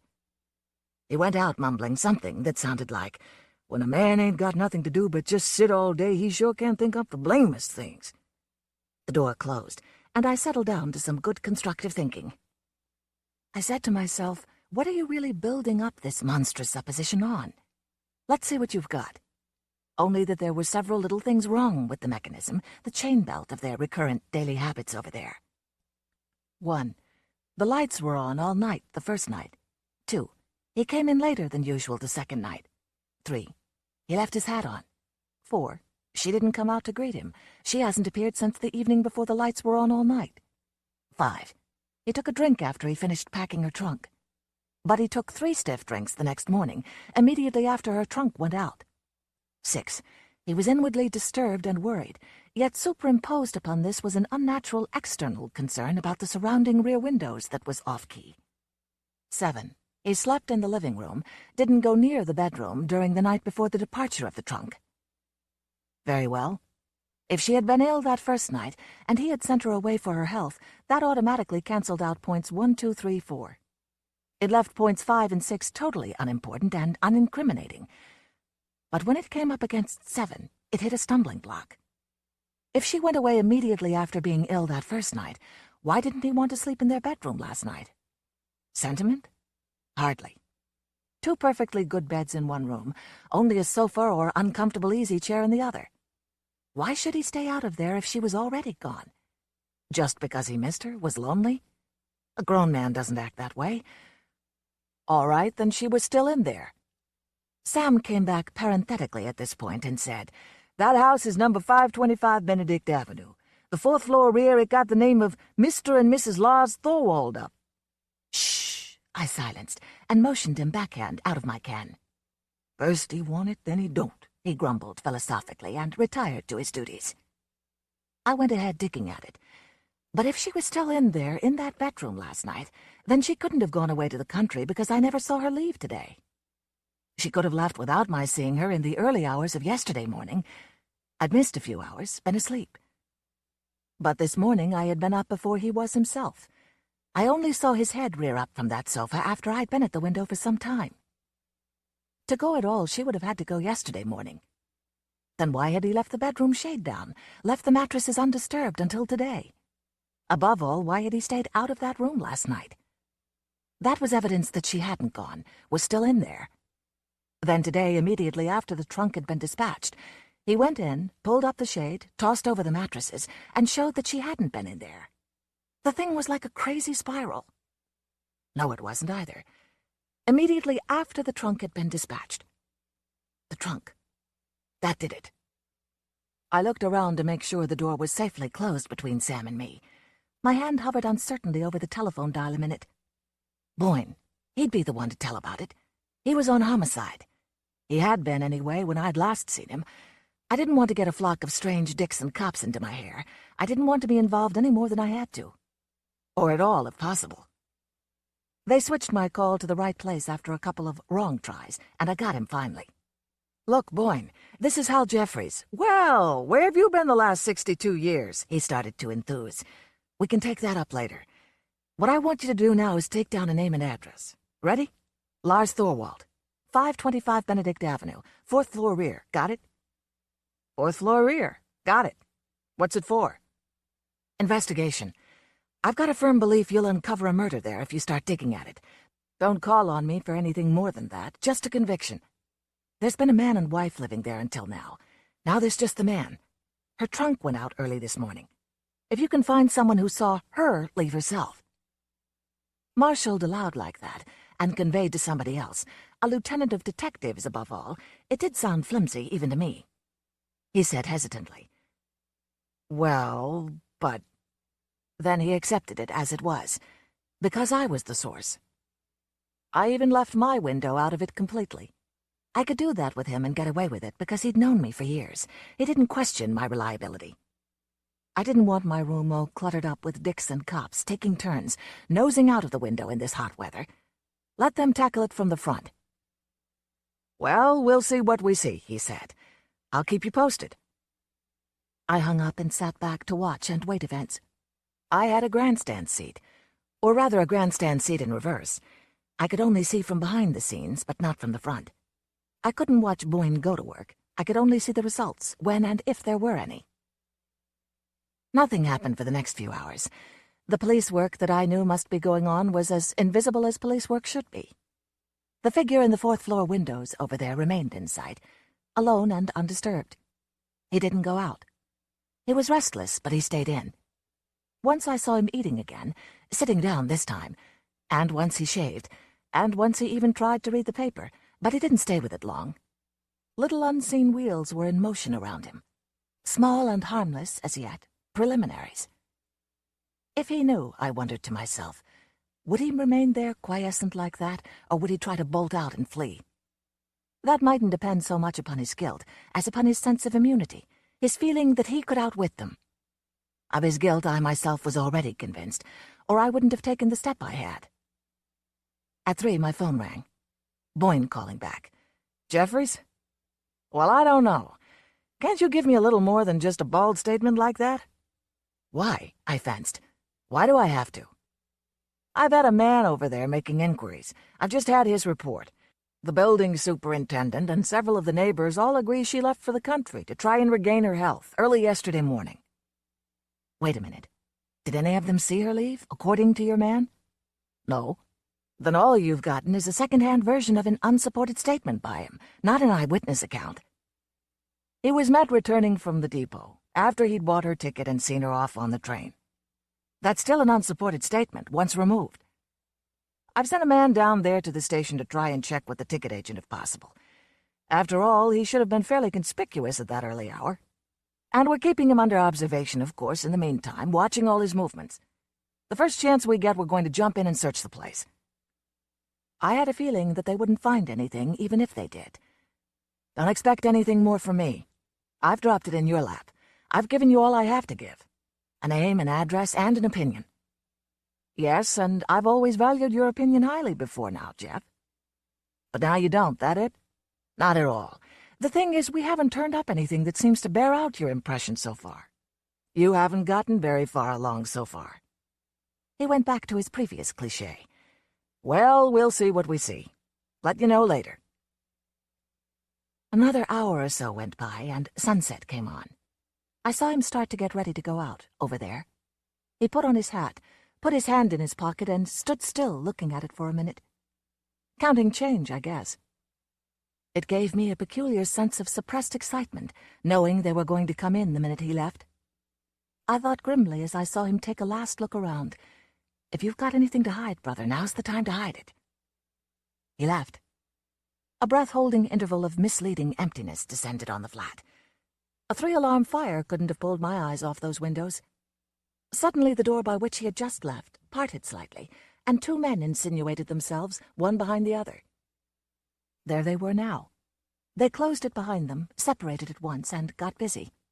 One took the bedroom, one the kitchen, and they started to work their way toward one another again from those extremes of the flat. They were thorough. I could see them going over everything from top to bottom. They took the living room together.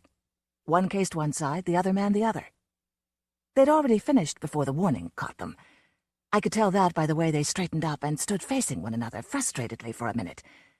Then both their heads turned sharply, as at a tip-off by doorbell that he was coming back. They got out fast. I wasn't unduly disheartened. I'd expected that. My own feeling all along had been that they wouldn't find anything incriminating around. The trunk had gone. He came in with a mountainous brown paper bag, sitting in the curve of one arm. I watched him closely to see if he'd discover that someone had been there in his absence. Apparently he didn't. They'd been adroit about it. He stayed in the rest of the night. Sat tight, safe and sound. He did some desultory drinking. I could see him sitting there by the window, and his hand would hoist every once in a while, but not to excess. Apparently everything was under control. The tension had eased now that the trunk was out. Watching him across the night, I speculated, why doesn't he get out? If I'm right about him, and I am, why does he stick around, after it? That brought its own answer. Because he doesn't know anyone's on to him yet. He doesn't think there's any hurry. To go too soon, right after she has, would be more dangerous than to stay a while. The night wore on. I sat there waiting for Boyne's call. It came later than I thought it would. I picked the phone up in the dark. He was getting ready to go to bed over there now. He'd risen from where he'd been sitting drinking in the kitchen and put the light out. He went into the living room, lit that. He started to pull his shirt tail up and out of his belt. Boyne's voice was in my ear as my eyes were on him over there. Three-cornered arrangement. Hello, Jeff? Listen, absolutely nothing. We searched the place while he was out. I nearly said, I know you did, I saw it, but checked myself in time. And didn't turn up a thing. But he stopped as though this was going to be important. I waited impatiently for him to go ahead. Downstairs in his letterbox, we found a postcard waiting for him. We fished it up out of the slot with bent pins. And? And it was from his wife, written only yesterday from some farm up country. Here's the message we copied. Arrived okay. Already feeling a little better. Love, Anna. I said faintly but stubbornly. You say written only yesterday? Have you proof of that? What was the postmark date on it? He made a disgusted sound down in his tonsils. At me, not it. The postmark was blurred. A corner of it got wet and the ink smudged. All of it blurred? The year date, he admitted. The hour and the month came out okay. August. And 7:30 p.m. it was mailed at. This time I made the disgusted sound in my larynx. August, 7:30 p.m. 1937 or 1939 or 1942. You have no proof how it got into that mailbox, whether it came from a letter carrier's pouch or from the back of some bureau drawer. Give it up, Jeff, he said. There's such a thing as going too far. I don't know what I would have said. That is, if I hadn't happened to have my eyes on the Thorwald flat living room windows just then. Probably very little. The postcard had shaken me, whether I admitted it or not. But I was looking over there. The light had gone out as soon as he'd taken his shirt off. But the bedroom didn't light up. A match flare winked from the living room, low down as from an easy chair or sofa. With two unused beds in the bedroom, he was still staying out of there. Boyne, I said in a glassy voice, I don't care what postcards from the other world you've turned up. I say that man has done away with his wife. Trace that trunk he shipped out. Open it up when you've located it, and I think you'll find her. And I hung up without waiting to hear what he was going to do about it. He didn't ring back, so I suspected he was going to give my suggestion a spin after all, in spite of his loudly proclaimed skepticism. I stayed there by the window all night, keeping a sort of death watch. There were two more match flares after the first, at about half-hour intervals. Nothing more after that. So possibly he was asleep over there, possibly not.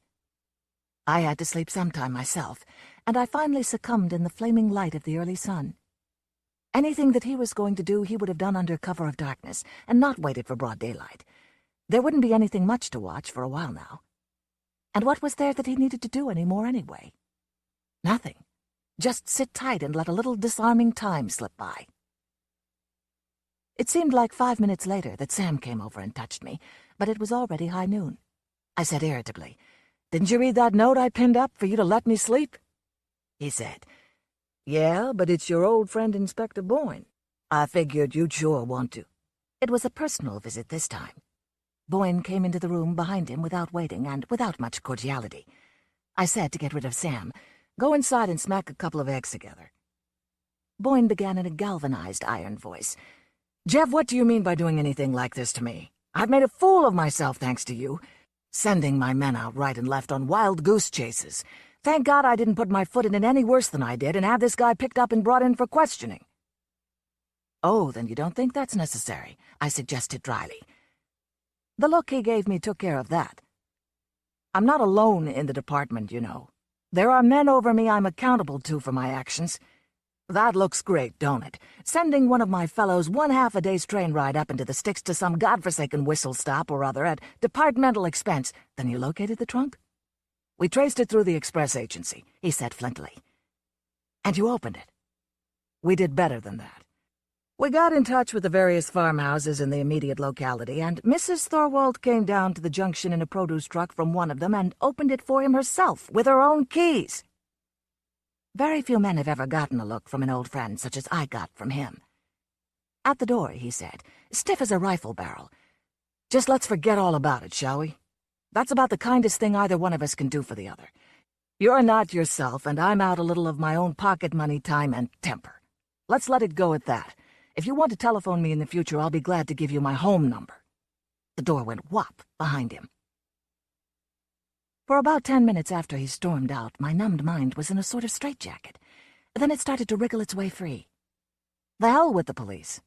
I can't prove it to them, maybe, but I can prove it to myself, one way or the other, once and for all. Either I'm wrong or I'm right. He's got his armor on against them, but his back is naked and unprotected against me. I called Sam in. Whatever became of that spyglass we used to have when we were bumming around on that cabin cruiser that season? He found it someplace downstairs and came in with it, blowing on it and rubbing it along his sleeve. I let it lie idle in my lap first. I took a piece of paper and a pencil and wrote 6 words on it. "What have you done with her?" I sealed it in an envelope and left the envelope blank. I said to Sam, "Now here's what I want you to do, and I want you to be slick about it. You take this, go in that building, 525, climb the stairs to the 4th floor rear and ease it under the door. You're fast. At least you used to be. Let's see if you're fast enough to keep from being caught at it. Then when you get safely down again, give the outside doorbell a little poke to attract attention." His mouth started to open. "And don't ask me any questions, you understand? I'm not fooling." He went, and I got the spyglass ready. I got him in the right focus after a minute or two. A face leaped up, and I was really seeing him for the first time. Dark-haired but unmistakable Scandinavian ancestry. Looked like a sinewy customer, although he didn't run to much bulk. About 5 minutes went by. His head turned sharply, profile-wards. That was the bell poke right there. The note must be in already. He gave me the back of his head as he went back toward the flat door. The lens could follow him all the way to the rear, where my unaided eyes hadn't been able to before. He opened the door first, missed seeing it, looked out on a level. He closed it. Then he dipped, straightened up. He had it. I could see him turning it this way and that. He shifted in, away from the door, nearer the window. He thought danger lay near the door, safety away from it. He didn't know it was the other way around. The deeper into his own rooms he retreated, the greater the danger. He'd torn it open. He was reading it. God, how I watched his expression. My eyes clung to it like leeches. There was a sudden widening, a pulling. The whole skin of his face seemed to stretch back behind the ears, narrowing his eyes to mongoloids. Shock, panic. His hand pushed out and found the wall, and he braced himself with it. Then he went back toward the door again slowly. I could see him creeping up on it, stalking it as though it was something alive. He opened it so slenderly you couldn't see it at all, peered fearfully through the crack. Then he closed it, and he came back, zigzag, off balance from sheer reflex dismay. He toppled into a chair and snatched up a drink. Out of the bottleneck itself this time. And even while he was holding it to his lips, his head was turned looking over his shoulder at the door that had suddenly thrown his secret in his face. I put the glass down. Guilty. Guilty as all hell, and the police be damned.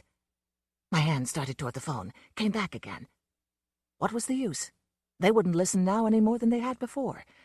You should have seen his face, etc., and I could hear Boyne's answer.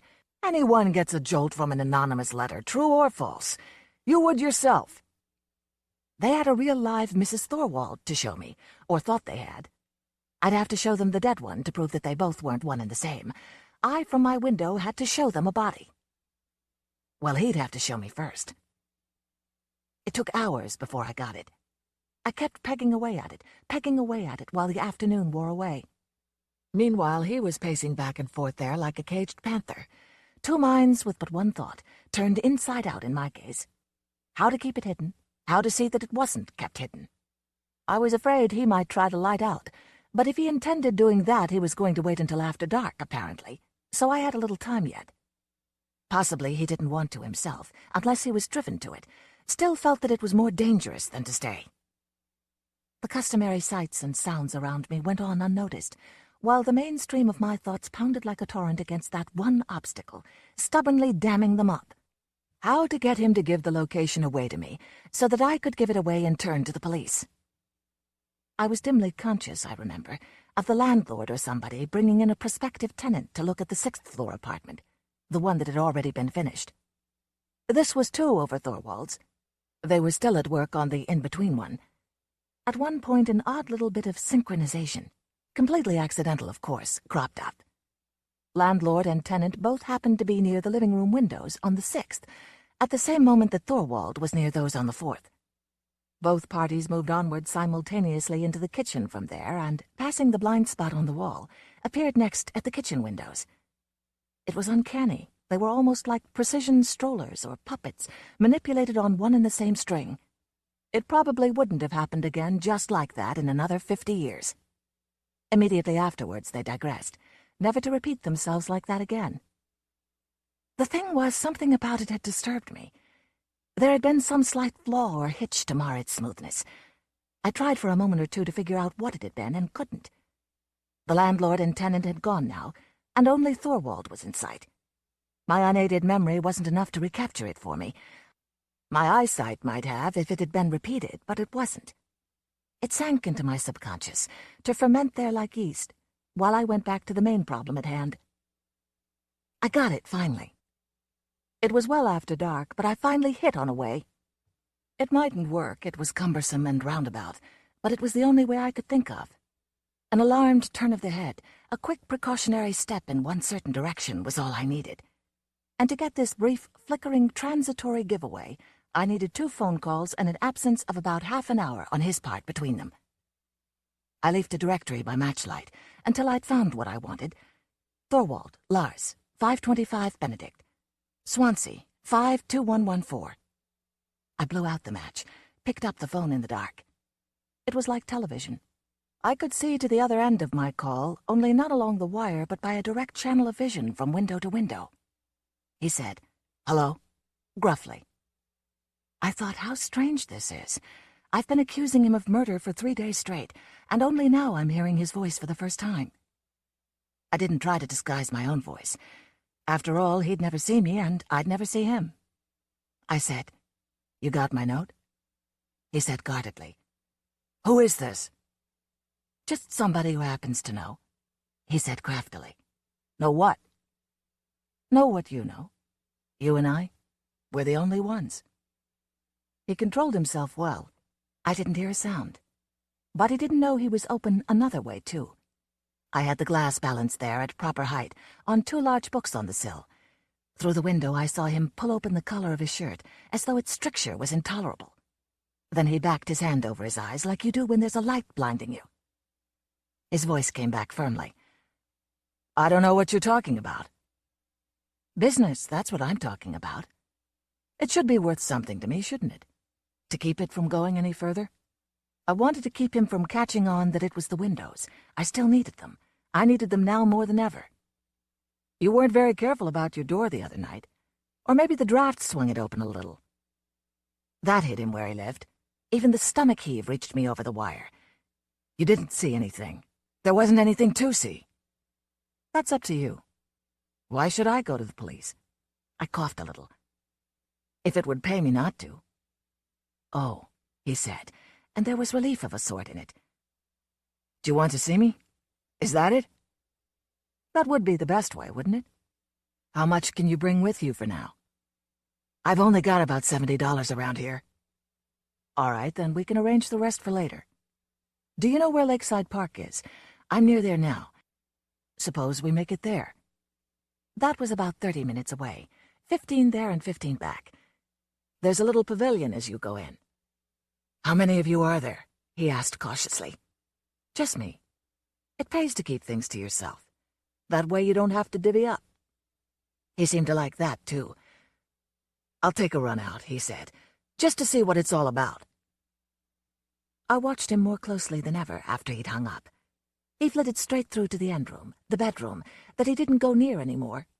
He disappeared into a clothes closet in there, stayed a minute, came out again. He must have taken something out of a hidden cranny or niche in there that even the Dicks had missed.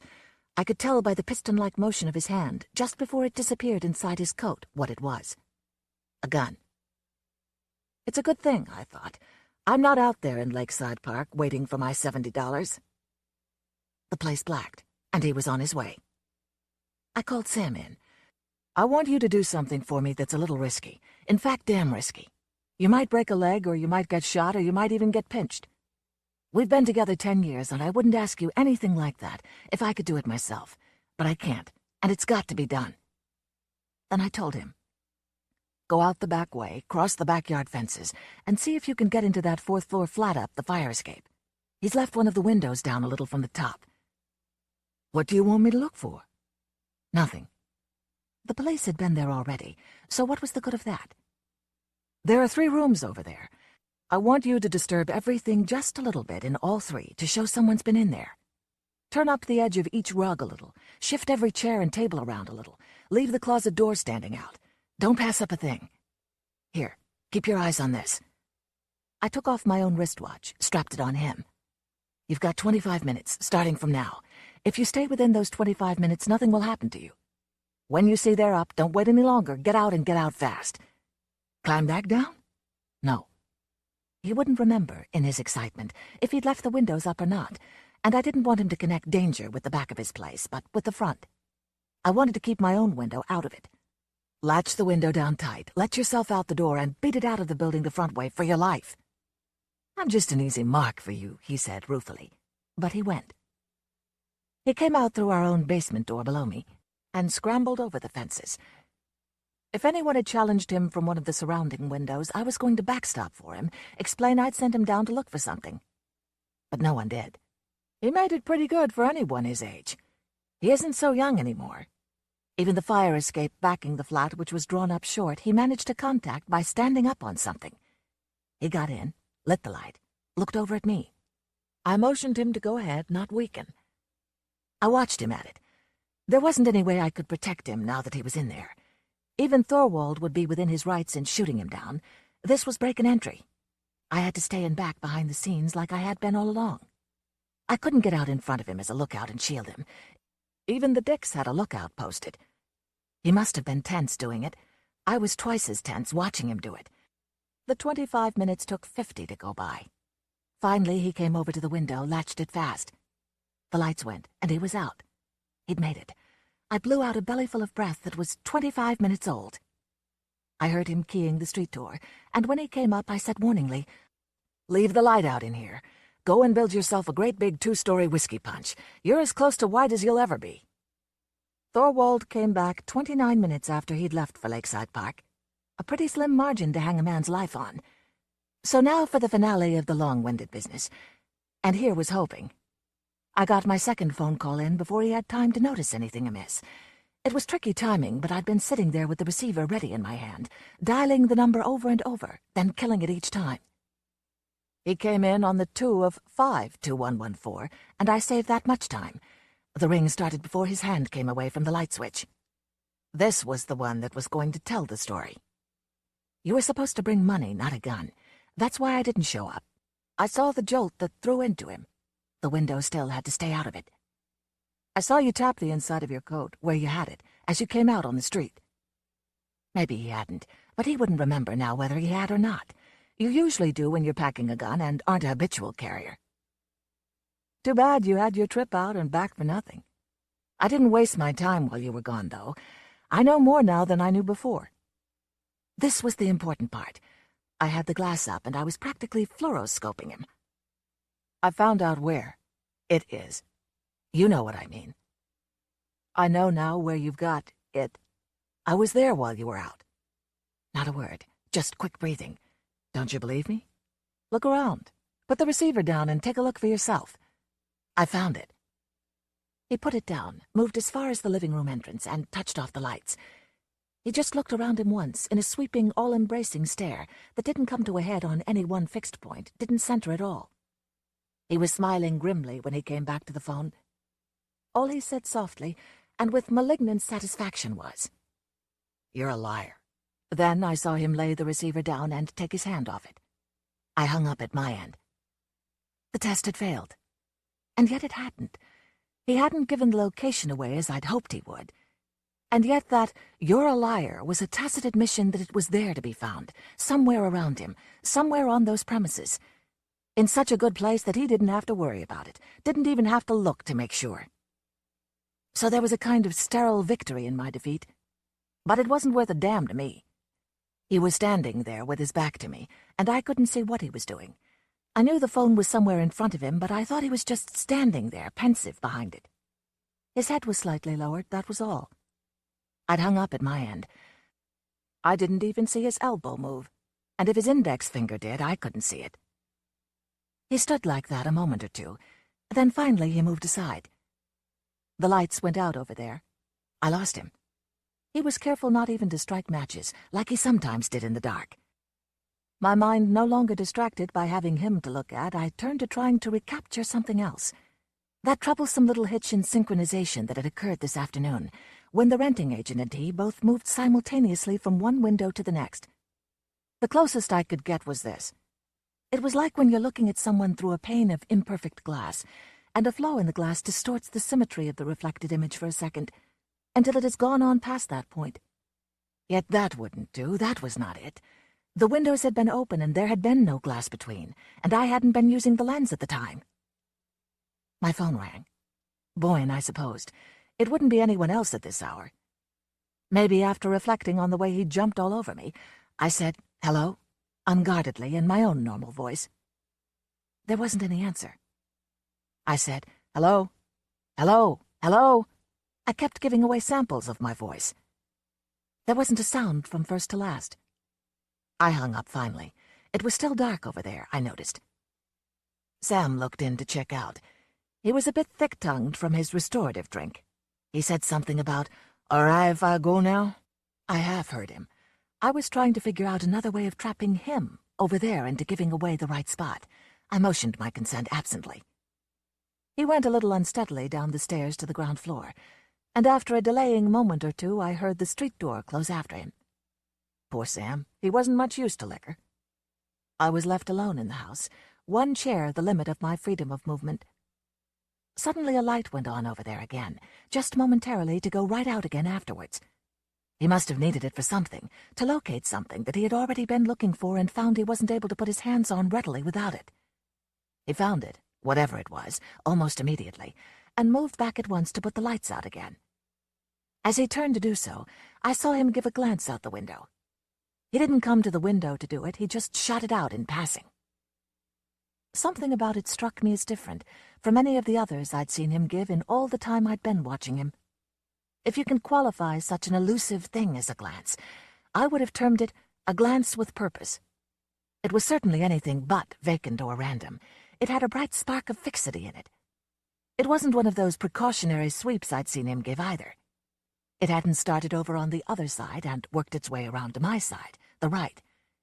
It had hit dead center at my bay window, for just a split second while it lasted, and then was gone again. And the lights were gone. And he was gone. Sometimes your senses take things in without your mind translating them into their proper meaning. My eyes saw that look. My mind refused to smell it properly. It was meaningless, I thought. An unintentional bullseye that just happened to hit square over here as he went toward the lights on his way out. Delayed action. A wordless ring of the phone. To test a voice? A period of baited darkness following that, in which two could have played at the same game, stalking one another's window squares, unseen. A last-moment flicker of the lights. That was bad strategy, but unavoidable. A parting glance, radioactive with malignant intention. All these things sank in without fusing. My eyes did their job. It was my mind that didn't, or at least took its time about it. Seconds went by in packages of 60. It was very still around the familiar quadrangle formed by the back of the houses. Sort of a breathless stillness. And then a sound came into it, starting up from nowhere, nothing. The unmistakable, spaced clicking a cricket makes in the silence of the night.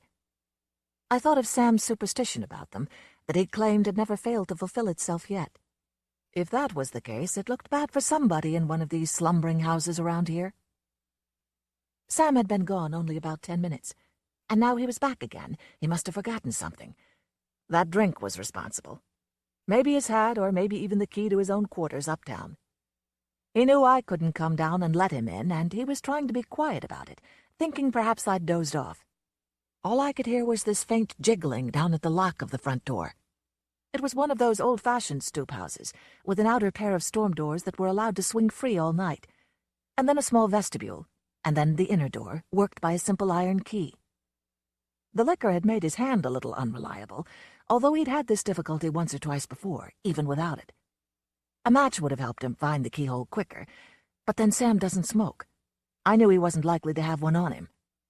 The sound had stopped now. He must have given up, gone away again, decided to let whatever it was go until tomorrow. He hadn't gotten in, because I knew his noisy way of letting doors coast shut by themselves too well, and there hadn't been any sound of that sort, that loose slap he always made. Then suddenly it exploded. Why at this particular moment, I don't know. That was some mystery of the inner workings of my own mind. It flashed like waiting gunpowder which a spark has finally reached along a slow train. Drove all thought of Sam and the front door and this and that completely out of my head. It had been waiting there since mid-afternoon today, and only now. More of that delayed action. Damn that delayed action. The renting agent and Thorwald had both started from the living room window. An intervening gap of blind wall, and both had reappeared at the kitchen window, still one above the other. But some sort of a hitch or flaw or jump had taken place, right there, that bothered me. The eye is a reliable surveyor. There wasn't anything the matter with their timing. It was with their parallelness, or whatever the word is. The hitch had been vertical, not horizontal. There had been an upward jump. Now I had it, now I knew, and it couldn't wait, it was too good. They wanted a body, now I had one for them. Sore or not, Boyne would have to listen to me now. I didn't waste any time. I dialed the precinct house, then and there in the dark, working the slots in my lap by memory alone. They didn't make much noise going around, just a light click. Not even as distinct as that cricket out there. "He went home long ago," the desk sergeant said. This couldn't wait. "All right, give me his home phone number." He took a minute, came back again. "Trafalgar," he said. Then nothing more. "Well, Trafalgar what?" Not a sound. "Hello? Hello?" I tapped it. "Operator, I've been cut off. Give me that party again." I couldn't get her either. I hadn't been cut off. My wire had been cut. That had been too sudden, right in the middle of... And to be cut like that, it would have to be done somewhere right here inside the house with me. Outside, it went underground. Delayed action. This time final, fatal, altogether too late. A voiceless ring of the phone, a direction finder of a look from over there. Sam, seemingly trying to get in a while ago. Surely death was somewhere inside the house here with me, and I couldn't move. I couldn't get up out of this chair. Even if I had gotten through to Boyne just now, that would have been too late. There wasn't time enough now for one of those camera finishes in this. I could have shouted out the window to that gallery of sleeping rear window neighbors around me, I supposed. It would have brought them to their windows. It couldn't have brought them over here in time. By the time they had even figured which particular house it was coming from, it would stop again, be over with. I didn't open my mouth. Not because I was brave, but because it was so obviously useless. He'd be up in a minute. He must be on the stairs now, although I couldn't hear him, not even a creak. A creak would have been a relief, would have placed him. This was like being shut up in the dark with the silence of a gliding, coiling cobra somewhere around you. There wasn't a weapon in the place with me. There were books there on the wall, in the dark, within reach. Me, who never read. The former owner's books. There was a bust of Rousseau or Montesquieu, I'd never been able to decide which. One of those gents with flowing manes topping them. It was a monstrosity, bisque clay, but it too dated from before my occupancy. I arched my middle upward from the chair seat and clawed desperately up at it. Twice my fingertips slipped off it. Then at the third raking I got it to teeter, and the fourth brought it down into my lap, pushing me down into the chair. There was a steamer rug under me. I didn't need it around me in this weather. I'd been using it to soften the seat of the chair. I tugged it out from under and mantled it around me like an Indian brave's blanket. Then I squirmed far down in the chair, let my head and one shoulder dangle out over the arm, on the side next to the wall. I hoisted the bust to my other upward shoulder, balanced it there precariously for a second head, blanket tucked around its ears. From the back, in the dark, it would look. I hoped. I proceeded to breathe adenoidally, like someone in heavy upright sleep. It wasn't hard. My own breath was coming nearly that labored anyway, from tension. It was good with knobs and hinges and things. I never heard the door open, and this one, unlike the one downstairs, was right behind me. A little eddy of air puffed through the dark at me. I could feel it because my scalp, the real one, was all wet at the roots of the hair right then. If it was going to be a knife or head blow, the dodge might give me a second chance. That was the most I could hope for, I knew. My arms and shoulders are hefty. I'd bring him down on me in a bear hug after the first slash or drive, and break his neck or collarbone against me. If it was going to be a gun, he'd get me anyway in the end. A difference of a few seconds. He had a gun, I knew, that he was going to use on me in the open over at Lakeside Park. I was hoping that here, indoors, in order to make his own escape more practicable. Time was up. The flash of the shot lit up the room for a second, it was so dark. Or at least the corners of it, like flickering weak lightning. The bust bounced on my shoulder and disintegrated into chunks. I thought he was jumping up and down on the floor for a minute with frustrated rage. Then when I saw him dart by me and lean over the windowsill to look for a way out, the sound transferred itself rearwards and downwards, became a pummeling with hoof and hip at the street door. The camera finish after all. But he still could have killed me 5 times. I flung my body down into the narrow crevice, between chair arm and wall, but my legs were still up, and so was my head and that one shoulder. He whirled, fired at me so close that it was like looking a sunrise in the face. I didn't feel it, so it hadn't hit. "You!" I heard him grunt to himself. I think it was the last thing he said. The rest of his life was all action, not verbal. He flung over the sill on one arm and dropped into the yard. 2-story drop. He made it because he missed the cement, landed on the sod strip in the middle. I jacked myself up over the chair arm and flung myself bodily forward at the window, nearly hitting it chin first. He went all right. When life depends on it, you go. He took the first fence, rolled over that bellywards. He went over the second like a cat, hands and feet pointed together in a spring. Then he was back in the rear yard of his own building. He got up on something, just about like Sam had. The rest was all footwork, with quick little corkscrew twists at each landing stage. Sam had latched his windows down when he was over there, but he'd reopened one of them for ventilation on his return. His whole life depended now on that casual, unthinking act. Second, third, he was up to his own windows. He'd made it. Something went wrong. He veered out away from them in another pretzel twist, flashed up toward the 5th, the one above. Something sparked in the darkness of one of his own windows, where he'd been just now, and a shot thudded heavily out around the quadrangle enclosure like a big bass drum. He passed the 5th, the 6th, got up to the roof. He'd made it a second time. Gee, he loved life. The guys in his own windows couldn't get him. He was over them in a straight line, and there was too much fire escape interlacing in the way. I was too busy watching him to watch what was going on around me. Suddenly Boyne was next to me, sighing. I heard him mutter, "I almost hate to do this. He's got to fall so far." He was balanced on the roof parapet up there, with a star right over his head. An unlucky star. He stayed a minute too long, trying to kill before he was killed. Or maybe he was killed and knew it. A shot cracked, high up against the sky. The window pane flew apart all over the two of us, and one of the books snapped right behind me. Boyne didn't say anything more about hating to do it. My face was pressing outward against his arm. The recoil of his elbow jarred my teeth. I blew a clearing through the smoke to watch him go. It was pretty horrible. It took a minute to show anything, standing up there on the parapet. Then he let his gun go as if to say, I won't need it anymore. Then he went after it. He missed the fire escape entirely, came all the way down on the outside. He landed so far out he hit one of the projecting planks, down there out of sight. It bounced his body up, like a springboard. Then it landed again, for good. And that was all. I said to Boyne, I got it. I got it finally. The 5th floor flat, the one over his, that they're still working on. The cement kitchen floor raised above the level of the other rooms. They wanted to comply with the fire laws and also obtain a dropped living room effect as cheaply as possible. Dig it up. He went right over then and there, down through the basement and over the fences to save time. The electricity wasn't turned on yet in that one. They had to use their torches. It didn't take them long at that, once they'd got started. In about half an hour, he came to the window and wig-wagged over for my benefit. It meant yes.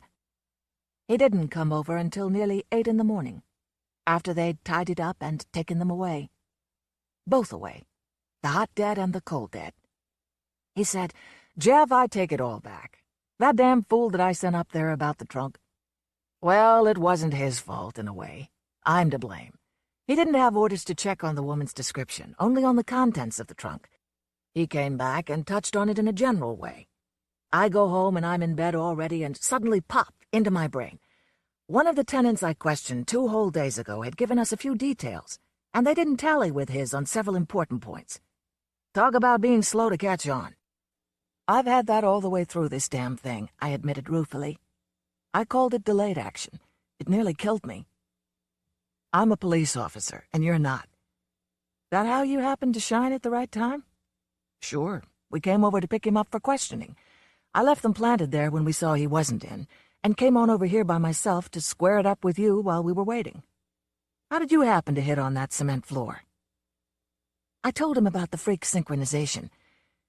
The renting agent showed up taller at the kitchen window in proportion to Thorwald than he had been a moment before when both were at the living room windows together. It was no secret that they were putting in cement floors topped by a cork composition and raising them considerable. But it took on new meaning. Since the top floor one has been finished for some time, it had to be the 5th. Here's the way I lined up, just in theory. She's been in ill health for years, and he's been out of work, and he got sick of that and of her both. Met this other. She'll be here later today. They're bringing her down under arrest. He probably insured her for all he could get, and then started to poison her slowly, trying not to leave any trace. I imagine. And remember, this is pure conjecture. She caught him at it that night the light was on all night. Caught on in some way, or caught him in the act. He lost his head and did the very thing he had wanted all along to avoid doing. Killed her by violence, strangulation, or a blow. The rest had to be hastily improvised. He got a better break than he deserved at that. He thought of the apartment upstairs, went up and looked around. They'd just finished laying the floor, the cement hadn't hardened yet, and the materials were still around. He gouged a trough out of it just wide enough to take her body, put her in it, mixed fresh cement and re-cemented over her, possibly raising the general level of the flooring an inch or two so that she'd be safely covered. A permanent, odorless coffin. Next day the workmen came back, laid down the cork surfacing on top of it without noticing anything. I suppose he'd used one of their own trowels to smooth it. Then he sent his accessory upstate fast, near where his wife had been several summers before, but to a different farmhouse where she wouldn't be recognized, along with the trunk keys. Sent the trunk up after her and dropped himself an already used postcard into his mailbox, with the year date blurred. In a week or two she would have probably committed suicide up there as Mrs. Anna Thorwald. Despondency due to ill health. Written him a farewell note and left her clothes beside some body of deep water. It was risky, but they might have succeeded in collecting the insurance at that. By 9, Boyne and the rest had gone. I was still sitting there in the chair, too keyed up to sleep. Sam came in and said, "Here's Doc Preston." He showed up, rubbing his hands in that way he has. "Guess we can take that cast off your leg now. You must be tired of sitting there all day doing nothing." Part 2. Science Fiction. Kubrick and Spielberg, Spielberg and Kubrick. The Sentinel, by Arthur C. Clarke. 2001, A Space Odyssey, directed by Stanley Kubrick, 1968. Super Toys Last All Summer Long, by Brian Aldiss. AI, Artificial Intelligence, directed by Steven Spielberg and Stanley Kubrick, 2001. The Minority Report, by Philip K. Dick. Minority Report, directed by Steven Spielberg, 2002. You can belong too if you like to spend your days wondering about the nature of reality and the deceptiveness of time, or if you're interested in extrapolating the latest scientific theory in an effort to assuage your cosmic loneliness, or if you think a lot about the desirability of artificial intelligence and cloning, but can't decide whether it's a good way to achieve utopia. You'll have to suffer the label of geek. Your work may not be appreciated in your lifetime, or ever. You can't care too much about money, unless you work in the movies. And you can't slip and say you're into sci-fi, because it's SF to everyone who matters. But if you meet these criteria and can tell a good story, written or visual, you will probably be welcomed into the very small and very chummy club of science fiction professionals. So chummy, in fact, that its members practically finish one another's sentences. Or movies, as the case may be. Brian Aldiss spent 2 years writing a screenplay based on Philip K. Dick's novel, Martian Timeslip. Arthur C. Clarke worked on the screenplay for AI Artificial Intelligence, based on Aldiss's story, Super Toys Last All Summer Long. And of course, Steven Spielberg filmed AI based on the work Stanley Kubrick, and many others, did on that project before Kubrick's death. But before all that, there was Kubrick's first groundbreaking science fiction tour de force, 2001, A Space Odyssey. When Kubrick decided his follow-up to Dr. Strangelove would be SF, he did the same thing as always, read copiously. "The hardest thing for me," he once said, "is finding the story. It's much harder than financing, writing the script, making the film, editing it, whatever. When I'm looking for a story, I read an average of about 5 hours each day." His first choice for collaborator was Arthur C. Clarke.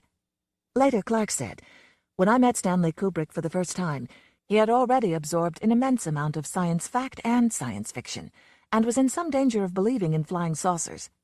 I felt I had arrived just in time to save him from this gruesome fate." They started their project, private title, How the Solar System Was Won, with 6 of Clarke's stories as a baseline, then began brainstorming an average of 5 hours a day. In the end, they narrowed the source material down to The Sentinel, and Clarke bought back the other 5 stories. Clarke describes The Sentinel as a mood piece, one of his earliest stories to explore what became a familiar theme: the hope that humanity's loneliness in the universe will be remedied by contact with otherworld living beings. People who have worked with Kubrick describe it as a little like being swallowed up by a cold and intelligent creature with many tentacles and a passion for late-night phone calls. Clarke kept a diary of their progress. July 9th. Spent much of the day teaching Stanley to use the slide rule. He's fascinated. July 10th. Joined Stanley to discuss plot development, but spent almost all the time arguing about Cantor's theory of transfinite groups. July 11th. Now have everything, except the plot. Admittedly, Kubrick and Clarke took an unusual approach. Rather than immediately tackling a screenplay, about the least ideal way of communicating information, especially if it's visual or emotional, according to Kubrick, Kubrick suggested they expand the story into a novel. Instead of a novel, though, they ended up with what Kubrick later called a 50,000-word prose thing. At this point, work on the novel and screenplay became concurrent, with Clarke taking ownership of the novel and Kubrick the screenplay, but with each giving feedback on the other's work. Clarke, who was occasionally frustrated by this process, he had hoped the novel would precede the movie, ended up making his final revisions to the novel after we had seen the rushes based on the screenplay, based on earlier versions of the novel, and so on. They may have appeared to be a mismatched couple, Clarke the dapper English gentleman and Kubrick the wild-eyed iconoclastic Bronxite. But they had 2 important things in common. Both were information junkies, and both had hubris to spare. Each was looking for a metaphor to explain the universe. Kubrick favored fairy tales and myths. Clarke was partial to symbols. In the end, Kubrick decided that the best way to convey his ideas was to let the film work as a series of deliberately ambiguous images. Out went the explanatory voiceovers he and Clarke had written. "I tried to create a visual experience," Kubrick said, "that bypasses verbalized pigeonholing and directly penetrates the subconscious with an emotional and philosophic content." At first, many people found his approach baffling. The New York Times labeled it somewhere between hypnotic and immensely boring. Pauline Kael said, "It's a bad sign when a movie director begins to think of himself as a myth maker, And this limp myth of a grand plan that justifies slaughter and ends with resurrection has been around before. The audience at the film's premiere didn't know what to think. Many of them laughed at the opening Dawn of Man sequence.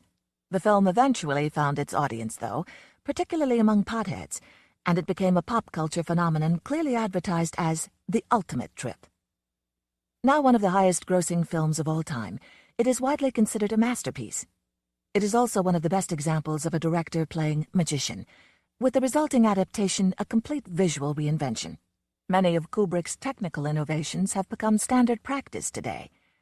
I think it gives you the opportunity of seeing two attempts in two different mediums, print and film, to express the same basic concept and story, Kubrick said. In both cases, of course, the treatment must accommodate to the necessities of the medium. The success of 2001 made Clarke both rich and famous, a rare thing among SF practitioners.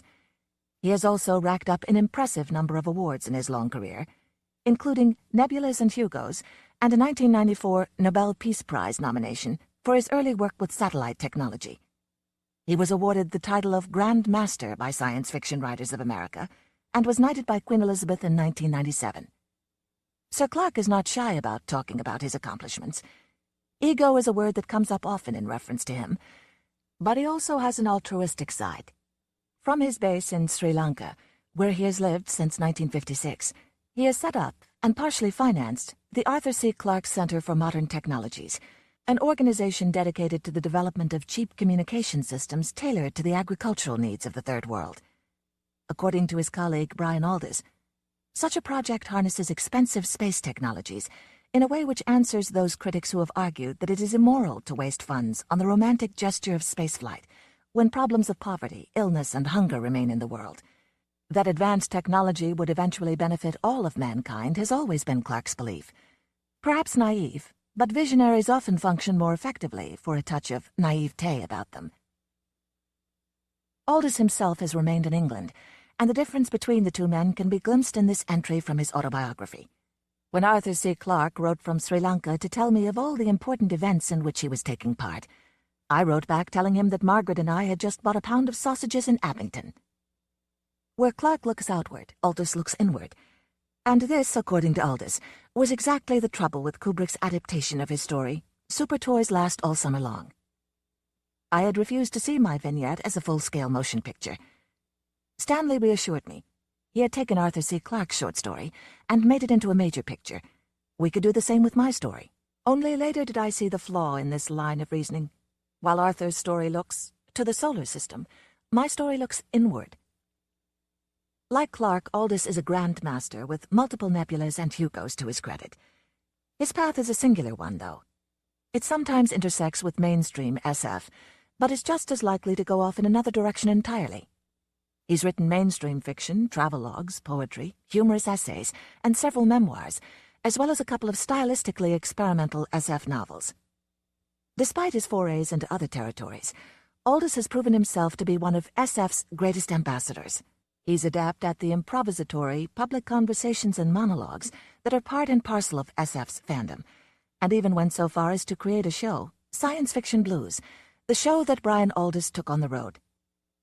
His biggest contribution to the understanding of SF, though, is the Trillion-Year Spree, formerly the Billion-Year Spree, a history and critical analysis of the genre, unprecedented in both range and depth. Characteristically, he avoids mention of his own fiction, but elsewhere he has expressed his preference for stories that deal with people and society, over those that are filled only with technology or ideas. The use of the future is a metaphor for today, he has said, a mirror in which we see an abstract of our present homes and woes. Aldiss views Super Toys as just such a mirror, a simple tale about a boy who cannot please his mother. But domestic drama, even involving androids, is not Kubrickian material. Nor was simplicity his forte. For years Aldiss reported to Castle Kubrick and made vain and often far-fetched attempts to adapt his story. We spent some while turning Super Toys into a concentration camp story, Aldiss remembers. It seemed to me an outre path to take, even while I recognized that outre paths were his strong point. He was not taken with Kubrick's fairy tale approach either. His idea of inserting a blue fairy, for he had overdosed on Pinocchio, was anathema to me. Not surprisingly, the two men eventually parted ways. My belief, Aldous says, is that he was basically mistaken. Obsessed with the big blockbuster SF movies of the time, he was determined to take my sorrowing domestic scene out into the galaxy. Kubrick continued to work on the story without Aldous, and continued to have trouble. He enlisted new SF talent, including Arthur C. Clarke, Ian Watson, and Bob Shaw. He commissioned thousands of sketches and storyboards. In 1994, he enticed Steven Spielberg to work on it with him, with Spielberg to direct their co-authored script. Stanley wanted a screenplay written in England, Spielberg remembers, which meant Stanley would have had about 99% control. Wisely, Spielberg extracted himself, and in 1995, Kubrick placed AI on a shelf and moved on to Eyes Wide Shut. He still continued to talk to Spielberg about it, though.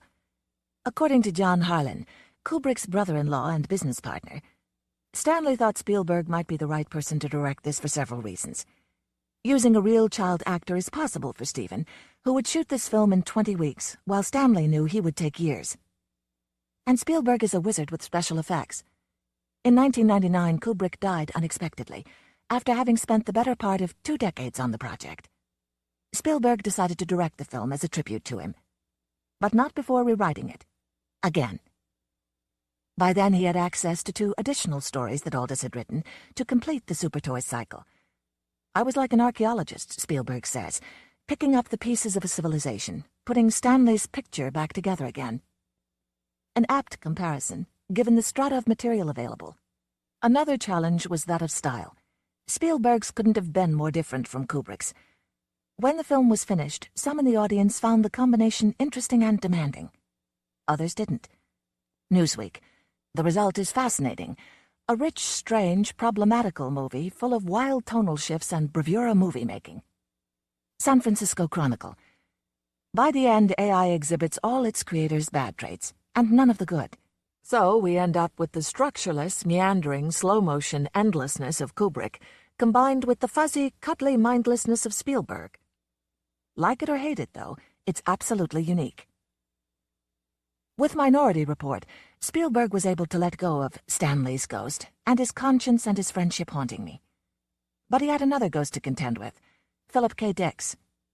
Since his death in 1982, Dick has become SF's totemic figure, part seer, part shaman. Societies and clubs discuss and dissect his ideas. They distribute newsletters and FAQs. Libraries struggle to keep his books on their shelves. They are frequently stolen or never returned. Websites, dissertations, and movie adaptations, Blade Runner, Total Recall, Paycheck, continue to proliferate. All of this would have surprised, annoyed, and probably even frightened Dick. His troubles were many. He was agoraphobic, paranoid, and haunted by a childhood diagnosis of schizophrenia. Add to this an indulgence in drugs of various sorts, and you have SF's mad genius. The Minority Report, published in 1956 in Fantastic Universe, is from Dick's earliest period, when he was madly cranking out stories. In 1953, he sold 15 stories in 1 month. It contains an early iteration of several Dickian themes, including the possibility of alternate realities, multiple time paths, and the hypersensitivity of abnormal persons. Like his story's mutants, Dick considered himself occasionally precognitive, and in several essays he explored the connection between precognition and mental illness. In one essay he stated, "The mentally ill person at one time or another knew too much." In another he suggests that what distinguishes the schizophrenic is the element of time. The schizophrenic is having it all now. The whole can of film has descended on him, whereas we watch it progress frame by frame. Although Spielberg has referred to Minority Report as a gourmet popcorn movie, Weird displaces his trademark, wonder. I just go along with the subject matter that interests me, and I try to acquit it in a way that is not going to play against the original intention of the story. Philip K. Dick is dark.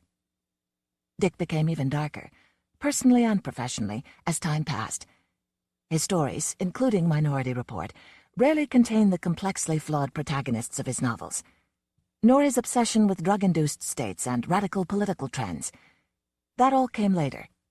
But Spielberg is also darkened with age. Beginning with Amistad, he feels that his films have become more grimly courageous. There's been I'm not sure I'd call it skepticism, but a being unafraid of the dark truth, the difficult realities. The film Minority Report contains a darkness mixed with humor that is more consistent with Dick himself and his later work than with the story. We live in a society, Dick wrote in 1978, in which spurious realities are manufactured by the media, by governments, by big corporations, by religious groups, political groups. I ask in my writing, what is real? Because unceasingly we are bombarded with pseudo-realities manufactured by very sophisticated people using very sophisticated electronic mechanisms. I do not distrust their motives. I distrust their power. John Undercurrents, one of the futurists who worked on Minority Report, says of Dick, he was one of the few guys back in the 50s who knew the truth about technology. That's what makes him continue to be relevant where other authors of the same era, their shiny spaceships and ray guns, look a little tarnished right now. Would Dick have foreseen retina scan ads or robotic search spiders? Probably not. He was more concerned with ideas than with gadgetry. But the ubiquitous and invasive advertising in Spielberg's film is certainly consistent with his vision. So are the right to privacy issues addressed there, although surprisingly they are not the focus of his story. Dick purists can complain if they want to. They never have to say it's better than the book, says Spielberg. If they can at least say, I was really engaged, then I feel I've done my job. For all its popularity, SF continues to be a small, varied, and tangled society. The budget for Minority Report was rumored to be around $80 million. That of AI somewhere around $100 million. With numbers that high, it's a playground only a few can afford. There is one thing all SF practitioners have in common, though. A wide-ranging curiosity of the sort that asks, my God, what if? And everything is fodder for their questioning.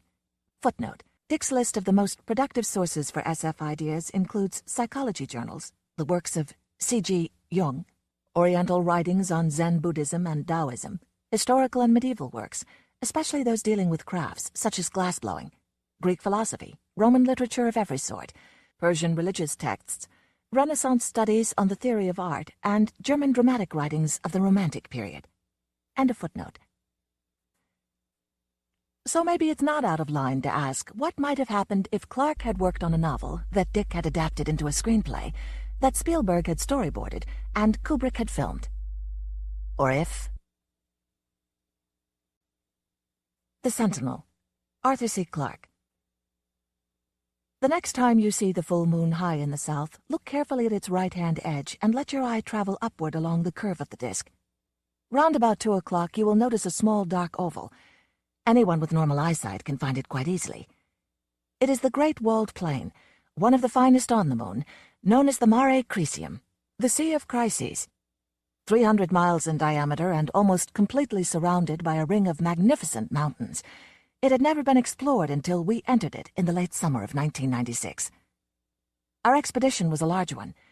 We had 2 heavy freighters which had flown our supplies and equipment from the main lunar base in the Mare Serenitatis, 500 miles away. There were also 3 small rockets which were intended for short-range transport over regions which our surface vehicles couldn't cross. Luckily, most of the Mare Crisium is very flat.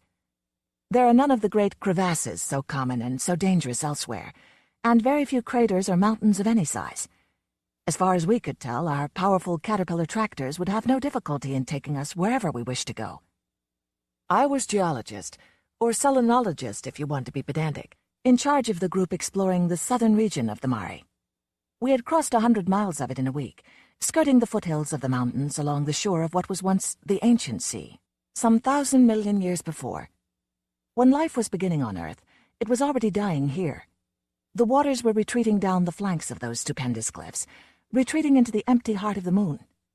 Over the land which we were crossing, the tideless ocean had once been half a mile deep, and now the only trace of moisture was the hoarfrost one could sometimes find in caves which the searing sunlight never penetrated. We had begun our journey early in the slow lunar dawn, and still had almost a week of Earth time before nightfall. Half a dozen times a day we would leave our vehicle and go outside in the spacesuits to hunt for interesting minerals, or to place markers for the guidance of future travelers. It was an uneventful routine. There is nothing hazardous or even particularly exciting about lunar exploration. We could live comfortably for a month in our pressurized tractors, and if we ran into trouble, we could always radio for help and sit tight until one of the spaceships came to our rescue. I said just now that there was nothing exciting about lunar exploration. But of course that isn't true. One could never grow tired of those incredible mountains, so much more rugged than the gentle hills of Earth. We never knew, as we rounded the capes and promontories of that vanished sea, what new splendors would be revealed to us. The whole southern curve of the Mare Crisium is a vast delta where a score of rivers once found their way into the ocean, fed perhaps by the torrential rains that must have lashed the mountains in the brief volcanic age when the moon was young. Each of these ancient valleys was an invitation, challenging us to climb into the unknown uplands beyond. But we had 100 miles still to cover, and could only look longingly at the heights which others must scale. We kept Earth time aboard the tractor, and precisely at 2200 hours the final radio message would be sent out to base, and we would close down for the day.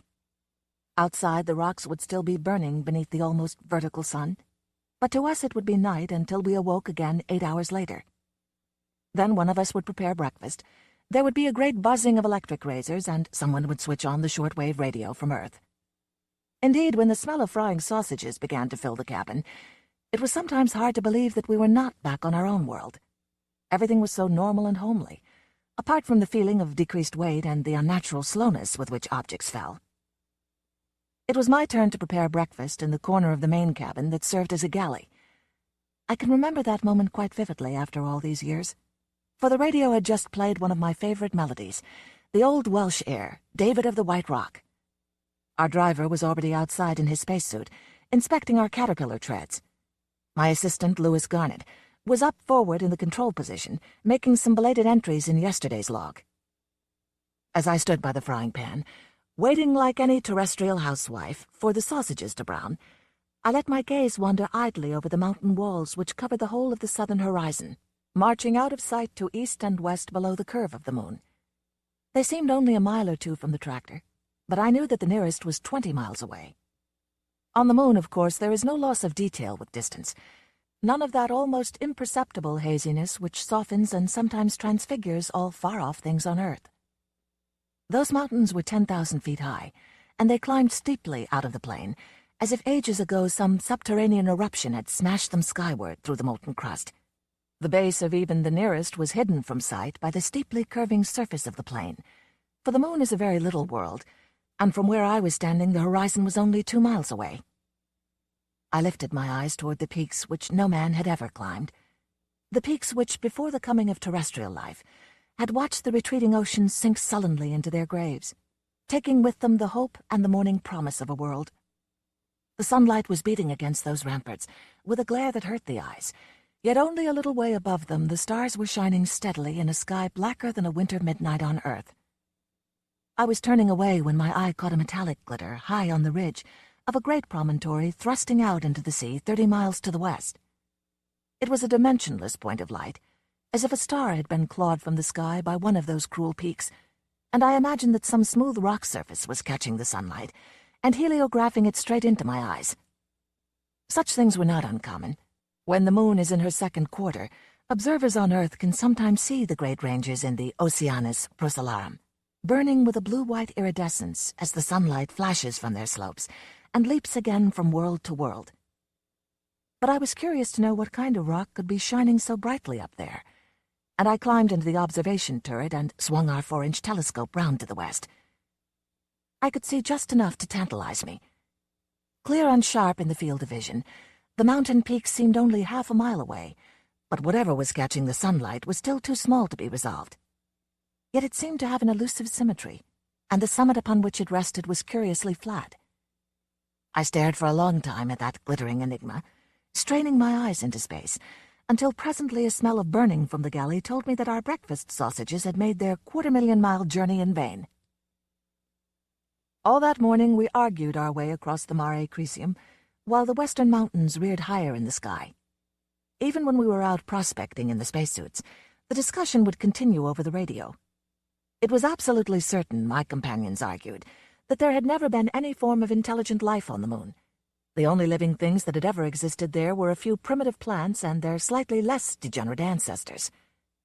I knew that as well as anyone, but there are times when a scientist must not be afraid to make a fool of himself. "Listen," I said at last, "I'm going up there, if only for my own peace of mind. That mountain's less than 12,000 feet high. That's only 2,000 under Earth gravity, and I can make the trip in 20 hours at the outside. I've always wanted to go up into those hills anyway, and this gives me an excellent excuse." "If you don't break your neck," said Garnet, "you'll be the laughingstock of the expedition when we get back to base. That mountain will probably be called Wilson's Folly from now on." "I won't break my neck," I said firmly. "Who was the first man to climb Pico and Helicon?" "But weren't you rather younger in those days?" asked Lewis gently. "That," I said with great dignity, "is as good a reason as any for going." We went to bed early that night, after driving the tractor to within half a mile of the promontory. Garnet was coming with me in the morning. He was a good climber and had often been with me on such exploits before. Our driver was only too glad to be left in charge of the machine. At first sight, those cliffs seemed completely unscalable, but to anyone with a good head for heights, climbing is easy on a world where all weights are only a sixth of their normal value. The real danger in lunar mountaineering lies in overconfidence. A 600-foot drop on the moon can kill you just as thoroughly as a 100-foot fall on Earth. We made our first halt on a wide ledge about 4,000 feet above the plain. Climbing had not been very difficult, but my limbs were stiff with the unaccustomed effort, and I was glad of the rest. We could still see the tractor as a tiny metal insect far down at the foot of the cliff, and we reported our progress to the driver before starting on the next descent. Inside our suits it was comfortably cool, for the refrigeration units were fighting the fierce sun and carrying away the body heat of our exertions. We seldom spoke to each other, except to pass climbing instructions and to discuss our best plan of ascent. I do not know what Garnet was thinking, probably that this was the craziest goose chase he had ever embarked upon. I more than half agreed with him, but the joy of climbing, the knowledge that no man had ever gone this way before, and the exhilaration of the steadily widening landscape gave me all the reward I needed. I do not think I was particularly excited when I saw in front of us the wall of rock I had first inspected through the telescope from 30 miles away.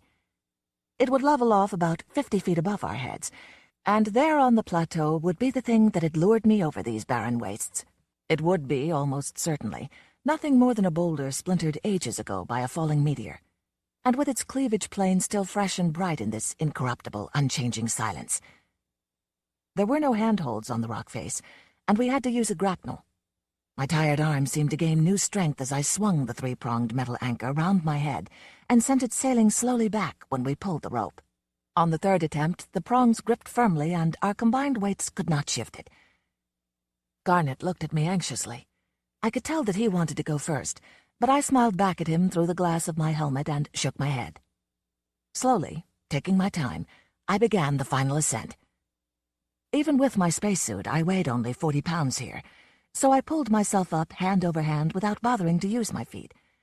At the rim, I paused and waved to my companion. Then I scrambled over the edge and stood upright, staring ahead of me. You must understand that until this very moment, I had been almost completely convinced that there could be nothing strange or unusual for me to find here. Almost, but not quite. It was that haunting doubt that had driven me forward. Well, it was a doubt no longer, but the haunting had scarcely begun. I was standing on a plateau perhaps 100 feet across. It had once been smooth, too smooth to be natural, but falling meteors had pitted and scored its surface through immeasurable eons. It had been leveled to support a glittering, roughly pyramidal structure, twice as high as a man, that was set in the rock like a gigantic, many-faceted jewel. Probably no emotion at all filled my mind in those first few seconds. Then I felt a great lifting of my heart, and a strange, inexpressible joy. For I loved the moon, and now I knew that the creeping moss of Aristarchus and Eratosthenes was not the only life she had brought forth in her youth. The old discredited dream of the first explorers was true. There had, after all, been a lunar civilization, and I was the first to find it. That I had come perhaps 100 million years too late did not distress me. It was enough to have come at all. My mind was beginning to function normally, to analyze and to ask questions. Was this a building, a shrine, or something for which my language had no name? If a building, then why was it erected in so uniquely inaccessible a spot? I wondered if it might be a temple, and I could picture the adepts of some strange priesthood calling on their gods to preserve them, as the life of the moon ebbed with the dying oceans, and calling on their god in vain. I took a dozen steps forward to examine the thing more closely, but some sense of caution kept me from going too near. I knew a little of archaeology, and tried to guess the cultural level of the civilization that must have smoothed this mountain and raised the glittering mirror surfaces that still dazzled my eyes. The Egyptians could have done it, I thought, if their workmen had possessed whatever strange materials these far more ancient architects had used. Because of the thing's smallness, it did not occur to me that I might be looking at the handiwork of a race more advanced than my own.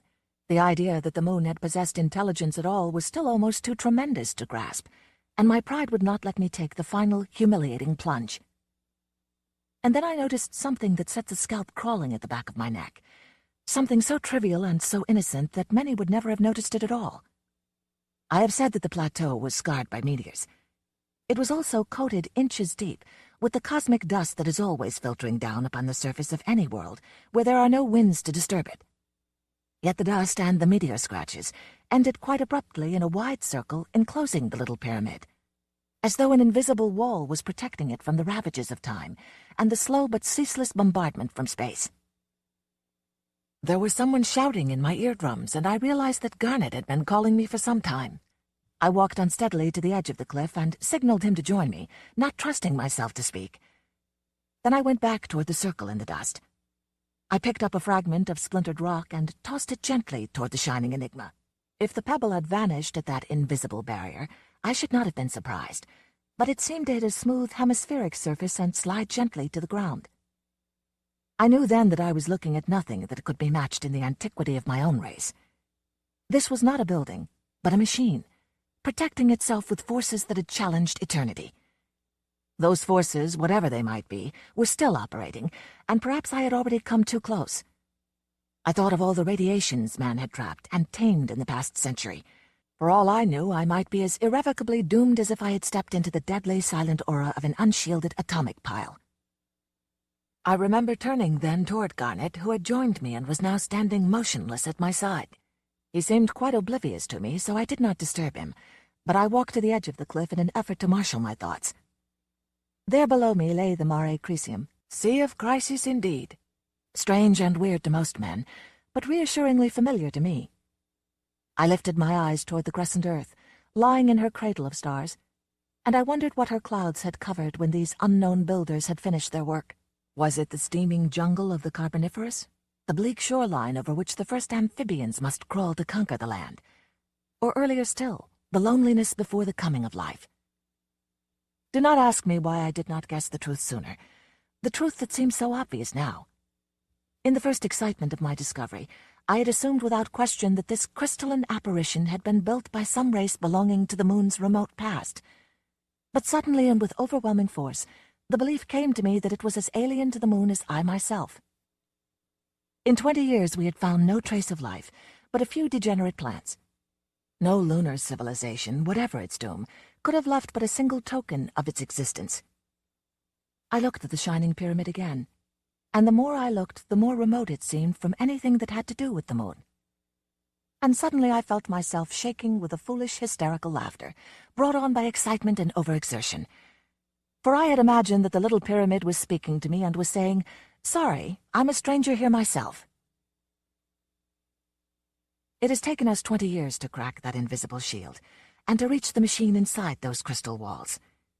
What we could not understand, we broke at last with the savage might of atomic power, and now I have seen the fragments of the lovely, glittering thing I found up there on the mountain. They are meaningless. The mechanisms, if indeed they are mechanisms, of the pyramid belong to a technology that lies far beyond our horizon. Perhaps to the technology of paraphysical forces. The mystery haunts us all the more now that the other planets have been reached, and we know that only Earth has ever been the home of intelligent life in our universe. Nor could any lost civilization of our own world have built that machine, for the thickness of the meteoric dust on the plateau had enabled us to measure its age. It was set there upon its mountain before life had emerged from the seas of Earth. When our world was half its present age, something from the stars swept through the solar system, left this token of its passage, and went again upon its way. Until we destroyed it, that machine was still fulfilling the purpose of its builders. And as to that purpose, here is my guess. Nearly 100,000 million stars are turning in the circle of the Milky Way, and long ago other races on the worlds of other suns must have scaled and passed the heights that we have reached. Think of such civilizations. Far back in time against the fading afterglow of creation, masters of a universe so young that life as yet had come only to a handful of worlds. Theirs would have been a loneliness we cannot imagine, the loneliness of gods looking out across infinity and finding none to share their thoughts.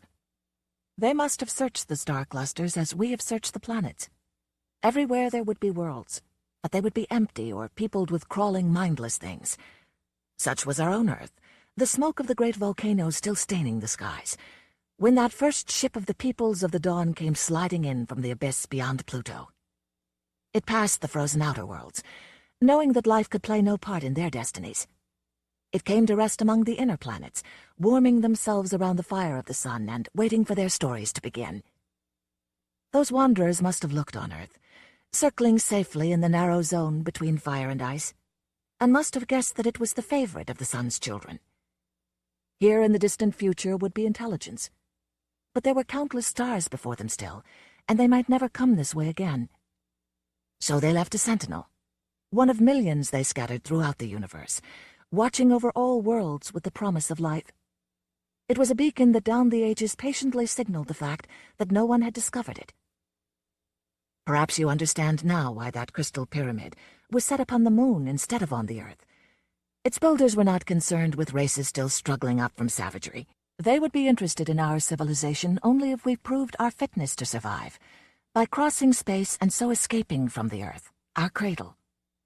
That is the challenge that all intelligent races must meet, sooner or later. It is a double challenge, for it depends in turn upon the conquest of atomic energy and the last choice between life and death. Once we had passed that crisis, it was only a matter of time before we found the pyramid and forced it open.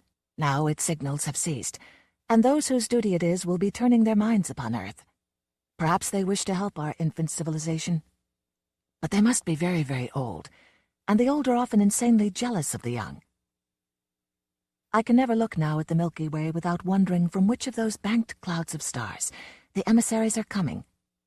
If you will pardon so commonplace a simile, we have set off the fire alarm and have nothing to do but wait. I do not think we will have to wait for long. Super toys last all summer long. Brian Aldiss. In Mrs. Swinton's garden it was always summer. The lovely almond trees stood about it in perpetual leaf. Monica Swinton plucked a saffron-colored rose and showed it to David. "Isn't it lovely?" she said. David looked up at her and grinned without replying. Seizing the flower, he ran with it across the lawn and disappeared behind the kennel where the mower Vader crouched, ready to cut or sweep or roll when the moment dictated. She stood alone on her impeccable plastic gravel path. She had tried to love him. When she made up her mind to follow the boy, she found him in the courtyard floating the rose in his paddling pool. He stood in the pool engrossed, still wearing his sandals. "David, darling, do you have to be so awful? Come in at once and change your shoes and socks." He went with her without protest into the house, his dark head bobbing at the level of her waist. At the age of 3, he showed no fear of the ultrasonic dryer in the kitchen. But before his mother could reach for a pair of slippers, he wriggled away and was gone into the silence of the house. He would probably be looking for Teddy. Monica Swinton, 29, of graceful shape and lambent eye, went and sat in her living room, arranging her limbs with taste. She began by sitting and thinking. Soon she was just sitting. Time waited on her shoulder with the maniac sloth it reserves for children, the insane, and wives whose husbands are away improving the world. Almost by reflex she reached out and changed the wavelength of her windows. The garden faded. In its place the city centre rose by her left hand, full of crowding people, blowboats, and buildings. But she kept the sound down. She remained alone. An overcrowded world is the ideal place in which to be lonely. The directors of Synthank were eating an enormous luncheon to celebrate the launching of their new product. Some of them wore the plastic face masks popular at the time. All were elegantly slender, despite the rich food and drink they were putting away. Their wives were elegantly slender, despite the food and drink they too were putting away. An earlier and less sophisticated generation would have regarded them as beautiful people, apart from their eyes. Henry Swinton, managing director of Synthank, was about to make a speech. "I'm sorry your wife couldn't be with us to hear you," his neighbor said. "Monica prefers to stay at home thinking beautiful thoughts," said Swinton, maintaining a smile. One would expect such a beautiful woman to have beautiful thoughts, said the neighbor. Take your mind off my wife, you bastard, thought Swinton, still smiling. He rose to make his speech amid applause. After a couple of jokes, he said, Today marks a real breakthrough for the company. It is now almost 10 years since we put our first synthetic life forms on the world market. You all know what a success they have been, particularly the miniature dinosaurs. But none of them had intelligence. It seems like a paradox that in this day and age we can create life but not intelligence. Our first-selling line, the Crosswell tape, sells best of all and is the most stupid of all. Everyone laughed. Though 3/4 of the overcrowded world are starving, we are lucky here to have more than enough, thanks to population control. Obesity is our problem, not malnutrition. I guess there's nobody round this table who doesn't have a Crosswell working for him in the small intestine. A perfectly safe parasite tapeworm that enables its host to eat up to 50% more food and still keep his or her figure. Right? General nods of agreement. Our miniature dinosaurs are almost equally stupid. Today we launch an intelligent synthetic life form, a full-size serving man. Not only does he have intelligence, he has a controlled amount of intelligence. We believe people would be afraid of a being with a human brain. Our serving man has a small computer in his cranium. There have been mechanicals on the market with mini-computers for brains, plastic things without life, super toys. But we have at last found a way to link computer circuitry with synthetic flesh. David sat by the long window of his nursery, wrestling with paper and pencil. Finally, he stopped writing and began to roll the pencil up and down the slope of the desk lid. "Teddy," he said. Teddy lay on the bed against the wall, under a book with moving pictures and a giant plastic soldier. The speech pattern of his master's voice activated him, and he sat up. "Teddy, I can't think what to say." Climbing off the bed, the bear walked stiffly over to cling to the boy's leg. David lifted him and set him on the desk. "What have you said so far?" "I've said—" He picked up his letter and stared hard at it. "I've said, 'Dear Mummy, I hope you're well just now. I love you.'" There was a long silence until the bear said, "That sounds fine. Go downstairs and give it to her." Another long silence. "It isn't quite right. She won't understand." Inside the bear, a small computer worked through its program of possibilities. "Why not do it again in crayon?" When David did not answer, the bear repeated his suggestion. "Why not do it again in crayon?" David was staring out of the window. "Teddy, you know what I was thinking? How do you tell what are real things from what aren't real things?" The bear shuffled its alternatives. "Real things are good." "I wonder if time is good. I don't think Mummy likes time very much.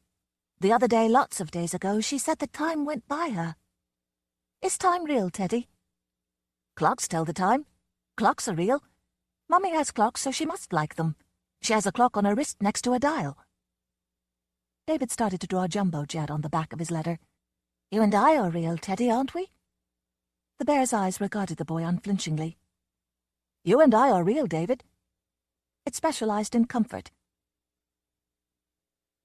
Monica walked slowly about the house. It was almost time for the afternoon post to come over the wire. She punched the post office number on the dial on her wrist, but nothing came through. A few minutes more.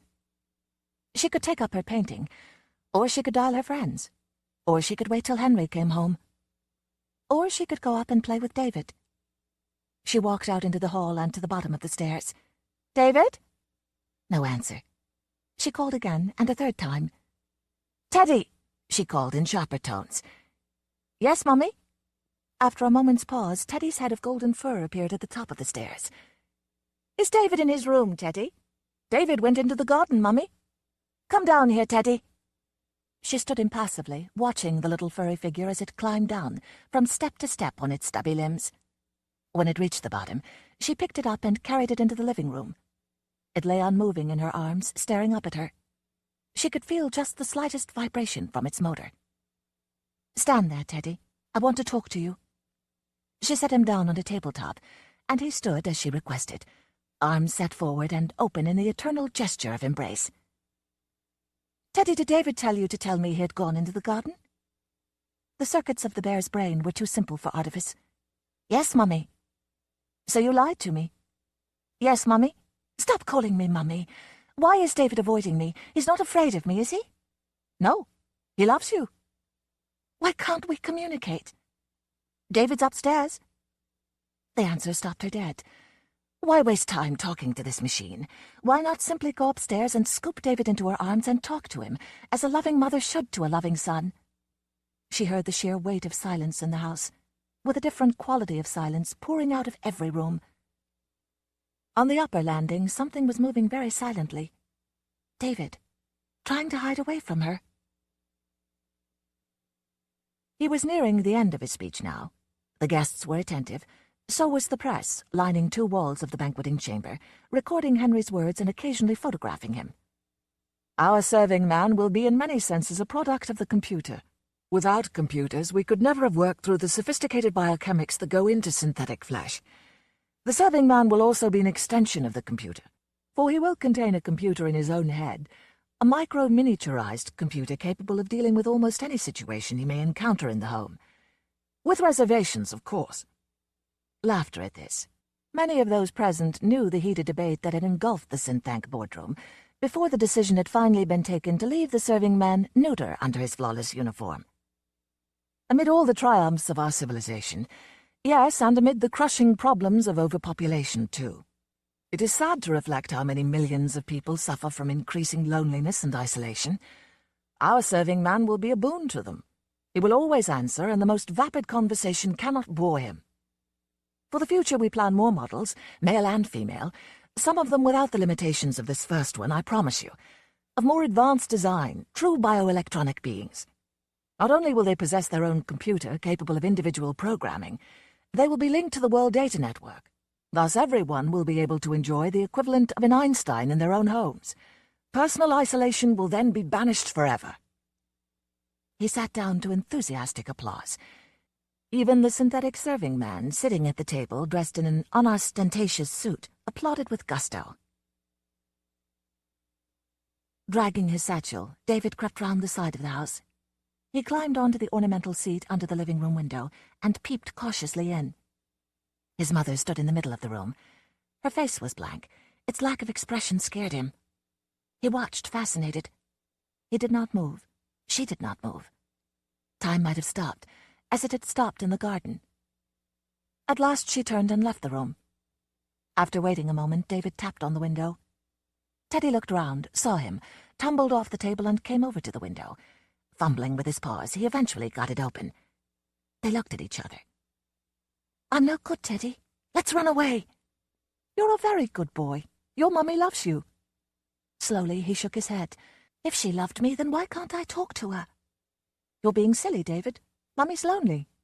That's why she had you." "She's got Daddy. I've got nobody except you, and I'm lonely." Teddy gave him a friendly cuff over the head. "If you feel so bad, you'd better go to the psychiatrist again." "I hate that old psychiatrist. He makes me feel I'm not real." He started to run across the lawn. The bear toppled out of the window and followed as fast as its stubby legs would allow. Monica Swinton was up in the nursery. She called to her son once, and then stood there, undecided. All was silent. Crayons lay on his desk. Obeying a sudden impulse, she went over to the desk and opened it. Dozens of pieces of paper lay inside. Many of them were written in crayon in David's clumsy writing, with each letter picked out in a color different from the letter preceding it. None of the messages was finished. "My dear Mummy, how are you really? Do you love me as much? Dear Mummy, I love you and Daddy, and the sun is shining. Dear, dear Mummy, Teddy's helping me write to you. I love you and Teddy. Darling Mummy, I'm your one and only son, and I love you so much that sometimes... Dear Mummy, you're really my Mummy, and I hate Teddy. Darling Mummy, guess how much I love... Dear Mummy, I'm your little boy, not Teddy, and I love you, but Teddy... Dear Mummy, this is a letter to you, just to say how much, how ever so much." Monica dropped the pieces of paper and burst out crying. In their gay, inaccurate colors, the letters fanned out and settled on the floor. Henry Swinton caught the express home in high spirits, and occasionally said a word to the synthetic serving man he was taking home with him. The serving man answered politely and punctually, although his answers were not always entirely relevant by human standards. The Swintons lived in one of the ritziest city blocks, half a kilometer above the ground. Embedded in other apartments, their apartment had no windows to the outside. Nobody wanted to see the overcrowded external world. Henry unlocked the door with his retina pattern scanner and walked in, followed by the serving man. At once Henry was surrounded by the friendly illusion of gardens set in eternal summer. It was amazing what hologram could do to create huge mirages in small spaces. Behind its roses and wisteria stood their house. The deception was complete. A Georgian mansion appeared to welcome him. "How do you like it?" he asked the serving man. "Roses occasionally suffer from black spot. These roses are guaranteed free from any imperfections." "It is always advisable to purchase goods with guarantees, even if they cost slightly more." "Thanks for the information," Henry said dryly. Synthetic life forms were less than 10 years old. The old android mechanicals less than 16. The faults of their systems were still being ironed out year by year. He opened the door and called to Monica. She came out of the sitting room immediately and flung her arms round him, kissing him ardently on cheek and lips. Henry was amazed. Pulling back to look at her face, he saw how she seemed to generate light and beauty. It was months since he had seen her so excited. Instinctively, he clasped her tighter.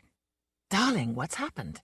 Henry, oh my darling, I was in despair, but I've just dialed the afternoon post and you'll never believe it. Oh, it's wonderful." "For heaven's sake, woman, what's wonderful?" He caught a glimpse of the heading on the photostat in her hand, still moist from the wall receiver. Ministry of Population. He felt the color drain from his face in sudden shock and hope. Monica. "Oh, don't tell me our numbers come up." "Yes, my darling. Yes, we've won this week's parenthood lottery. We can go ahead and conceive a child at once." He let out a yell of joy. They danced round the room. Pressure of population was such that reproduction had to be strict, controlled. Childbirth required government permission. For this moment they had waited 4 years. Incoherently they cried their delight. They paused at last, gasping, and stood in the middle of the room to laugh at each other's happiness. When she had come down from the nursery, Monica had de-opaqued the windows, so that they now revealed the vista of garden beyond. Artificial sunlight was growing long and golden across the lawn, and David and Teddy were staring through the window at them. Seeing their faces, Henry and his wife grew serious. "What do we do about them?" Henry asked. "Teddy's no trouble. He works well." "Is David malfunctioning?" "His verbal communication center is still giving trouble. I think he'll have to go back to the factory again." "Okay. We'll see how he does before the baby's born. Which reminds me, I have a surprise for you. Help just when help is needed. Come into the hall and see what I've got." As the 2 adults disappeared from the room, Boy and Bear sat down beneath the standard roses. "Teddy, I suppose Mummy and Daddy are real, aren't they?" Teddy said. "You ask such silly questions, David. Nobody knows what real really means. Let's go indoors." "First, I'm going to have another rose." Plucking a bright pink flower, he carried it with him into the house. It could lie on the pillow as he went to sleep. Its beauty and softness reminded him of Mummy. The Minority Report. Philip K. Dick. 1. The first thought Anderton had when he saw the young man was, "I'm getting bald. Bald and fat and old." But he didn't say it aloud. Instead, he pushed back his chair, got to his feet, and came resolutely around the side of his desk, his right hand rigidly extended. Smiling with forced amiability, he shook hands with the young man. "Whitwer?" he asked, managing to make this query sound gracious. "That's right," the young man said. "But the name's Ed to you, of course. That is, if you share my dislike for needless formality." The look on his blond, overly confident face showed that he considered the matter settled. It would be Ed and John. Everything would be agreeably cooperative right from the start. "Did you have much trouble finding the building?" Anderton asked guardedly, ignoring the too friendly overture. Good God, he had to hold on to something. Fear touched him and he began to sweat. Whitwer was moving around the office as if he already owned it, as if he were measuring it for size. Couldn't he wait a couple of days? A decent interval? "No trouble," Whitwer answered blithely, his hands in his pockets. Eagerly, he examined the voluminous files that lined the wall. "I'm not coming into your agency blind, you understand. I have quite a few ideas of my own about the way pre-crime is run." Shakily, Anderton lit his pipe. "How is it run? I should like to know." "Not badly," Whitwer said. "In fact, quite well." Anderton regarded him steadily. "Is that your private opinion?" Or is it just can't? Whitwer met his gaze guilelessly. Private and public. The Senate's pleased with your work. In fact, they're enthusiastic. He added, as enthusiastic as very old men can be. Anderton winced, but outwardly he remained impassive. It cost him an effort, though. He wondered what Whitwer really thought. What was actually going on in that close-cropped skull? The young man's eyes were blue, bright, and disturbingly clever. Whitwer was nobody's fool, and obviously he had a great deal of ambition.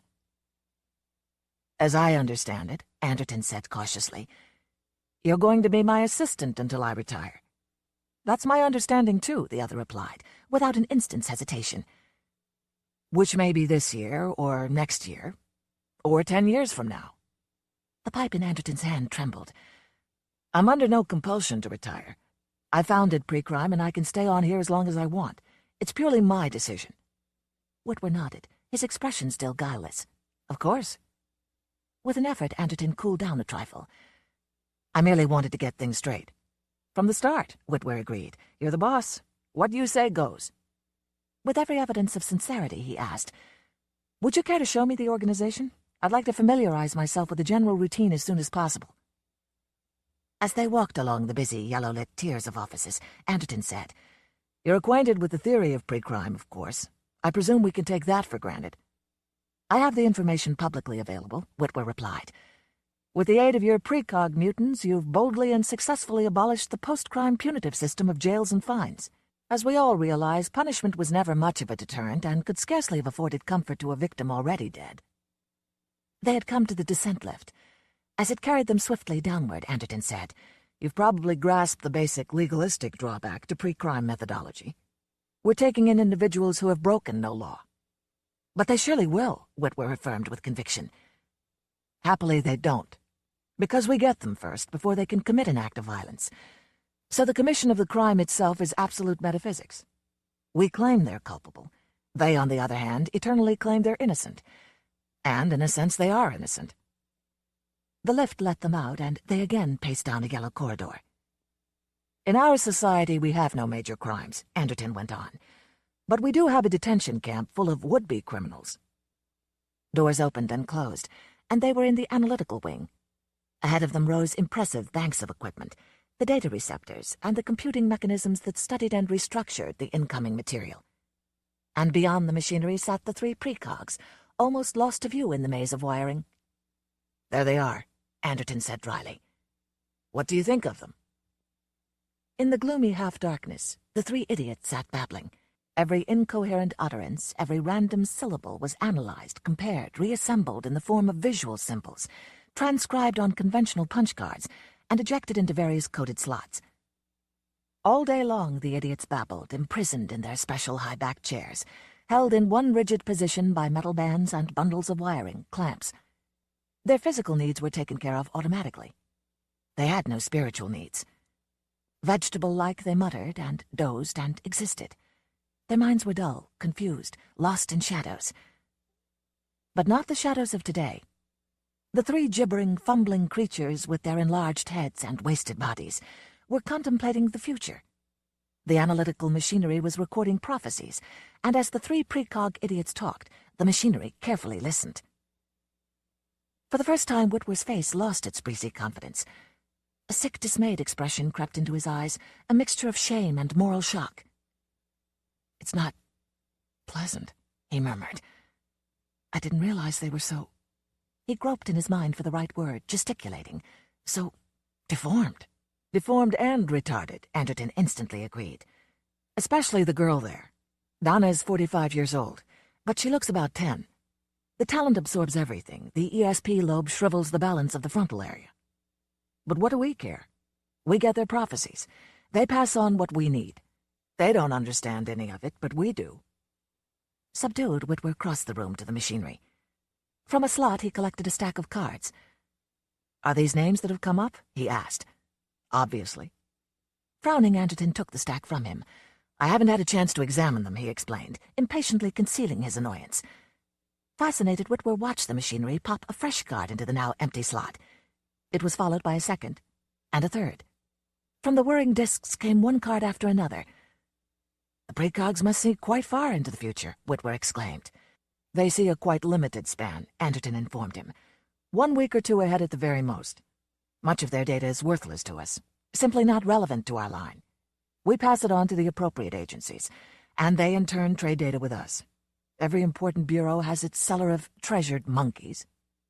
Monkeys? Whitwer stared at him uneasily. Oh, yes, I understand. See no evil, speak no evil, etc. Very amusing. Very apt. Automatically, Anderton collected the fresh cards, which had been turned up by the spinning machinery. Some of these names will be totally discarded, and most of the remainder record petty crimes, thefts, income tax evasion, assault, extortion. As I'm sure you know, pre-crime has cut down felonies by 99 and 0.8%. We seldom get actual murder or treason. After all, the culprit knows we'll confine him in the detention camp a week before he gets a chance to commit the crime. When was the last time an actual murder was committed? Whitwer asked. 5 years ago, Anderton said, pride in his voice. How did it happen? The criminal escaped our teams. We had his name. In fact, we had all the details of his crime, including the victim's name. We knew the exact moment, the location of the planned act of violence. But in spite of us, he was able to carry it out. Anderton shrugged. After all, we can't get all of them. He riffled the cards. But we do get most. 1 murder in 5 years. Whitwer's confidence was returning. Quite an impressive record. Something to be proud of. Quietly, Anderton said, I am proud. 30 years ago, I worked out the theory. Back in the days when the self-seekers were thinking in terms of quick raids on the stock market. I saw something legitimate ahead, something of tremendous social value. He tossed the packet of cards to Wally Page, his subordinate in charge of the monkey block. See which ones we want, he told him. Use your own judgment. As Page disappeared with the cards, Whitwer said thoughtfully, It's a big responsibility. Yes, it is, agreed Anderton. If we let one criminal escape, as we did 5 years ago, we've got a human life on our conscience. We're solely responsible. If we slip up, somebody dies. Bitterly, he jerked 3 new cards from the slot. It's a public trust. Are you ever tempted to? Whitwer hesitated. I mean, some of the men you pick up must offer you plenty. It wouldn't do any good. A duplicate file of cards pops out at Army GHQ. It's check and balance. They can keep their eye on us as continuously as they wish. Anderton glanced briefly at the top card. So even if we wanted to accept a... He broke off, his lips tightening. What's the matter? Whitwer asked curiously. Carefully, Anderton folded up the top card and put it away in his pocket. Nothing, he muttered. Nothing at all. The harshness in his voice brought a flush to Whitwer's face. You really don't like me, he observed. True, Anderton admitted. I don't.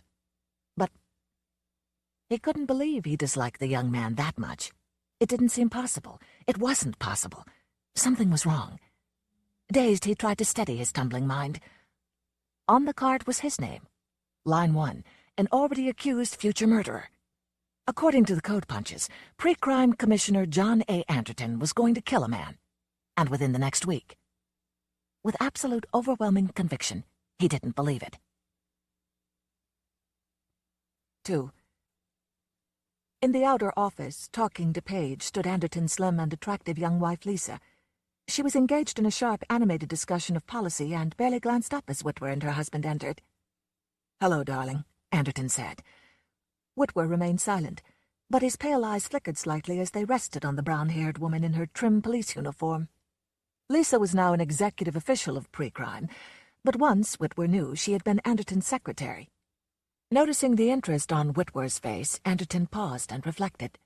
To plant the card in the machines would require an accomplice on the inside, someone who was closely connected with pre-crime and had access to the analytical equipment. Lisa was an improbable element, but the possibility did exist. Of course, the conspiracy could be large-scale and elaborate, involving far more than a rigged card inserted somewhere along the line. The original data itself might have been tampered with. Actually, there was no telling how far back the alteration went. His original impulse, to tear open the machines and remove all the data, was uselessly primitive. Probably the tapes agreed with the card. He would only incriminate himself further. He had approximately 24 hours. Then the Army people would check over their cards and discover the discrepancy. They would find in their files a duplicate of the card he had appropriated. They had only one of 2 copies, which meant that the folded card in his pocket might just as well be lying on Page's desk in plain view of everyone. From outside of the building came the drone of police cars, starting out on their routine roundups. How many hours would elapse before one of them pulled up in front of his house? "What's the matter, darling?" Lisa asked him uneasily. "You look as if you've just seen a ghost. Are you all right?" "I'm fine," he assured her. Lisa suddenly seemed to become aware of Ed Whitwer's admiring scrutiny. "Is this gentleman your new co-worker, darling?" she asked. Warily, Anderton introduced his new associate. Lisa smiled in a friendly greeting. Did a covert awareness pass between them? He couldn't tell. God, he was beginning to suspect everybody, not only his wife and Whitwer, but a dozen members of his staff. "Are you from New York?" Lisa asked. "No," Whitwer replied. "I've lived most of my life in Chicago. I'm staying at a hotel, one of the big downtown hotels. Wait, I have the name written on a card somewhere." While he self-consciously searched his pockets, Lisa suggested, "Perhaps you'd like to have dinner with us. We'll be working in close cooperation, and I really think we ought to get better acquainted." Startled, Anderton backed off. What were the chances of his wife's friendliness being benign, accidental? Whitwer would be present the balance of the evening and would now have an excuse to trail along to Anderton's private residence. Profoundly disturbed, he turned impulsively and moved toward the door. "Where are you going?" Lisa asked, astonished. "Back to the money block," he told her. "I want to check over some rather puzzling data tapes before the army sees them." He was out in the corridor before she could think of a plausible reason for detaining him. Rapidly he made his way to the ramp at its far end. He was striding down the outside stairs toward the public sidewalk when Lisa appeared breathlessly behind him. "What on earth has come over you?" Catching hold of his arm, she moved quickly in front of him. "I knew you were leaving," she exclaimed, blocking his way. "What's wrong with you? Everybody thinks you're—" She checked herself. "I mean, you're acting so erratically." People surged by them, the usual afternoon crowd. Ignoring them, Anderton pried his wife's fingers from his arm. "I'm getting out," he told her. "While there's still time." "But why?" "I'm being framed. Deliberately and maliciously. This creature is out to get my job. The Senate is getting at me through him." Lisa gazed up at him bewildered. "But he seems like such a nice young man." "Nice as a water moccasin." Lisa's dismay turned to disbelief. "I don't believe it. Darling, all this strain you've been under." Smiling uncertainly, she faltered. "It's not really credible that Ed Whitwer is trying to frame you. How could he, even if he wanted to? Surely Ed wouldn't—" "Ed." "That's his name, isn't it?" Her brown eyes flashed in startled, wildly incredulous protest. "Good heavens, you're suspicious of everybody. You actually believe I'm mixed up with it in some way, don't you?" He considered. "I'm not sure." She drew closer to him, her eyes accusing. "That's not true. You really believe it. Maybe you ought to go away for a few weeks. You desperately need a rest. All this tension and trauma, a younger man coming in. You're acting paranoiac. Can't you see that? People plotting against you. Tell me, do you have any actual proof?" Anderton removed his wallet and took out the folded card. "Examine this carefully," he said, handing it to her. The color drained out of her face, and she gave a little harsh, dry gasp. "The setup is fairly obvious," Anderton told her, as levelly as he could. "This will give Whitwer a legal pretext to remove me right now. He won't have to wait until I resign." Grimly, he added, "They know I'm good for a few years yet. But it will end the check and balance system. Pre-crime will no longer be an independent agency. The Senate will control the police, and after that—" His lips tightened. "They'll absorb the army, too. Well, it's outwardly logical enough. Of course I feel hostility and resentment toward Whitwer. Of course I have a motive. Nobody likes to be replaced by a younger man and find himself turned out to pasture. It's all really quite plausible, except that I haven't the remotest intention of killing Whitwer. But I can't prove that. So what can I do?" Mutely, her face very white, Lisa shook her head. I don't know." "Darling, if only—" "Right now," Anderton said abruptly. "I'm going home to pack my things. That's about as far ahead as I can plan." "You're really going to try to hide out?" "I am. As far as the Centaurian colony planets, if necessary. It's been done successfully before, and I have a 24-hour start." He turned resolutely. "Go back inside. There's no point in your coming with me." "Did you imagine I would?" Lisa asked huskily. Startled, Anderton stared at her. "Wouldn't you?" Then with amazement he murmured, "No, I can see you don't believe me. You still think I'm imagining all this." He jabbed savagely at the card. "Even with that evidence, you still aren't convinced." "No," Lisa agreed quickly. "I'm not. You didn't look at it closely enough, darling. Ed Whitwer's name isn't on it." Incredulous, Anderton took the card from her. "Nobody says you're going to kill Ed Whitwer," Lisa continued rapidly, in a thin, brittle voice. "The card must be genuine, understand? And it has nothing to do with Ed. He's not plotting against you, and neither is anybody else." Too confused to reply, Anderton stood studying the card. She was right. Ed Whitwer was not listed as his victim. On line 5, the machine had neatly stamped another name. Leopold Kaplan. Numbly, he pocketed the card. He had never heard of the man in his life. 3. The house was cool and deserted, and almost immediately Anderton began making preparations for his journey. While he packed, frantic thoughts passed through his mind. Possibly he was wrong about Whitwer, but how could he be sure? In any event, the conspiracy against him was far more complex than he had realized. Whitwer in the overall picture might be merely an insignificant puppet animated by someone else, by some distant, indistinct figure only vaguely visible in the background. It had been a mistake to show the card to Lisa. Undoubtedly, she would describe it in detail to Whitwer. He'd never get off Earth, never have an opportunity to find out what life on a frontier planet might be like. While he was thus preoccupied, a board creaked behind him. He turned from the bed, clutching a weather-stained winter sports jacket, to face the muzzle of a gray-blue A-pistol. "It didn't take you long," he said, staring with bitterness at the tight-lipped, heavy-set man in a brown overcoat who stood holding the gun in his gloved hand. "Didn't she even hesitate?" The intruder's face registered no response. "I don't know what you're talking about," he said. "Come along with me." Startled, Anderton laid down the sports jacket. "You're not from my agency. You're not a police officer?" Protesting and astonished, he was hustled outside the house to a waiting limousine. Instantly, 3 heavily armed men closed in behind him. The door slammed and the car shot off down the highway, away from the city. Impassive and remote, the faces around him jogged with the motion of the speeding vehicle as open fields, dark and somber, swept past. Anderton was still trying futilely to grasp the implications of what had happened, when the car came to a rutted side road, turned off, and descended into a gloomy subsurface garage. Someone shouted an order. The heavy metal lock grated shut and overhead lights blinked on. The driver turned off the car motor. "You'll have reason to regret this," Anderton warned hoarsely, as they dragged him from the car. "Do you realize who I am?" "We realize," the man in the brown overcoat said. At gunpoint, Anderton was marched upstairs from the clammy silence of the garage into a deep carpeted hallway. He was apparently in a luxurious private residence, set out in the war-devoured rural area. At the far end of the hallway he could make out a room. A book-lined study, simply but tastefully furnished. In a circle of lamplight, his face partly in shadows, a man he had never met sat waiting for him. As Anderton approached, the man nervously slipped a pair of rimless glasses in place, snapped the case shut, and moistened his dry lips.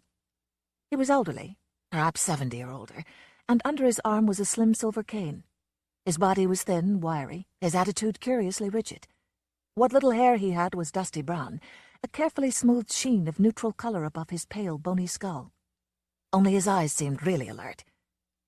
"Is this Anderton?" he inquired querulously, turning to the man in the brown overcoat. "Where did you pick him up?" "At his home," the other replied. "He was packing, as we expected." The man at the desk shivered visibly. Packing. He took off his glasses and jerkily returned them to their case. "Look here," he said bluntly to Anderton. "What's the matter with you? Are you hopelessly insane? How could you kill a man you've never met?" The old man, Anderton suddenly realized, was Leopold Kaplan. "First I'll ask you a question," Anderton countered rapidly. "Do you realize what you've done? I'm commissioner of police. I can have you sent up for 20 years. He was going to say more, but a sudden wonder cut him short. "How did you find out?" he demanded. Involuntarily, his hand went to his pocket where the folded card was hidden. "It won't be for another—" "I wasn't notified through your agency," Kaplan broke in with angry impatience. "The fact that you've never heard of me doesn't surprise me too much. Leopold Kaplan, General of the Army of the Federated West Bloc Alliance." Begrudgingly, he added, "Retired since the end of the Anglo-Chinese War and the abolishment of AFWA." It made sense. Anderton had suspected that the Army processed its duplicate cards immediately for its own protection. Relaxing somewhat, he demanded, "Well, you've got me here. What next?" "Evidently," Kaplan said, "I'm not going to have you destroyed, or it would have shown up on one of those miserable little cards. I'm curious about you. It seemed incredible to me that a man of your stature could contemplate the cold-blooded murder of a total stranger. There must be something more here. Frankly, I'm puzzled. If it represented some kind of police strategy..." He shrugged his thin shoulders. "Surely you wouldn't have permitted the duplicate card to reach us." "Unless," one of his men suggested, "it's a deliberate plan." Kaplan raised his bright, bird-like eyes and scrutinized Anderton. "What do you have to say?" "That's exactly what it is," Anderton said, quick to see the advantage of stating frankly what he believed to be the simple truth. "The prediction on the card was deliberately fabricated by a clique inside the police agency. The card is prepared and I'm netted. I'm relieved of my authority automatically. My assistant steps in and claims he prevented the murder in the usual efficient pre-crime manner. Needless to say, there is no murder or intent to murder." "I agree with you that there will be no murder," Kaplan affirmed grimly. "You'll be in police custody. I intend to make certain of that." Horrified, Anderton protested. "You're taking me back there? If I'm in custody, I'll never be able to prove—" "I don't care what you prove or don't prove," Kaplan interrupted. "All I'm interested in is having you out of the way." Frigidly, he added, "for my own protection." He was getting ready to leave, one of the men asserted. "That's right," Anderton said, sweating. "As soon as they get hold of me, I'll be confined in the detention camp. Whitwer will take over, lock, stock, and barrel." His face darkened. "And my wife. They're acting in concert, apparently." For a moment, Kaplan seemed to waver. "It's possible," he conceded, regarding Anderton steadily. Then he shook his head. "I can't take the chance. If this is a frame against you, I'm sorry, but it's simply not my affair." He smiled slightly. "However, I wish you luck." To the men, he said, "Take him to the police building and turn him over to the highest authority." He mentioned the name of the acting commissioner and waited for Anderton's reaction. "Whitwer," Anderton echoed, incredulous. Still smiling slightly, Kaplan turned and clicked on the console radio in the study. "Whitwer has already assumed authority. Obviously, he's going to create quite an affair out of this." There was a brief static hum, and then abruptly the radio blared out into the room, a noisy professional voice reading a prepared announcement. "All citizens are warned not to shelter or in any fashion aid or assist this dangerous marginal individual. The extraordinary circumstance of an escaped criminal at liberty and in a position to commit an act of violence is unique in modern times. All citizens are hereby notified that legal statutes still in force implicate any and all persons failing to cooperate fully with the police in their task of apprehending John Allison Anderton. To repeat, the pre-crime agency of the federal West Block government is in the process of locating and neutralizing its former commissioner, John Allison Anderton, who, through the methodology of the pre-crime system, is hereby declared a potential murderer and as such forfeits his rights to freedom and all its privileges." It didn't take him long, Anderton muttered, appalled. Kaplan snapped off the radio and the voice vanished. "Lisa must have gone directly to him," Anderton speculated bitterly. "Why should he wait?" Kaplan asked. "You made your intentions clear." He nodded to his men. "Take him back to town. I feel uneasy having him so close. In that respect, I concur with Commissioner Whitwer. I want him neutralized as soon as possible." 4. Cold light rain beat against the pavement as the car moved through the dark streets of New York City toward the police building. "You can see his point," one of the men said to Anderton. "If you were in his place, you'd act just as decisively." Sullen and resentful, Anderton stared straight ahead.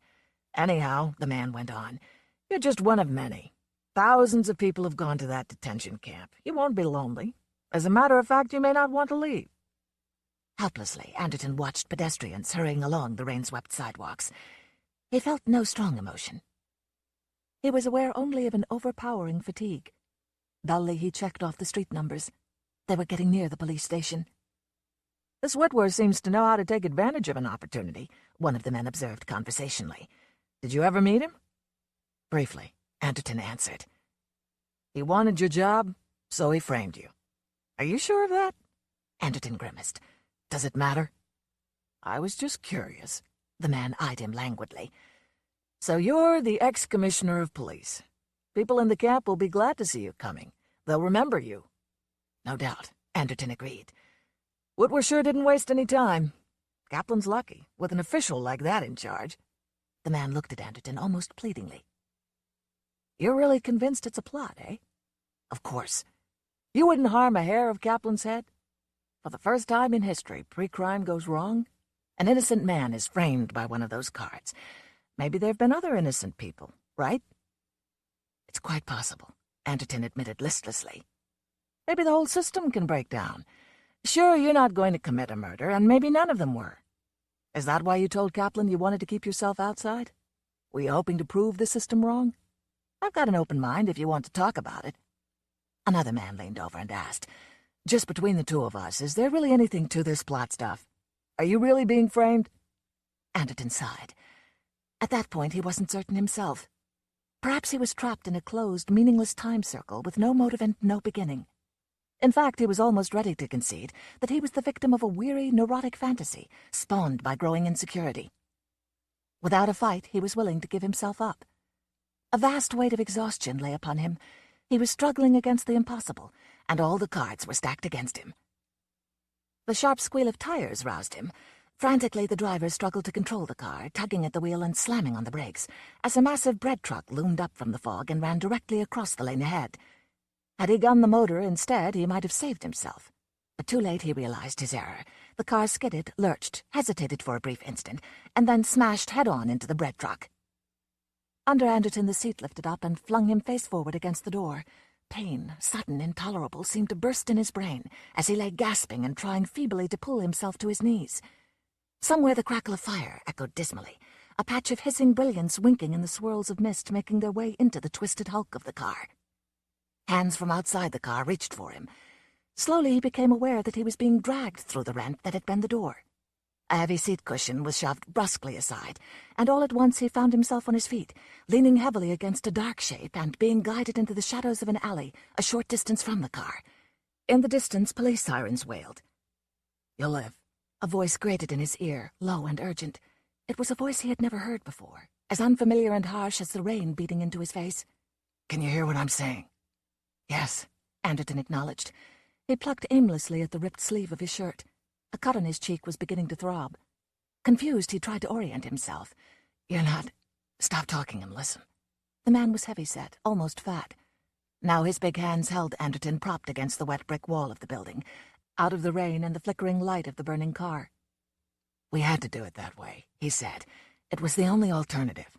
We didn't have much time. We thought Kaplan would keep you at his place longer." "Who are you?" Anderton managed. The moist, rain-streaked face twisted into a humorless grin. "My name's Fleming. You'll see me again. We have about 5 seconds before the police get here. Then we're back where we started." A flat packet was stuffed into Anderton's hands. "That's enough loot to keep you going, and there's a full set of identification in there. We'll contact you from time to time." His grin increased and became a nervous chuckle. "Until you've proved your point." Anderton blinked. "It is a frame-up, then?" "Of course." Sharply, the man swore. "You mean they got you to believe it, too?" "I thought—" Anderton had trouble talking. One of his front teeth seemed to be loose. "Hostility toward Whitwer. Replaced. My wife and a younger man. Natural resentment." "Don't kid yourself," the other said. "You know better than that. This whole business was worked out carefully. They had every phase of it under control. The card was set to pop the day Whitwer appeared. They've already got the first part wrapped up. Whitwer is commissioner, and you're a hunted criminal." "Who's behind it?" "Your wife." Anderton's head spun. "You're positive?" The man laughed. "You bet your life." He glanced quickly around. "Here come the police. Take off down this alley. Grab a bus, get yourself into the slum section, rent a room, and buy a stack of magazines to keep you busy. Get other clothes. You're smart enough to take care of yourself. Don't try to leave Earth. They've got all the intersystem transport screened. If you can keep low for the next 7 days, you're made." "Who are you?" Anderton demanded. Fleming let go of him. Cautiously, he moved to the entrance of the alley and peered out. The first police car had come to rest on the damp pavement. Its motor spinning tinnily, it crept suspiciously toward the smoldering ruin that had been Kaplan's car. Inside the wreck, the squad of men was stirring feebly, beginning to creep painfully through the tangle of steel and plastic out into the cold rain. "Consider us a protective society," Fleming said softly, his plump, expressionless face shining with moisture. A sort of police force that watches the police. To see, he added, that everything stays on an even keel. His thick hand shot out. Stumbling, Anderton was knocked away from him, half falling into the shadows and damp debris that littered the alley. "Get going," Fleming told him sharply, "and don't discard that packet." As Anderton felt his way hesitantly toward the far exit of the alley, the man's last words drifted to him. "Study it carefully, and you may still survive." 5. The identification cards described him as Ernest Temple, an unemployed electrician, drawing a weekly subsistence from the state of New York, with a wife and 4 children in Buffalo and less than $100 in assets. A sweat-stained green card gave him permission to travel and to maintain no fixed address. A man looking for work needed to travel. He might have to go a long way. As he rode across town in the almost empty bus, Anderton studied the description of Ernest Temple. Obviously, the cards had been made out with him in mind, for all the measurements fitted. After a time, he wondered about the fingerprints and the brainwave pattern. They couldn't possibly stand comparison. The wallet full of cards would get him past only the most cursory examinations. But it was something. And with the ID cards came $10,000 in bills. He pocketed the money and cards, then turned to the neatly typed message in which they had been enclosed. At first he could make no sense of it. For a long time he studied it, perplexed. The existence of a majority logically implies a corresponding minority. The bus had entered the vast slum region, the tumbled miles of cheap hotels and broken-down tenements that had sprung up after the mass destruction of the war. It slowed to a stop, and Anderton got to his feet. A few passengers idly observed his cut cheek and damaged clothing. Ignoring them, he stepped down onto the rain-swept curb. Beyond collecting the money due him, the hotel clerk was not interested. Anderton climbed the stairs to the second floor and entered the narrow, musty-smelling room that now belonged to him. Gratefully, he locked the door and pulled down the window shades. The room was small but clean. Bed, dresser, scenic calendar, chair, lamp, a radio with a slot for the insertion of quarters. He dropped a quarter into it and threw himself heavily down on the bed. All main stations carried the police bulletin. It was novel, exciting, something unknown to the present generation. An escaped criminal. The public was avidly interested. "This man has used the advantage of this high position to carry out an initial escape," the announcer was saying, with professional indignation. "Because of his high office, he had access to the previewed data, and the trust placed in him permitted him to evade the normal process of detection and relocation. During the period of his tenure, he exercised his authority to send countless potentially guilty individuals to their proper confinement, thus sparing the lives of innocent victims. This man, John Allison Anderton, was instrumental in the original creation of the pre-crime system, the prophylactic pre-detection of criminals through the ingenious use of mutant precogs, capable of previewing future events and transferring orally that data to analytical machinery. These 3 precogs, in their vital function—" The voice faded out as he left the room and entered the tiny bathroom. There he stripped off his coat and shirt and ran hot water in the washbowl. He began bathing the cut on his cheek. At the drugstore on the corner he had bought iodine and Band-Aids, a razor, comb, toothbrush, and other small things he would need. The next morning he intended to find a second-hand clothing store and buy more suitable clothing. After all, he was now an unemployed electrician, not an accident-damaged commissioner of police. In the other room the radio blared on. Only subconsciously aware of it, he stood in front of the cracked mirror, examining a broken tooth. "The system of 3 precogs finds its genesis in the computers of the middle decades of this century. How are the results of an electronic computer checked? By feeding the data to a second computer of identical design. But 2 computers are not sufficient. If each computer arrived at a different answer, it is impossible to tell a priori which is correct. The solution, based on a careful study of statistical method, is to utilize a third computer to check the result of the first 2. In this manner, a so-called majority report is obtained. It can be assumed with fair probability that the agreement of 2 out of 3 computers indicates which of the alternative results is accurate. It would not be likely that 2 computers would arrive at identically incorrect solutions." Anderton dropped the towel he was clutching and raced into the other room. Trembling, he bent to catch the blaring words of the radio. "Unanimity of all 3 precogs is a hoped-for but seldom achieved phenomenon," Acting Commissioner Whitwer explains.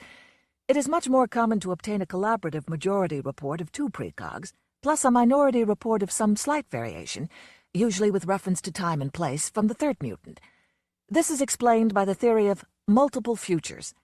If only one time path existed, precognitive information would be of no importance, since no possibility would exist in possessing this information of altering the future. In the pre-crime agency's work, we must first of all assume.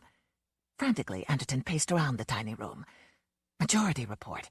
Only 2 of the precogs had concurred on the material underlying the card. That was the meaning of the message enclosed within the packet.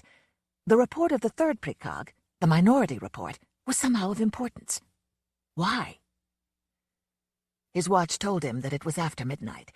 Page would be off duty. He wouldn't be back in the monkey block until the next afternoon. It was a slim chance, but worth taking. Maybe Page would cover for him, and maybe not. He would have to risk it. He had to see the minority report. 6.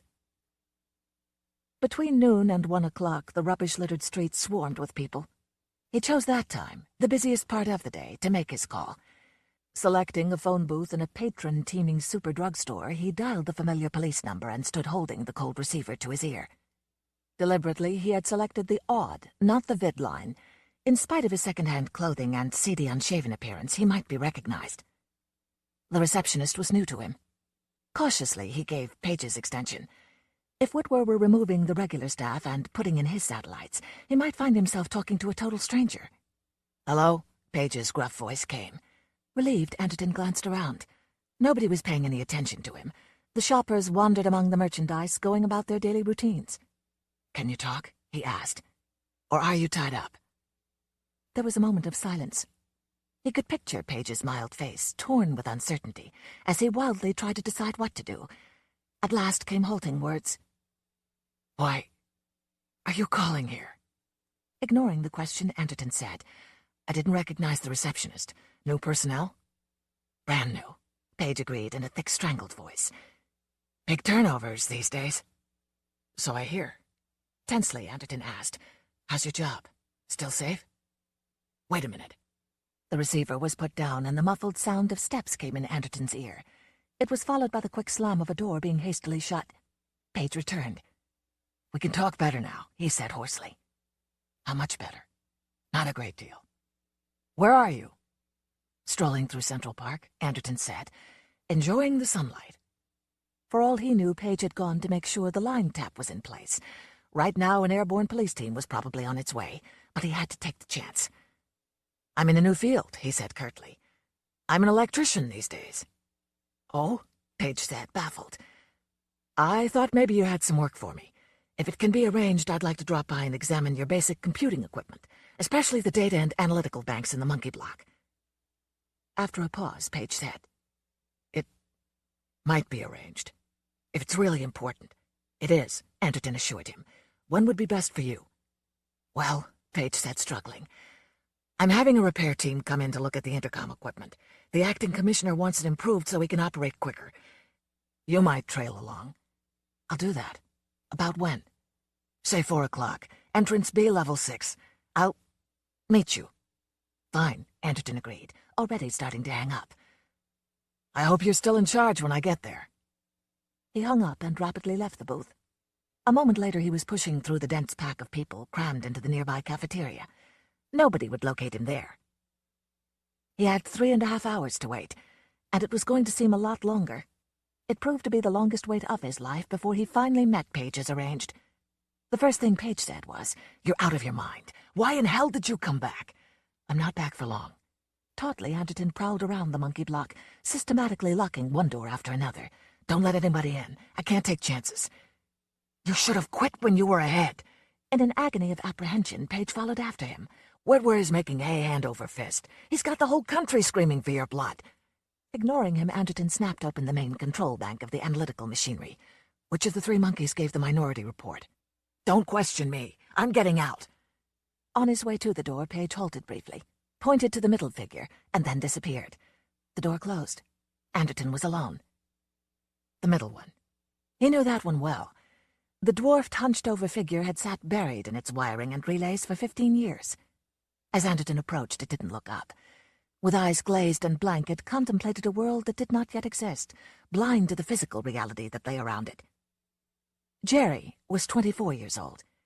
Originally, he had been classified as a hydrocephalic idiot, but when he reached the age of 6, the psych testers had identified the precog talent, buried under the layers of tissue corrosion. Placed in a government-operated training school, the latent talent had been cultivated. By the time he was 9, the talent had advanced to a useful stage. Jerry, however, remained in the aimless chaos of idiocy. The burgeoning faculty had absorbed the totality of his personality. Squatting down, Anderton began disassembling the protective shields that guarded the tape reels stored in the analytical machinery. Using schematics, he traced the leads back from the final stages of the integrated computers to the point where Jerry's individual equipment branched off. Within minutes, he was shakily lifting out 2 half-hour tapes. Recent rejected data not fused with majority reports. Consulting the code chart, he selected the section of tape which referred to his particular card. A tape scanner was mounted nearby. Holding his breath, he inserted the tape, activated the transport, and listened. It took only a second. From the first statement of the report, it was clear what had happened. He had what he wanted. He could stop looking. Jerry's vision was misphased. Because of the erratic nature of precognition, he was examining a time area slightly different from that of his companions. For him, the report that Anderton would commit a murder was an event to be integrated along with everything else. That assertion, and Anderton's reaction, was one more piece of datum. Obviously, Jerry's report superseded the majority report. Having been informed that he would commit a murder, Anderton would change his mind and not do so. The preview of the murder had cancelled out the murder. Prophylaxis had occurred simply in his being informed. Already a new time path had been created. But Jerry was outvoted. Trembling, Anderton rewound the tape and clicked on the recording hat. At high speed, he made a copy of the report, restored the original, and removed the duplicate from the transport. Here was the proof that the card was invalid, obsolete. All he had to do was show Whitwer. His own stupidity amazed him. Undoubtedly, Whitwer had seen the report and, in spite of it, had assumed the job of commissioner, had kept the police teams out. Whitwer didn't intend to back down. He wasn't concerned with Anderton's innocence. What then could he do? Who else would be interested? "You damn fool!" A voice behind him grated, wild with anxiety. Quickly he turned. His wife stood at one of the doors, in her police uniform, her eyes frantic with dismay. "Don't worry," he told her briefly, displaying the reel of tape. "I'm leaving." Her face distorted, Lisa rushed frantically up to him. "Paige said you were here, but I couldn't believe it. He shouldn't have let you in. He just doesn't understand what you are." "What am I?" Anderton inquired caustically. "Before you answer, maybe you better listen to this tape." "I don't want to listen to it. I just want you to get out of here. Ed Whitwer knows somebody's down here. Paige is trying to keep him occupied, but—" She broke off. Her head turned stiffly to one side. "He's here now. He's going to force his way in. Haven't you got any influence? Be gracious and charming. He'll probably forget about me." Lisa looked at him in bitter reproach. "There's a ship parked on the roof. If you want to get away—" Her voice choked, and for an instant she was silent. Then she said, "I'll be taking off in a minute or so. If you want to come—" "I'll come," Anderton said. He had no other choice. He had secured his tape, his proof, but he hadn't worked out any method of leaving. Gladly, he hurried after the slim figure of his wife as she strode from the block, through a side door and down a supply corridor, her heels clicking loudly in the deserted gloom. "It's a good fast ship," she told him over her shoulder. "It's emergency fueled, ready to go. I was going to supervise some of the teams." 7. Behind the wheel of the high-velocity police cruiser, Anderton outlined what the minority report tape contained. Lisa listened without comment, her face pinched and strained, her hands clasped tensely in her lap. Below the ship, the war-ravaged rural countryside spread out like a relief map, the vacant regions between cities crater-pitted and dotted with the ruins of farms and small industrial plants. "I wonder," she said when he had finished, "how many times this has happened before?" "A minority report? A great many times." "I mean one precog misphased, using the report of the others as data, superseding them." Her eyes dark and serious, she added, "Perhaps a lot of the people in the camps are like you." "No," Anderton insisted, but he was beginning to feel uneasy about it, too. "I was in a position to see the card, to get a look at the report. That's what did it. But," Lisa gestured significantly, "perhaps all of them would have reacted that way. We could have told them the truth." "It would have been too great a risk," he answered stubbornly. Lisa laughed sharply. "Risk? Chance, uncertainty, with precogs around?" Anderton concentrated on steering the fast little ship. This is a unique case, he repeated, and we have an immediate problem. We can tackle the theoretical aspects later on. I have to get this tape to the proper people, before your bright young friend demolishes it. You're taking it to Kaplan? I certainly am. He tapped the reel of tape, which lay on the seat between them. He'll be interested. Proof that his life isn't in danger ought to be a vital concern to him. From her purse, Lisa shakily got out her cigarette case. And you think he'll help you? He may, or he may not. It's a chance worth taking. How did you manage to go underground so quickly? Lisa asked. A completely effective disguise is difficult to obtain. All it takes is money, he answered evasively. As she smoked, Lisa pondered. Probably Kaplan will protect you, she said. He's quite powerful. I thought he was only a retired general. Technically, that's what he is. But Whitwer got out the dossier on him. Kaplan heads an unusual kind of exclusive veterans organization. It's actually a kind of a club with a few restricted members. High officers only. An international class from both sides of the war. Here in New York, they maintain a great mansion of a house, 3 glossy paper publications, and occasional TV coverage that costs them a small fortune. What are you trying to say? Only this. You've convinced me that you're innocent. I mean, it's obvious that you won't commit a murder. But you must realize now that the original report, the majority report, was not a fake. Nobody falsified it. Ed Woodward didn't create it. There's no plot against you, and there never was. If you're going to accept this minority report as genuine, you'll have to accept the majority one also. Reluctantly, he agreed. I suppose so. Ed Whitwer, Lisa continued, is acting in complete good faith. He really believes you're a potential criminal, and why not? He's got the majority report sitting on his desk, but you have that card folded up in your pocket. I destroyed it, Anderton said quietly. Lisa leaned earnestly toward him. Ed Whitwer isn't motivated by any desire to get your job, she said. He's motivated by the same desire that has always dominated you. He believes in pre-crime. He wants the system to continue. I've talked to him, and I'm convinced he's telling the truth. Anderton asked, Do you want me to take this reel to Whitwer? If I do, he'll destroy it. Nonsense, Lisa retorted. The originals have been in his hands from the start. He could have destroyed them any time he wished. That's true, Anderton conceded. Quite possibly he didn't know. Of course he didn't. Look at it this way. If Kaplan gets hold of that tape, the police will be discredited. Can't you see why? It would prove that the majority report was in error. Ed Whitwer's absolutely right. You have to be taken in, if pre-crime is to survive. You're thinking of your own safety, but think for a moment about the system. Leaning over, she stubbed out her cigarette and fumbled in her purse for another. Which means more to you, your own personal safety or the existence of the system? My safety, Anderton answered, without hesitation. You're positive? If the system can survive only by imprisoning innocent people, then it deserves to be destroyed. My personal safety is important because I'm a human being. And furthermore, from her purse, Lisa got out an incredibly tiny pistol. I believe, she told him huskily, that I have my finger on the firing release. I've never used a weapon like this before, but I'm willing to try. After a pause, Anderton asked, You want me to turn the ship around? Is that it? Yes, back to the police building. I'm sorry. If you could put the good of the system above your own selfish— Keep your sermon, Anderton told her. I'll take the ship back. But I'm not going to listen to your defense of a code of behavior no intelligent man could subscribe to. Lisa's lips pressed into a thin, bloodless line. Holding the pistol tightly, she sat facing him, her eyes fixed intently on him as he swung the ship in a broad arc. A few loose articles rattled from the glove compartment as the little craft turned on a radical slant, one wing rising majestically until it pointed straight up. Both Anderton and his wife were supported by the constraining metal arms of their seats, but not so the third member of the party. Out of the corner of his eye, Anderton saw a flash of motion. A sound came simultaneously, the clawing struggle of a large man as he abruptly lost his footing and plunged into the reinforced wall of the ship. What followed happened quickly. Fleming scrambled instantly to his feet, lurching and wary, one arm lashing out for the woman's pistol. Anderton was too startled to cry out. Lisa turned, saw the man, and screamed. Fleming knocked the gun from her hand, sending it clattering to the floor. Grunting, Fleming shoved her aside and retrieved the gun. Sorry, he gasped, straightening up as best he could. I thought she might talk more. That's why I waited. You were here when— Anderton began, and stopped. It was obvious that Fleming and his men had kept him under surveillance. The existence of Lisa's ship had been duly noted and factored in, and while Lisa had debated whether it would be wise to fly him to safety, Fleming had crept into the storage compartment of the ship.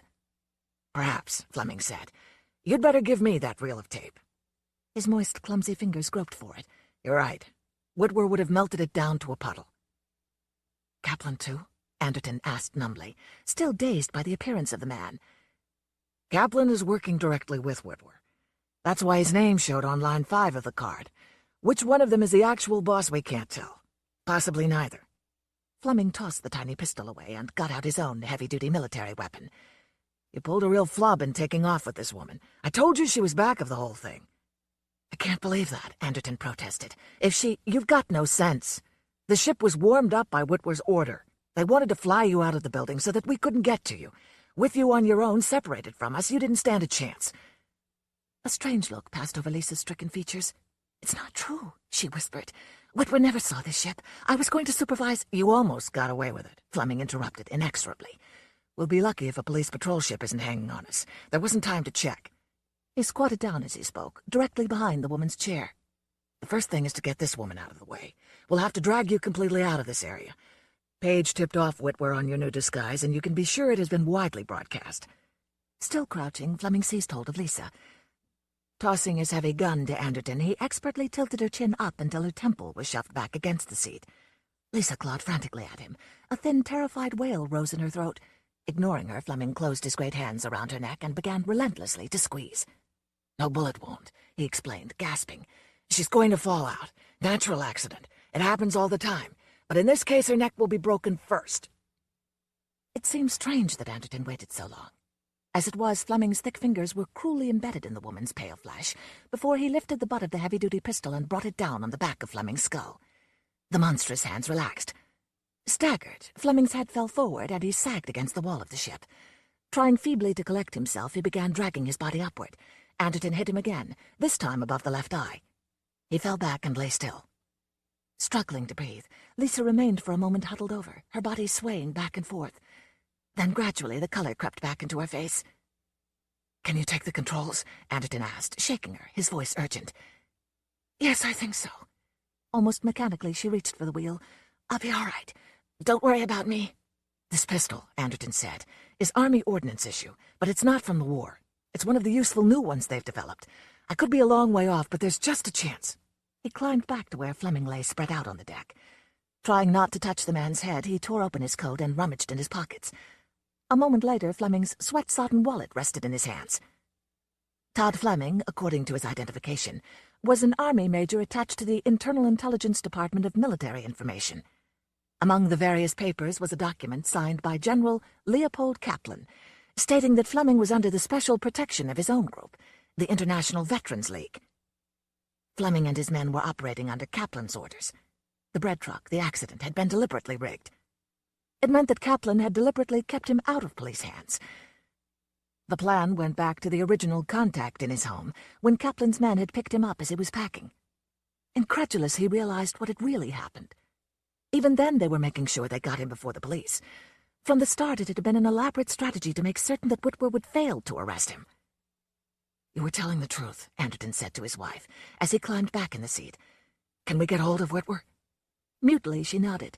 Indicating the communications circuit of the dashboard, she asked, "What did you find?" "Get Whitwer for me. I want to talk to him as soon as I can. It's very urgent." Jerkily, she dialed, got the closed-channel mechanical circuit, and raced police headquarters in New York. A visual panorama of petty police officials flashed by before a tiny replica of Ed Whitwer's features appeared on the screen. "Remember me?" Anderton asked him. Whitwer blanched. "Good God! What happened? Lisa, are you bringing him in?" Abruptly, his eyes fastened on the gun in Anderton's hands. "Look," he said savagely, "don't do anything to her. Whatever you may think, she's not responsible." "I've already found that out," Anderton answered. "Can you get a fix on us? We may need protection getting back." "Back?" Whitwer gazed at him unbelievingly. "You're coming in? You're giving yourself up?" "I am, yes." Speaking rapidly, urgently, Anderton added, "There's something you must do immediately. Close off the monkey block. Make certain nobody gets it. Page or anyone else, especially Army people." "Kaplan," the miniature image said. "What about him?" "He was here. He just left." Anderton's heart stopped beating. "What was he doing?" "Picking up data, transcribing duplicates of our precog reports on you. He insisted he wanted them solely for his protection."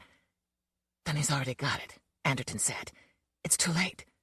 Alarmed, Whitwer almost shouted. Just what do you mean? What's happening? I'll tell you, Anderton said heavily, when I get back to my office. 8. Whitwer met him on the roof of the police building. As the small ship came to rest, a cloud of escort ships dipped their fins and sped off. Anderton immediately approached the blond-haired young man. You've got what you wanted, he told him. You can lock me up and send me to the detention camp, but that won't be enough. Whitwer's blue eyes were pale with uncertainty. I'm afraid I don't understand. It's not my fault. I should never have left the police building. Where's Wally Page? We've already clamped down on him, Whitwer replied. He won't give us any trouble. Anderton's face was grim. You're holding him for the wrong reason, he said. Letting me into the monkey block was no crime, but passing information to Army is. You've had an Army plant working here. He corrected himself a little lamely. I mean, I have. I've called back the order on you. Now the teams are looking for Kaplan. Any luck? He left here in an Army truck. We followed him, but the truck got into a militarized barracks. Now they've got a big wartime R3 tank blocking the street. It would be civil war to move it aside.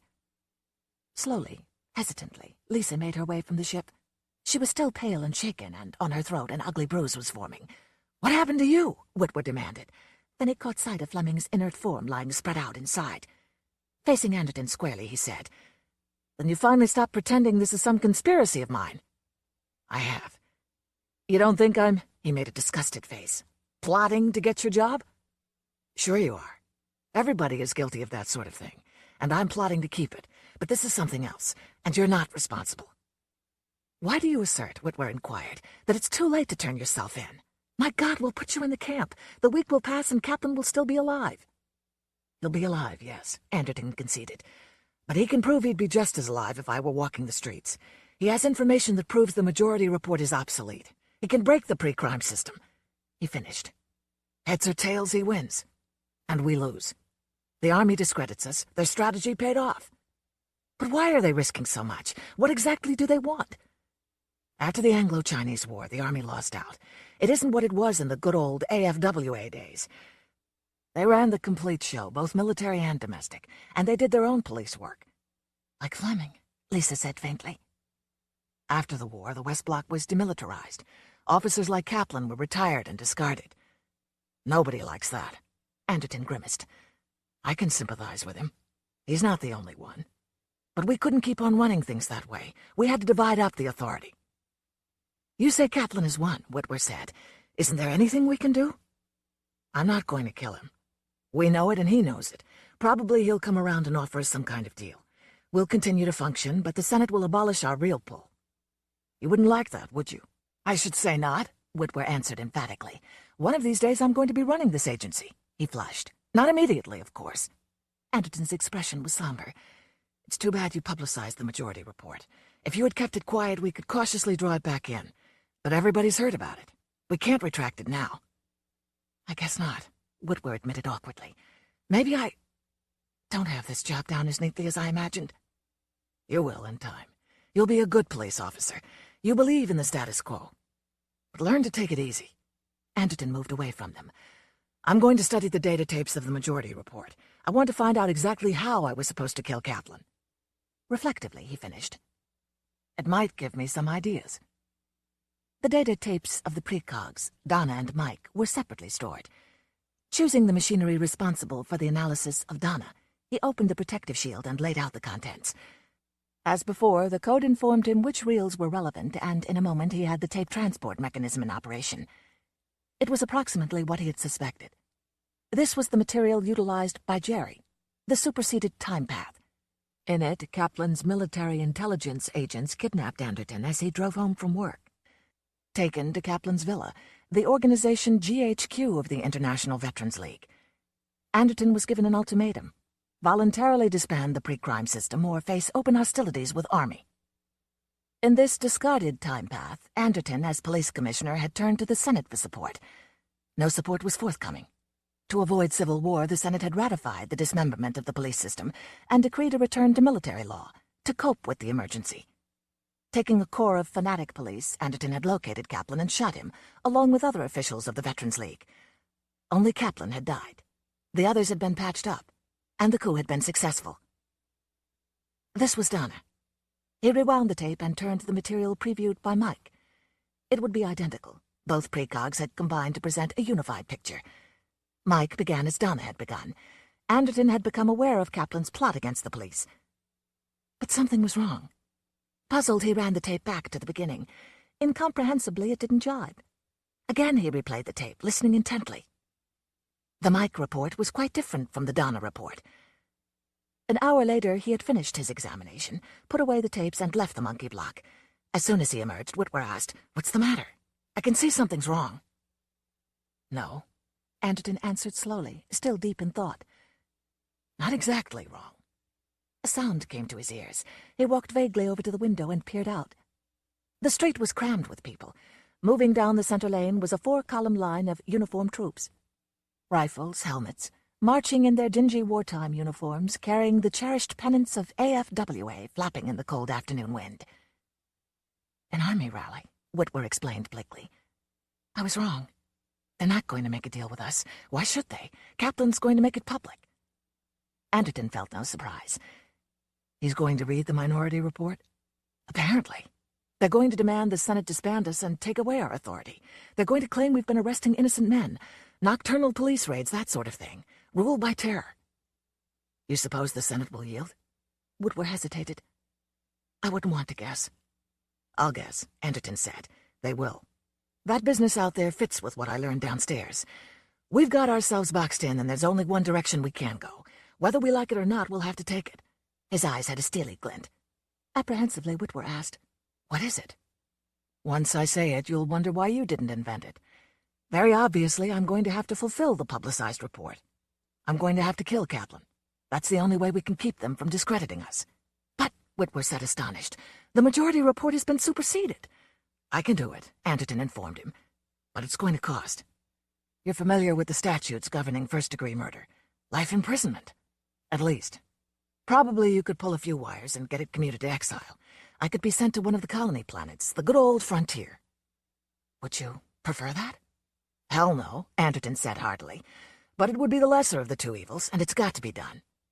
"I don't see how you can kill Kaplan." Anderton got out the heavy-duty military weapon Fleming had tossed to him. "I'll use this." "They won't stop you?" "Why should they? They've got that minority report that says I've changed my mind." "Then the minority report is incorrect?" "No," Anderton said. "It's absolutely correct. But I'm going to murder Kaplan anyhow." 9. He had never killed a man. He had never even seen a man killed, and he had been police commissioner for 30 years. For this generation, deliberate murder had died out. It simply didn't happen. A police car carried him to within a block of the army rally. There, in the shadows of the back seat, he painstakingly examined the pistol Fleming had provided him. It seemed to be intact. Actually, there was no doubt of the outcome. He was absolutely certain of what would happen within the next half hour. Putting the pistol back together, he opened the door of the parked car and stepped warily out. Nobody paid the slightest attention to him. Surging masses of people pushed eagerly forward, trying to get within hearing distance of the rally. Army uniforms predominated, and at the perimeter of the cleared area a line of tanks and major weapons was displayed. Formidable armament still in production. Army had erected a metal speaker stand and descending steps. Behind the stand hung the vast AFWA banner, emblem of the combined powers that had fought in the war. By a curious corrosion of time, the AFWA Veterans League included officers from the wartime enemy. But a general was a general, and fine distinctions had faded over the years. Occupying the first rows of seats sat the high brass of the AFWA command. Behind them came junior commissioned officers. Regimental banners swirled in a variety of colors and symbols. In fact, the occasion had taken on the aspect of a festive pageant. On the raised stand itself sat stern-faced dignitaries of the Veterans League, all of them tense with expectancy. At the extreme edges, almost unnoticed, waited a few police units, ostensibly to keep order. Actually, they were informants making observations. If order were kept, the army would maintain it. The late afternoon wind carried the muffled booming of many people packed tightly together. As Anderton made his way through the dense mob, he was engulfed by the solid presence of humanity. An eager sense of anticipation held everybody rigid. The crowd seemed to sense that something spectacular was on the way. With difficulty, Anderton forced his way past the rows of seats and over to the tight knot of army officials at the edge of the platform. Kaplan was among them. But he was now General Kaplan. The vest, the gold pocket watch, the cane, the conservative business suit, all were gone. For this event, Kaplan had got his old uniform from its mothballs. Straight and impressive, he stood surrounded by what had been his general staff. He wore his service bars, his medals, his boots, his decorative short sword, and his visored cap. It was amazing how transformed a bald man became under the stark potency of an officer's peaked and visored cap. Noticing Anderton, General Kaplan broke away from the group and strode to where the younger man was standing. The expression on his thin, mobile countenance showed how incredulously glad he was to see the Commissioner of Police. "This is a surprise," he informed Anderton, holding out his small gray-gloved hand. "It was my impression you had been taken in by the acting commissioner." "I'm still out," Anderton answered shortly, shaking hands. "After all, Whitwer has that same reel of tape." He indicated the package Kaplan clutched in his steely fingers and met the man's gaze confidently. In spite of his nervousness, General Kaplan was in good humor. "This is a great occasion for the Army," he revealed. "You'll be glad to hear I'm going to give the public a full account of the spurious charge brought against you." "Fine," Anderton answered noncommittally. "It will be made clear that you were unjustly accused." General Kaplan was trying to discover what Anderton knew.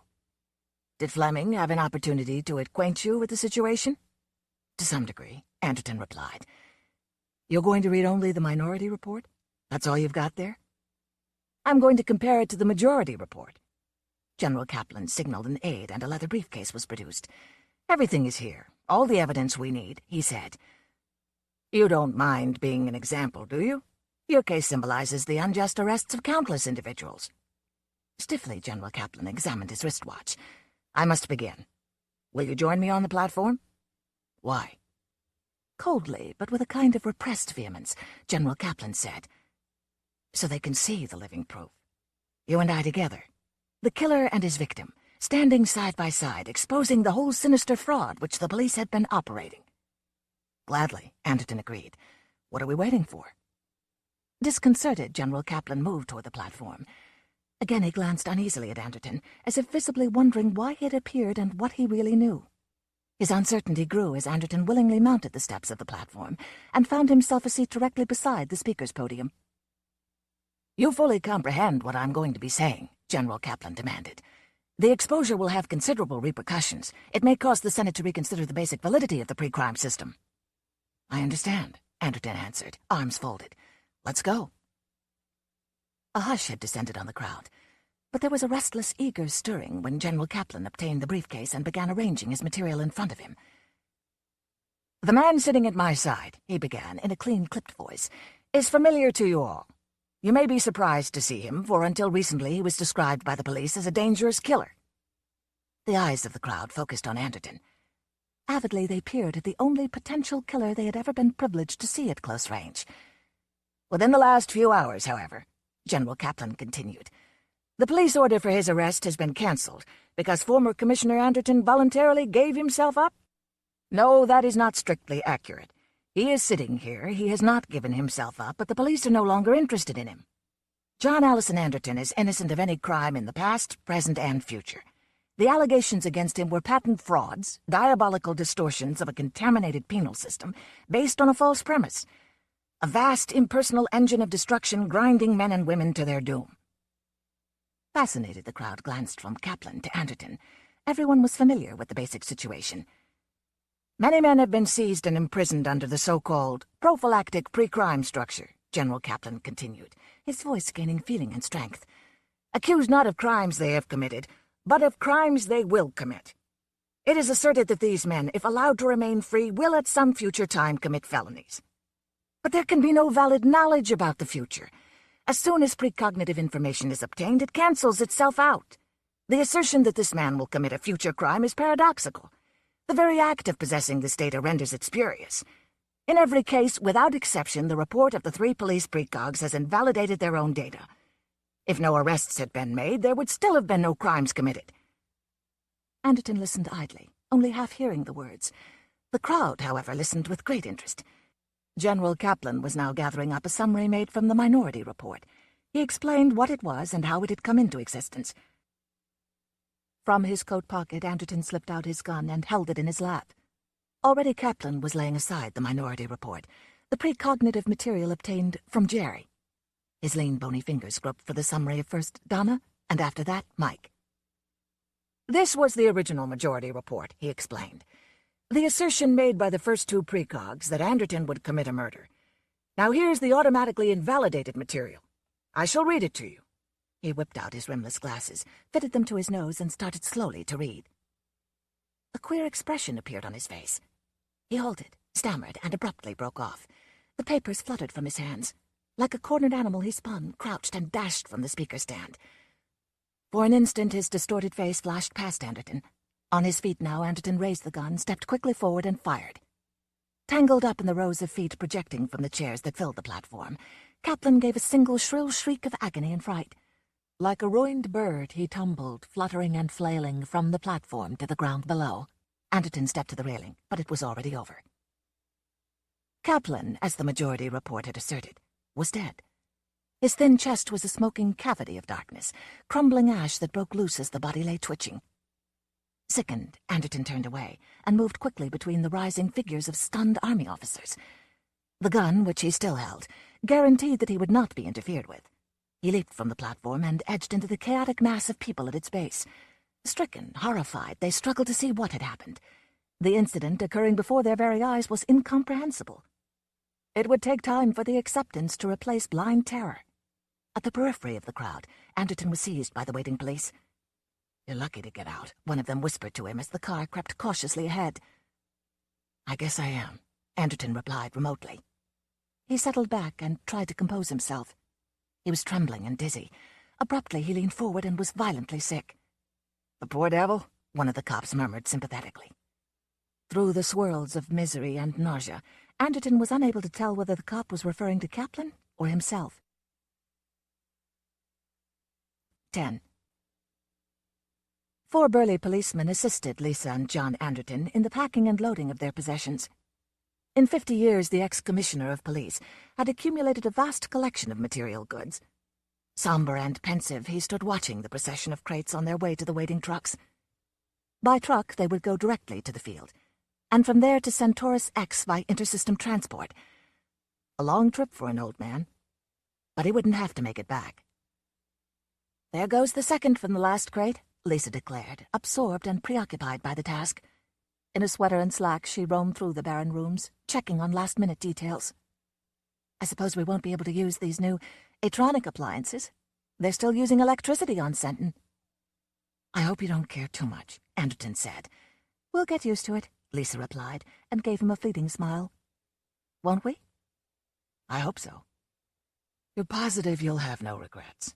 "If I thought no regrets," Lisa assured him. "Now, suppose you help me with this crate." As they boarded the lead truck, Whitworth drove up in a patrol car. He leaped out and hurried up to them, his face looking strangely haggard. "Before you take off," he said to Anderton, "you'll have to give me a breakdown on the situation with the precogs. I'm getting inquiries from the Senate. They want to find out if the middle report, the retraction, was an error or what." Confusedly, he finished. "I still can't explain it. The minority report was wrong, wasn't it?" "Which minority report?" Anderton inquired, amused. Whitworth blinked. "And that is it. I might have known." Seated in the cabin of the truck, Anderton got out his pipe and shook tobacco into it. With Lisa's lighter, he ignited the tobacco and began operations.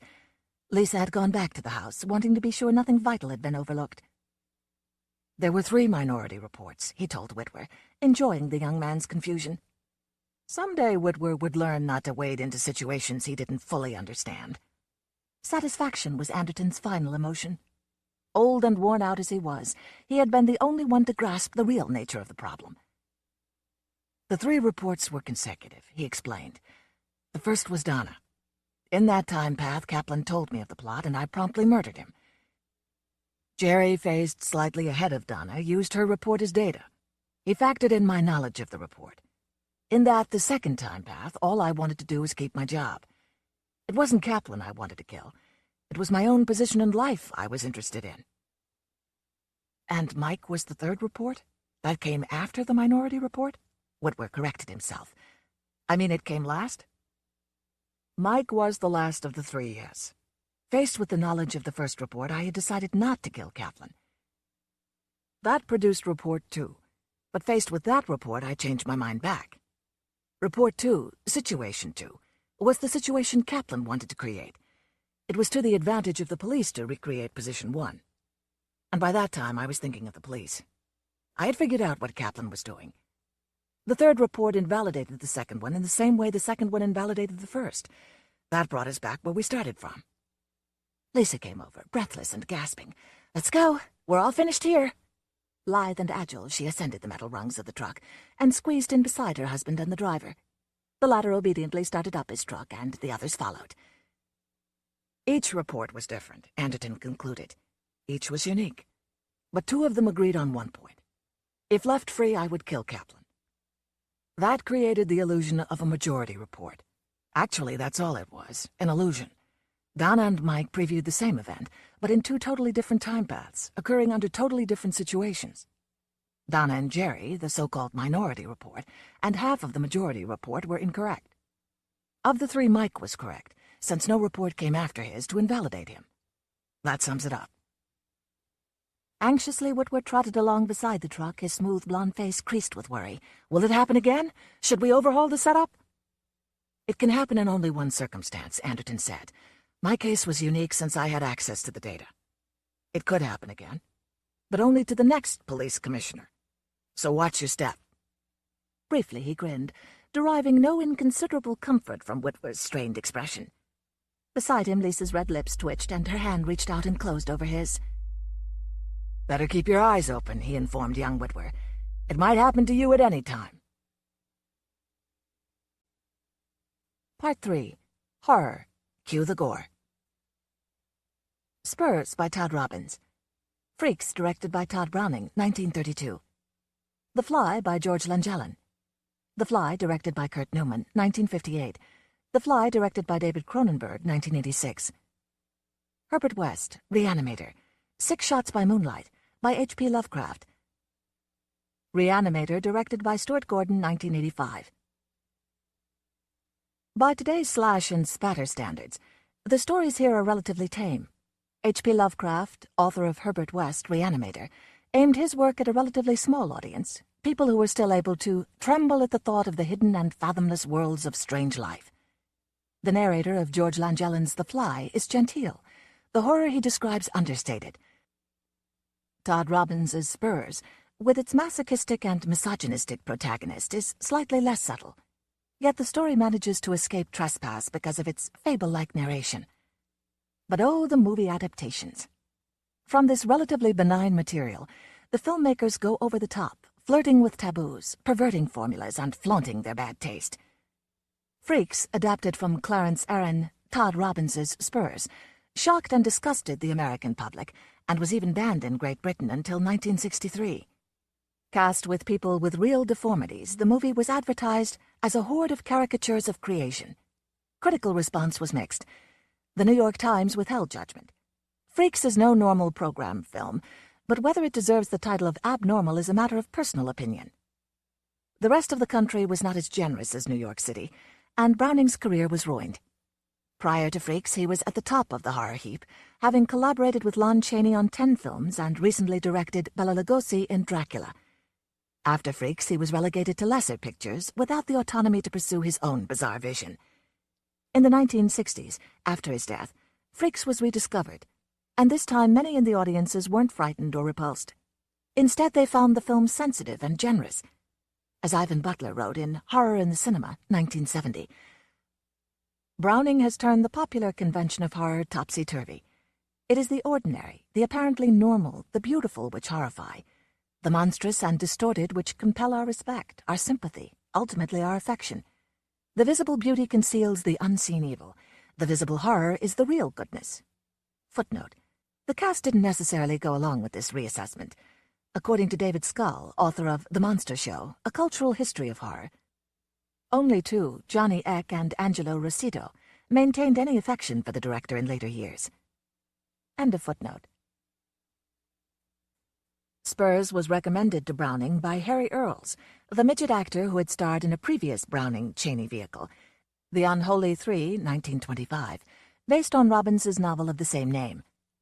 The story, which is set in a French circus, seemed made to order for Browning, who set many of his films in a circus environment, having himself run away from home at 16 to join the Manhattan Fair and Carnival Company.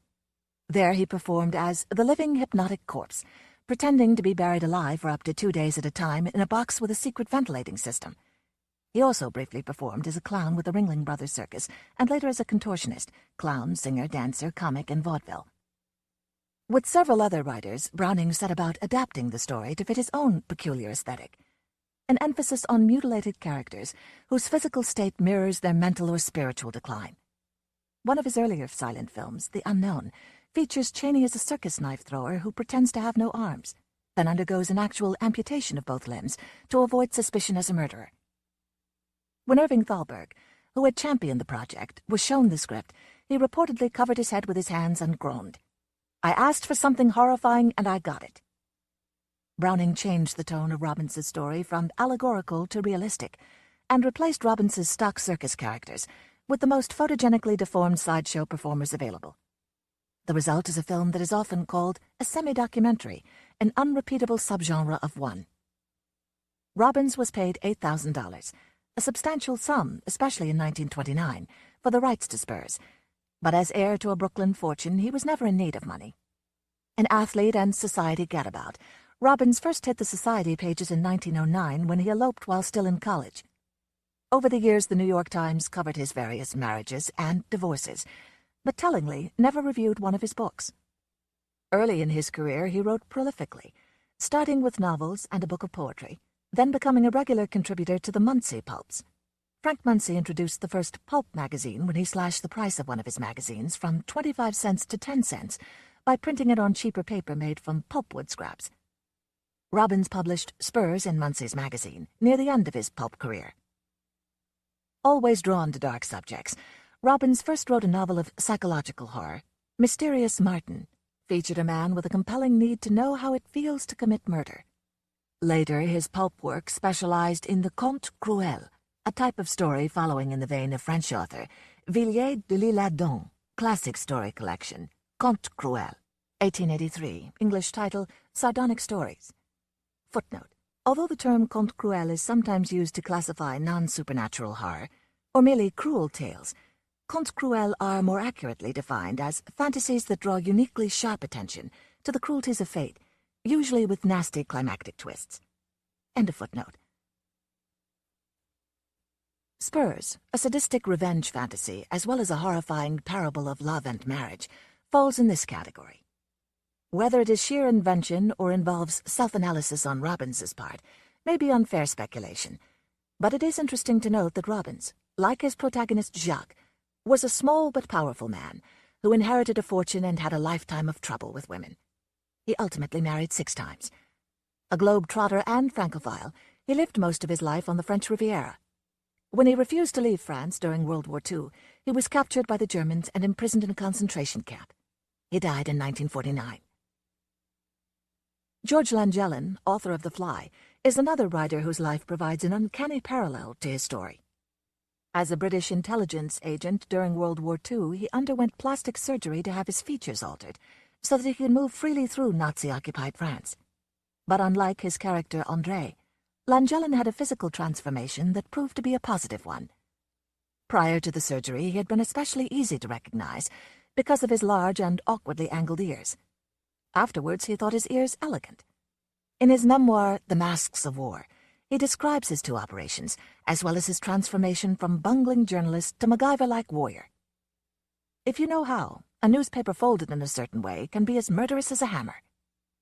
He also learned how to make invisible ink, stop an express train with an overcoat, kill an enraged dog with his bare hands, and forge signatures with the aid of an egg.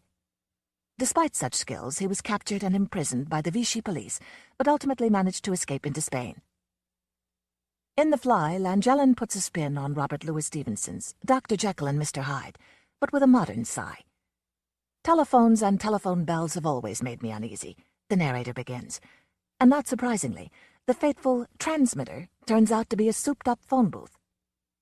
Kurt Newman's 1958 adaptation retains this sentiment of dissatisfaction with progress, but screenwriter James Clavell, Shogun, escalates the debate. The film is a strange combination of kitsch and serious message. According to Vincent Price's daughter, Price and Herbert Marshall laughed until they cried while filming the Help Me scene near the end of the movie. But at the same time, Clavel molded the story into a thinly veiled Cold War metaphor. There are some things that should be left alone, Hélène tells her scientist husband, a message that didn't go unnoticed. This is quite a little picture, said the New York Times. Even with the laboratory absurdities, it holds an interesting philosophy about man's tampering with the unknown. One of the first things Canadian director David Cronenberg did when he tackled the script for his 1986 remake of The Fly was to jettison the Cold War rhetoric. The idea that the scientist must destroy what he's invented because there are things we must not know was ludicrous. Even in 1958 that theory didn't hold water, but it was slightly more convincing then because of the relative naivete of the times. Instead, Cronenberg fit the story into his own evolving aesthetic. There was something about the Fly story that was much more universal to me. Aging and death, something all of us have to deal with. Also central to his version is a wrenching romance. Every love story must end tragically. That probably accounts for the movie's popular success. Prior to The Fly, Cronenberg was considered by most to be a maker of senseless splatter films. Robert Fulford's review of Shivers for Saturday Night Magazine began with the headline, "You should know how bad this film is. After all, you paid for it." In it, he disparaged the fact that Cronenberg received a grant from the Canadian government. After Shivers came Rabid, starring porn star Marilyn Chambers, Scanners, the Exploding Head movie, and Videodrome, involving videotapes and bodily apertures. But The Fly brought Cronenberg into the mainstream. Well, at least as far into the mainstream as he is likely to venture. Still, Cronenberg doesn't think of himself as a director of horror films, but as someone who is exploring thematic concerns that have been surprisingly consistent throughout his career. He hopes that audiences will see that all of his films, taken together, are like chapters in an ongoing book. A book about separation, disintegration, death, dying, technology, and even the meaning of life. I never thought I was doing the same thing as directors like John Carpenter, George Romero, and sometimes even Hitchcock, Cronenberg has said. We're after a different game. The filmmaking process is a very personal one to me. I mean, it really is a personal kind of communication. It's not as though it's a study of fear or any of that stuff. For H.P. Lovecraft, author of Herbert West, Reanimator, it is all about the study of fear. The oldest and strongest emotion of mankind is fear, and the oldest and strongest kind of fear is fear of the unknown. So begins supernatural horror in literature, Lovecraft's book-length treatise and defense of the genre. In horror circles, Lovecraft has been highly influential. Joyce Carol Oates observed in her introduction to American Gothic tales, "If there is a single Gothic grotesque writer of the American 20th century to be compared with Poe, it is H.P. Lovecraft."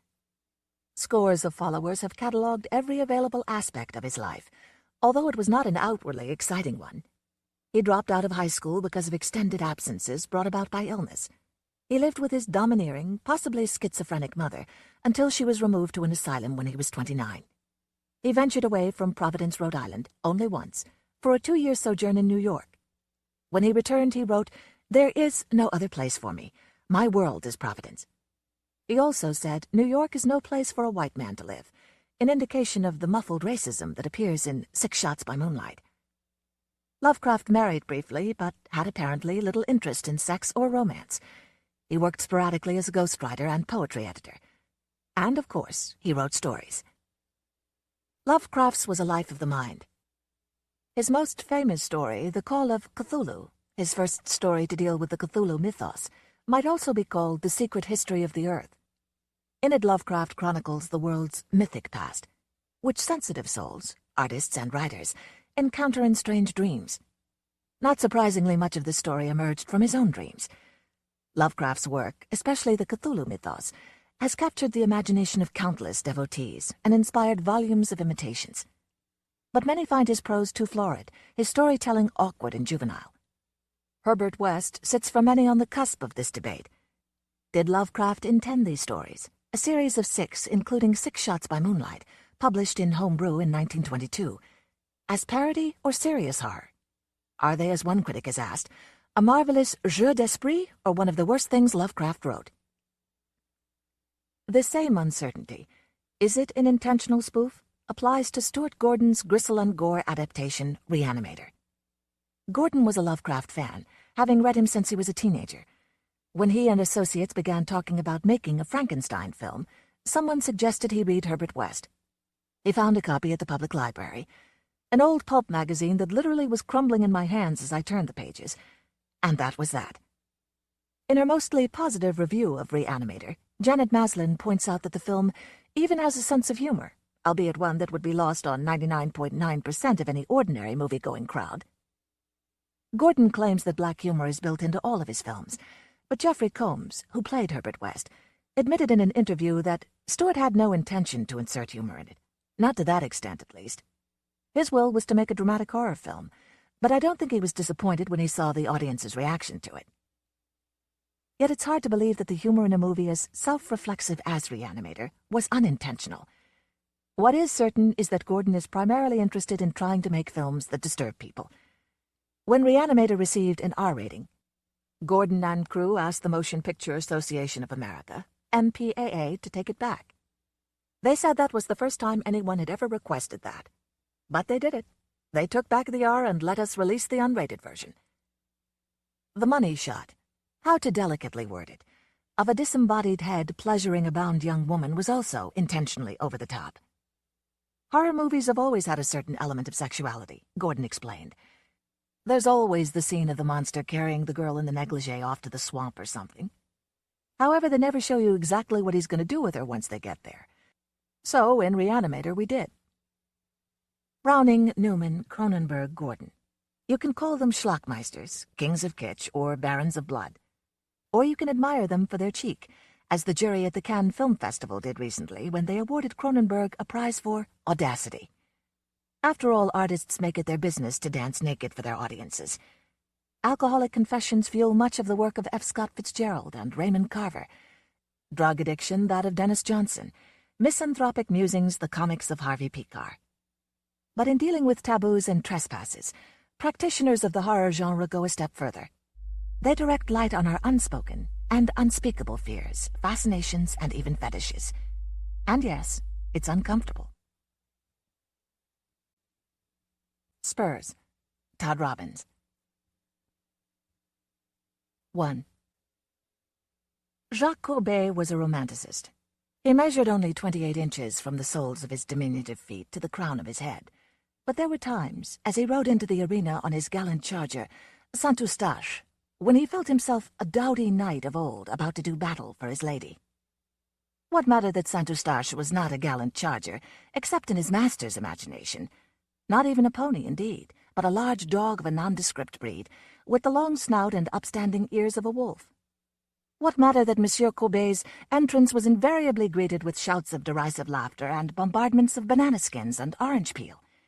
What matter that he had no lady, and that his daring deeds were severely curtailed to a mimicry of the bareback riders who preceded him?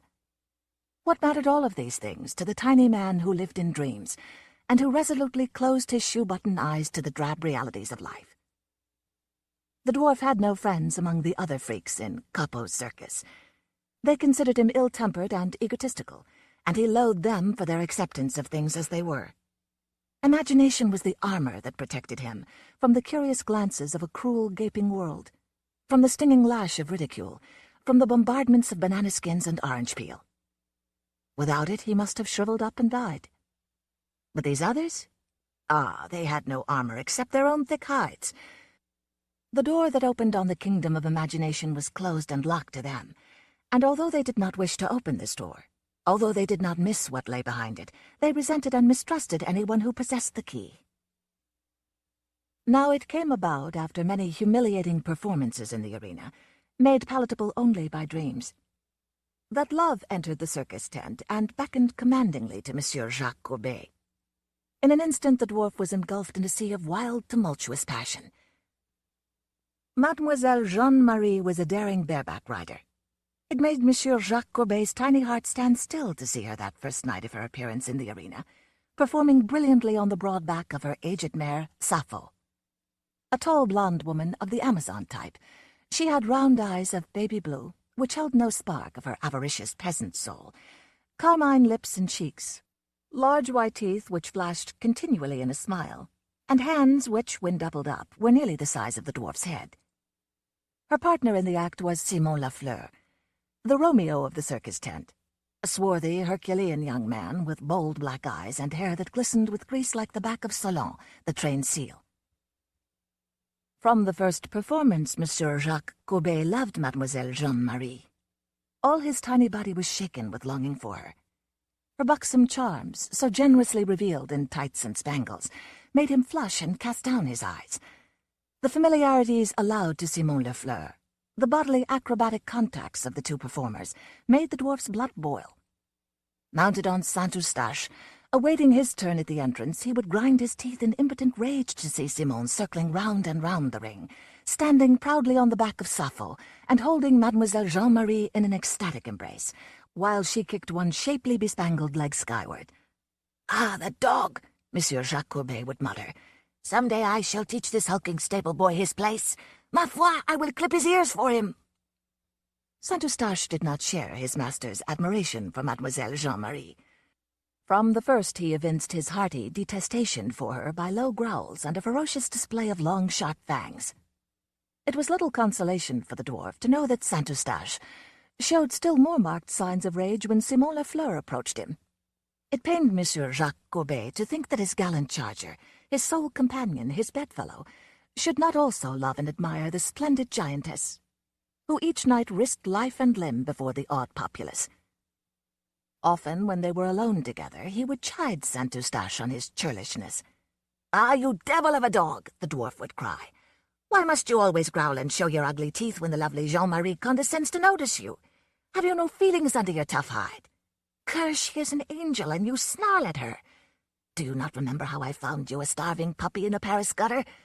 And now you must threaten the hand of my princess. So this is your gratitude, great hairy pig!" Monsieur Jacques Courbet had one living relative, not a dwarf, like himself, but a fine figure of a man, a prosperous farmer living just outside the town of Roubaix. The elder Courbet had never married, and so one day, when he was found dead from heart failure, his tiny nephew, for whom it must be confessed, the farmer had always felt an instinctive aversion, fell heir to a comfortable property. When the tidings were brought to him, the dwarf threw both arms about the shaggy neck of Saint-Eustache and cried out, "Ah, now we can retire, marry, and settle down, old friend. I am worth many times my weight in gold." That evening, as Mademoiselle Jeanne-Marie was changing her gaudy costume after the performance, a light tap sounded on the door.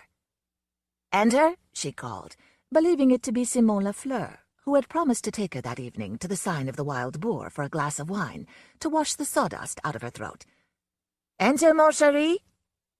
The door swung slowly open, and in stepped Monsieur Jacques Courbet, very proud and upright, in the silks and laces of a courtier, with a tiny gold-hilted sword swinging at his hip.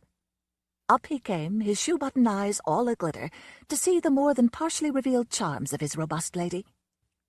Up he came to within a yard of where she sat, and down on one knee he went and pressed his lips to her red-slippered foot. "Oh, most beautiful and daring lady," he cried, in a voice as shrill as a pin scratching on a window-pane, "will you not take mercy on the unfortunate Jacques Courbet? He is hungry for your smiles, he is starving for your lips. All night long he tosses on his couch and dreams of Jeanne-Marie." "What play-acting is this, my brave little fellow?" she asked, bending down with the smile of an ogress. "Has Simon Lefleur sent you to tease me?" "May the black plague have Simon," the dwarf cried, his eyes seeming to flash blue sparks.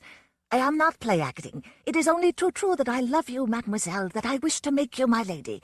And now that I have a fortune, not that—" He broke off suddenly, and his face resembled a withered apple. "What is this, mademoiselle?" he said, in the low, droning tone of a hornet about to sting. "Do you laugh at my love? I warn you, mademoiselle, do not laugh at Jacques Courbet." Mademoiselle Jeanne-Marie's large, florid face had turned purple from suppressed merriment. Her lips twitched at the corners. It was all she could do not to burst out into a roar of laughter. Why, the ridiculous little mannequin was serious in his love-making. This pocket-sized edition of a courtier was proposing marriage to her. He, this splinter of a fellow, wished to make her his wife. Why, she could carry him about on her shoulder like a trained marmoset. What a joke this was! What a colossal corset-creaking joke! Wait till she told Simon Lefleur. She could fairly see him throw back his sleek head, open his mouth to its widest dimensions, and shake with silent laughter. But she must not laugh, not now. First, she must listen to everything the dwarf had to say, draw all the sweetness out of this bonbon of humor before she crushed it under the heel of ridicule. "I am not laughing," she managed to say. "You have taken me by surprise." "I never thought, I never even guessed—" "That is well, mademoiselle," the dwarf broke in. "I do not tolerate laughter. In the arena I am paid to make laughter, but these others pay to laugh at me. I always make people pay to laugh at me." "But do I understand you aright, Monsieur Courbet? Are you proposing an honorable marriage?" The dwarf rested his hand on his heart and bowed. "Yes, mademoiselle, an honorable marriage, and the wherewithal to keep the wolf from the door. A week ago my uncle died and left me a large estate. We shall have a servant to wait on our wants, a horse and carriage, food and wine of the best, and leisure to amuse ourselves. And you? Why, you will be a fine lady. I will clothe that beautiful big body of yours with silks and laces. You will be as happy, mademoiselle, as a cherry tree in June." The dark blood slowly receded from Mademoiselle Jean-Marie's full cheeks. Her lips no longer twitched at the corners. Her eyes had narrowed slightly. She had been a bareback rider for years, and she was weary of it. The life of the circus tent had lost its tinsel. She loved the dashing Simon Lafleur, but she knew well enough that this Romeo in tights would never espouse a dowerless girl. The dwarf's words had woven themselves into a rich mental tapestry. She saw herself a proud lady, ruling over a country estate, and later welcoming Simon Lafleur with all the luxuries that were so near his heart. Simon would be overjoyed to marry into a country estate. These pygmies were a puny lot. They died young. She would do nothing to hasten the end of Jacques Courbet. No, she would be kindness itself to the poor little fellow, but on the other hand, she would not lose her beauty mourning for him. "Nothing that you wish shall be withheld from you as long as you love me, mademoiselle," the dwarf continued. "Your answer?" Mademoiselle Jean-Marie bent forward, and with a single movement of her powerful arms, raised Monsieur Jacques Courbet and placed him on her knee. For an ecstatic instant she held him thus, as if he were a large French doll, with his tiny sword cocked coquettishly out behind. Then she planted on his cheek a huge kiss that covered his entire face from chin to brow. "I am yours," she murmured, pressing him to her ample bosom. "From the first I love you, Monsieur Jacques Courbet." 2. The wedding of Mademoiselle Jean-Marie was celebrated in the town of Roubaix, where Capot's circus had taken up its temporary quarters. Following the ceremony, a feast was served in one of the tents, which was attended by a whole galaxy of celebrities. The bridegroom, his dark little face flushed with happiness and wine, sat at the head of the board. His chin was just above the tablecloth, so that his head looked like a large orange that had rolled off the fruit dish. Immediately beneath his dangling feet, Saint-Eustache, who had more than once evinced by deep growls his disapproval of the proceedings, now worried a bone with quick sly glances from time to time at the plump legs of his new mistress. Papa Capo was on the dwarf's right, his large round face as red and benevolent as a harvest moon. Next to him sat Griffo, the giraffe boy, who was covered with spots, and whose neck was so long that he looked down on all the rest, including Monsieur Hercule Hippo, the giant. The rest of the company included Mademoiselle Lupa, who had sharp white teeth of an incredible length, and who growled when she tried to talk.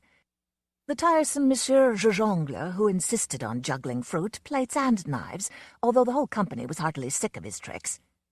Madame Samson, with her trained baby boa constrictors, coiled about her neck and peeping out timidly, one above each ear.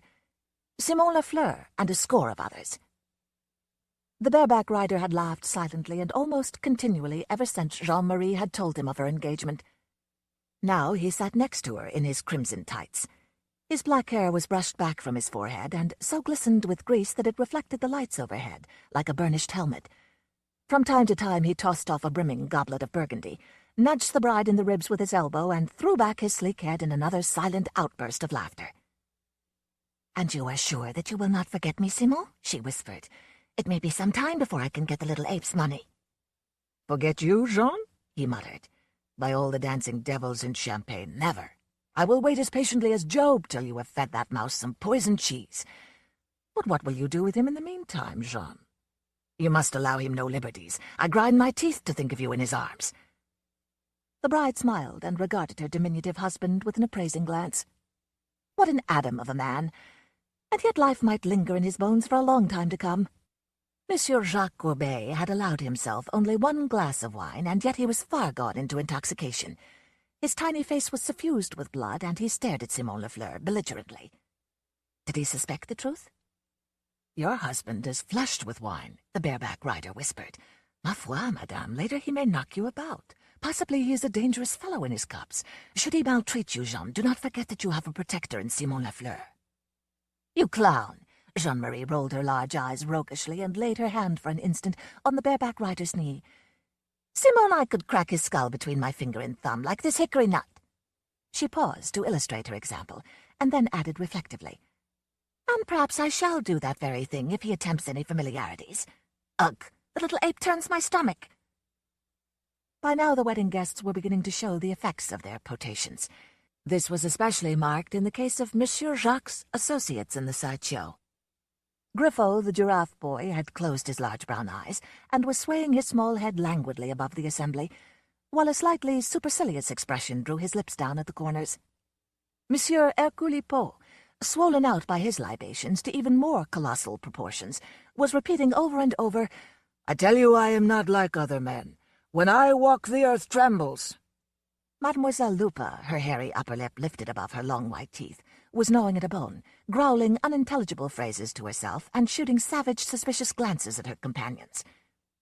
Monsieur Jongle's hands had grown unsteady, and as he insisted on juggling the knives and plates of each new course, broken bits of crockery littered the floor. Madame Sampson, uncoiling her necklace of baby boa constrictors, was feeding them lumps of sugar soaked in rum. Monsieur Jacques Courbet had finished his second glass of wine and was surveying the whispering Simon Lafleur through narrowed eyes. There can be no genial companionship among great egotists who have drunk too much. Each one of these human oddities thought that he or she alone was responsible for the crowds that daily gathered at Capo's circus. So now, heated with the good burgundy, they were not slow in asserting themselves. Their separate egos rattled angrily together like so many pebbles in a bag. Here was gunpowder which needed only a spark. "I am big, a very big man," Monsieur Hercule Poe said sleepily. "Women love me. The pretty little creatures leave their pygmy husbands so that they may come and stare at Hercule Poe of Capo's circus. Ha, and when they return home they laugh at other men always. You may kiss me again when you grow up, they tell their sweethearts." "Fat bullock, here is one woman who has no love for you," cried Mademoiselle Lupa, glaring sideways at the giant over her bone. "That great carcass of yours is only so much food gone to waste. You have cheated the butcher, my friend. Fool, women do not come to see you. As well might they stare at the cattle being led through the street. Ah, no, they come from far and near to see one of their own sex who is not a cat." "Quite right," cried Papa Capo, in a conciliatory tone, smiling and rubbing his hands together. "Not a cat, mademoiselle, but a wolf. Ah, you have a sense of humor. How droll!" "I have a sense of humor," Mademoiselle Lupa agreed, returning to her bone, "and also sharp teeth. Let the erring hand not stray too near."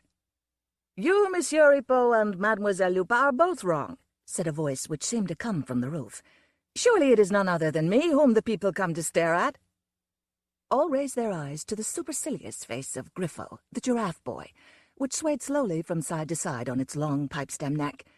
It was he who had spoken, although his eyes were still closed.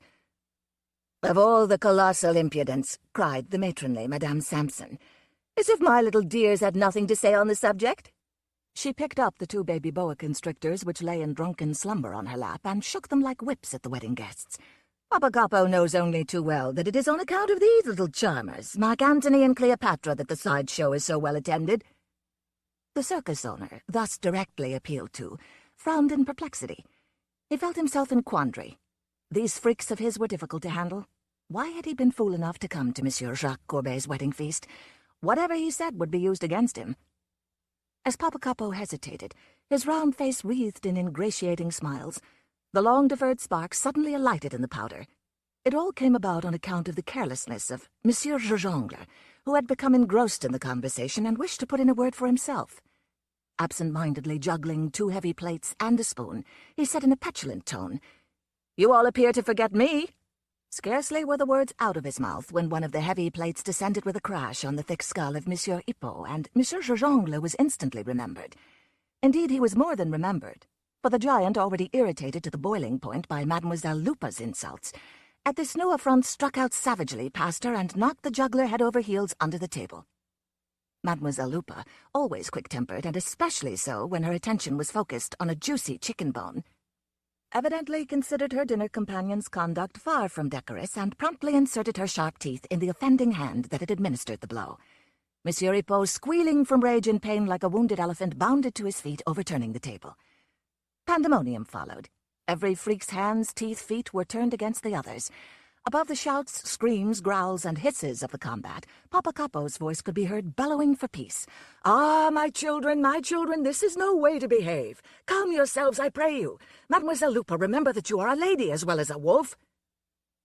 There is no doubt that Monsieur Jacques Courbet would have suffered most in this undignified fracas had it not been for Saint-Eustache, who had stationed himself over his tiny master and who now drove off all would-be assailants. As it was, Griffo, the unfortunate giraffe boy, was the most defenseless and therefore became the victim. His small round head swayed back and forth to blows like a punching bag. He was bitten by Mademoiselle Lupa, buffeted by Monsieur Hippo, kicked by Monsieur Jongle, clawed by Madame Samson, and nearly strangled by both the baby boa constrictors, which had wound themselves about his neck like hangman's nooses. Undoubtedly he would have fallen victim to circumstances had it not been for Simon Lefleur, the bride and half a dozen of her acrobatic friends, whom Papa Capo had implored to restore peace. Roaring with laughter, they sprang forward and tore the combatants apart. Monsieur Jacques Courbet was found sitting grimly under a fold of the tablecloth. He held a broken bottle of wine in one hand. The dwarf was very drunk, and in a towering rage. As Simon Lefleur approached with one of his silent laughs, Monsieur Jacques Courbet hurled the bottle at his head. "Ah, the little wasp!" the bareback rider cried, picking up the dwarf by his waistband. "Here is your fine husband, Jean. Take him away before he does me some mischief. Parbleu, he is a bloodthirsty fellow in his cups." The bride approached, her blonde face crimson from wine and laughter. Now that she was safely married to a country estate, she took no more pains to conceal her true feelings. "Oh, la la," she cried, seizing the struggling dwarf and holding him forcibly on her shoulder. "What a temper the little ape has! Well, we shall spank it out of him before long." "Let me down!" Monsieur Jacques Courbet screamed in a paroxysm of fury. "You will regret this, madame. Let me down, I say." But the stalwart bride shook her head. "No, no, my little one," she laughed. "You cannot escape your wife so easily. What, you would fly from my arms before the honeymoon?" "Let me down," he cried again. "Can't you see that they are laughing at me?" "And why should they not laugh, my little ape? Let them laugh if they will, but I will not put you down. No, I will carry you thus perched on my shoulder to the farm. It will set a precedent which brides of the future may find a certain difficulty in following." "But the farm is quite a distance from here, my Jean," said Simon Lefleur. "You are as strong as an ox, and he is only marmoset. Still, I will wager a bottle of Burgundy that you set him down by the roadside." "Done, Simon," the bride cried with a flash of her strong white teeth. "You shall lose your wager, for I swear that I could carry my little ape from one end of France to the other." Monsieur Jacques Courbet no longer struggled. He now sat bolt upright on his bride's broad shoulder. From the flaming peaks of blind passion he had fallen into an abyss of cold fury. His love was dead, but some quite alien emotion was rearing an evil head from its ashes. "So, madame, you could carry me from one end of France to the other," he droned in a monotonous undertone. "From one end of France to the other. I will remember that always, madame." "Come," cried the bride suddenly, "I am off. Do you and the other Simon follow to see me win my wager." They all trooped out of the tent. A full moon rode the heavens and showed the road, lying as white and straight through the meadows as the parting in Simon Lefleur's black oily hair. The bride, still holding the diminutive bridegroom on her shoulder, burst out into song as she strode forward. The wedding guests followed. Some walked none too steadily. Griffo, the giraffe boy, staggered pitifully on his long, thin legs. Papa Capo alone remained behind. "What a strange world," he muttered, standing in the tent door and following them with his round blue eyes. "Ah, these children of mine are difficult at times. Very difficult." 3. A year had rolled by since the marriage of Mademoiselle Jeanne-Marie and Monsieur Jacques Courbet. Capo's circus had once more taken up its quarters in the town of Roubaix. For more than a week the country people for miles around had flocked to the sideshow to get a peep at Griffo, the giraffe boy, Monsieur Hercule Hippo, the giant, Mademoiselle Lupa, the wolf lady, Madame Samson with her baby boa constrictors, and Monsieur Jongle, the famous juggler. Each was still firmly convinced that he or she alone was responsible for the popularity of the circus. Simon Lefleur sat in his lodgings at the sign of the Wild Boar. He wore nothing but red tights. His powerful torso, stripped to the waist, glistened with oil. He was kneading his biceps tenderly with some strong-smelling fluid. Suddenly there came the sound of heavy, laborious footsteps on the stairs. Simon Lafleur looked up. His rather gloomy expression lifted, giving place to the brilliant smile that had won for him the hearts of so many lady acrobats. "Ah, this is Marcel," he told himself. "Or perhaps it is Rose, the English girl. Or yet again little Francesca, although she walks more lightly. Well, no matter, whoever it is, I will welcome her." But now the lagging, heavy footfalls were in the hall, and a moment later they came to a halt outside the door. There was a timid knock. Simon Lafleur's brilliant smile broadened. "Perhaps some new admirer who needs encouragement," he told himself. But aloud he said, "Enter, mademoiselle." The door swung slowly open and revealed the visitor. She was a tall, gaunt woman dressed like a peasant. The wind had blown her hair into her eyes. Now she raised a large, toil-worn hand, brushed it back across her forehead, and looked long and attentively at the bareback rider. "You do not remember me?" she said at length. 2 lines of perplexity appeared above Simon Lafleur's Roman nose. He slowly shook his head. He who had known so many women in his time was now at a loss. Was it a fair question to ask a man who was no longer a boy and who had lived? Women change so in a brief time. Now this bag of bones might at one time have appeared desirable to him. Parbleu, fate was a conjurer. She waved her wand and beautiful women were transformed into hags, jewels into pebbles, silks and laces into hempen cords. The brave fellow who danced tonight at the prince's ball might tomorrow dance more lightly on the gallows tree. The thing was to live and die with a full belly, to digest all that one could. That was life. "You do not remember me," she said again. Simon Lafleur once more shook his sleek black head. "I have a poor memory for faces, madame," he said politely. "It is my misfortune when there are such beautiful faces."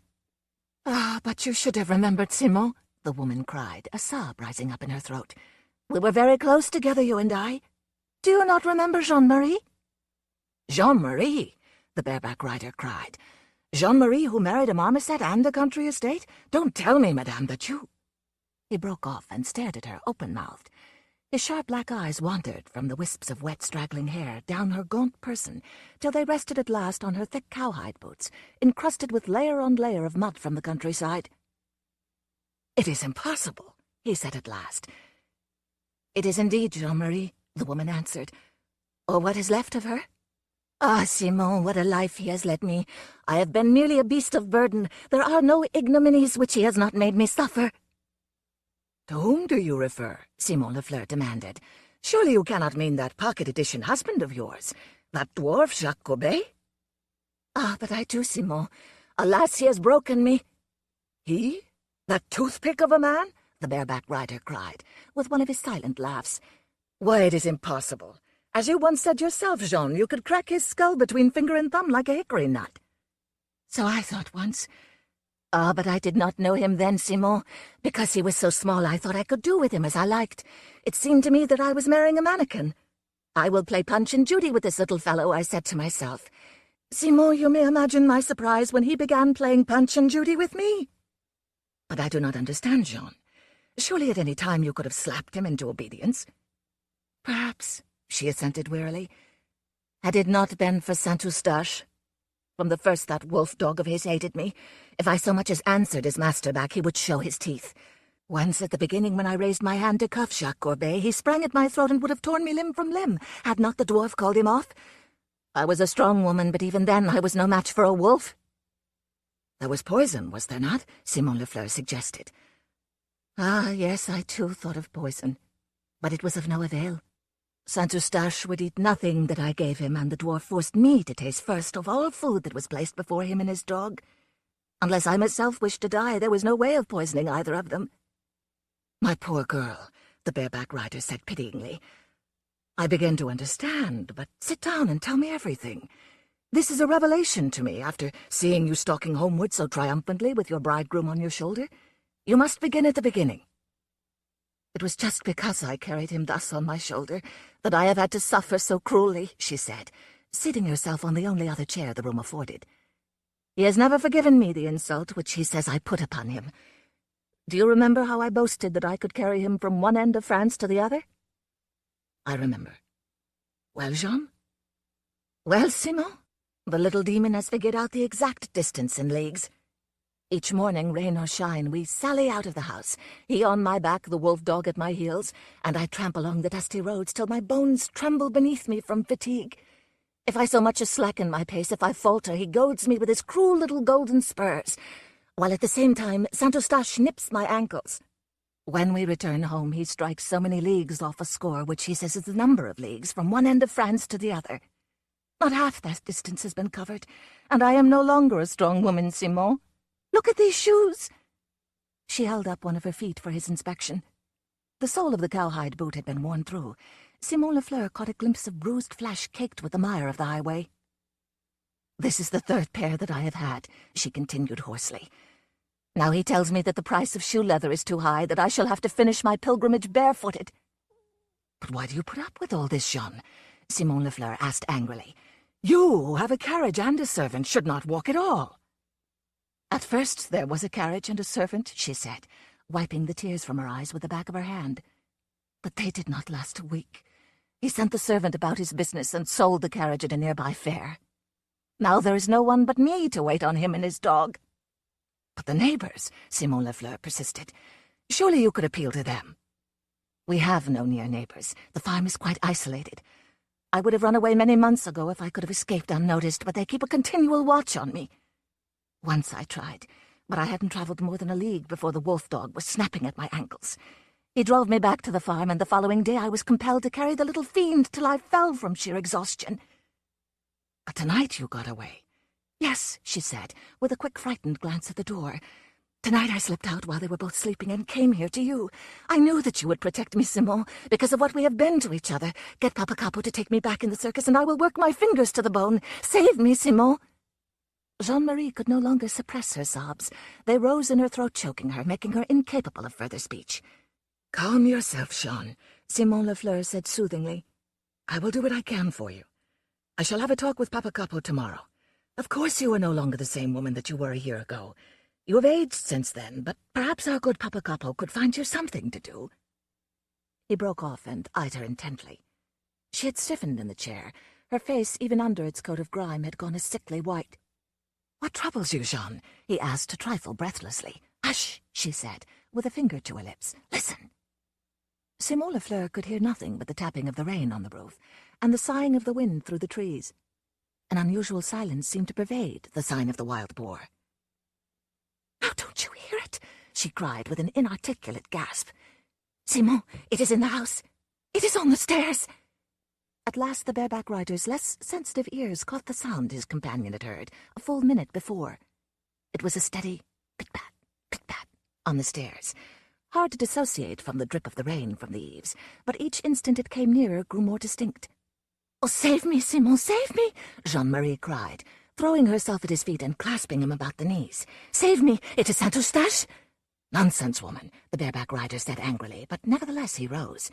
There are other dogs in the world. On the second landing there is a blind fellow who owns a dog. Perhaps it is he you hear. No, it is Saint-Eustache's step. My God, if you had lived with him a year, you would know it too. Close the door and lock it. That I will not, Simon Lafleur said contemptuously. Do you think I am frightened so easily? If it is the wolf dog, so much the worse for him. He will not be the first cur I have choked to death with these two hands. Pit-pat, pit-pat. It was on the second landing. Pit-pat, pit-pat. Now it was in the corridor, and coming fast. Pit-pat. All at once it stopped. There was a moment's breathless silence, and then into the room trotted Saint-Eustache. Monsieur Jacques Courbet sat astride the dog's broad back, as he had so often done in the circus ring. He held a tiny drawn sword. His shoe-button eyes seemed to reflect its steely glitter. The dwarf brought the dog to a halt in the middle of the room, and took in, at a single glance, the prostrate figure of Jean-Marie. Saint-Eustache, too, seemed to take silent note of it. The stiff hair on his back rose up. He showed his long white fangs hungrily, and his eyes glowed like two live coals. "So I find you thus, madame," Monsieur Jacques Courbet said at last. "It is fortunate that I have a charger here who can scent out my enemies as well as hunt them down in the open. Without him I might have had some difficulty in discovering you.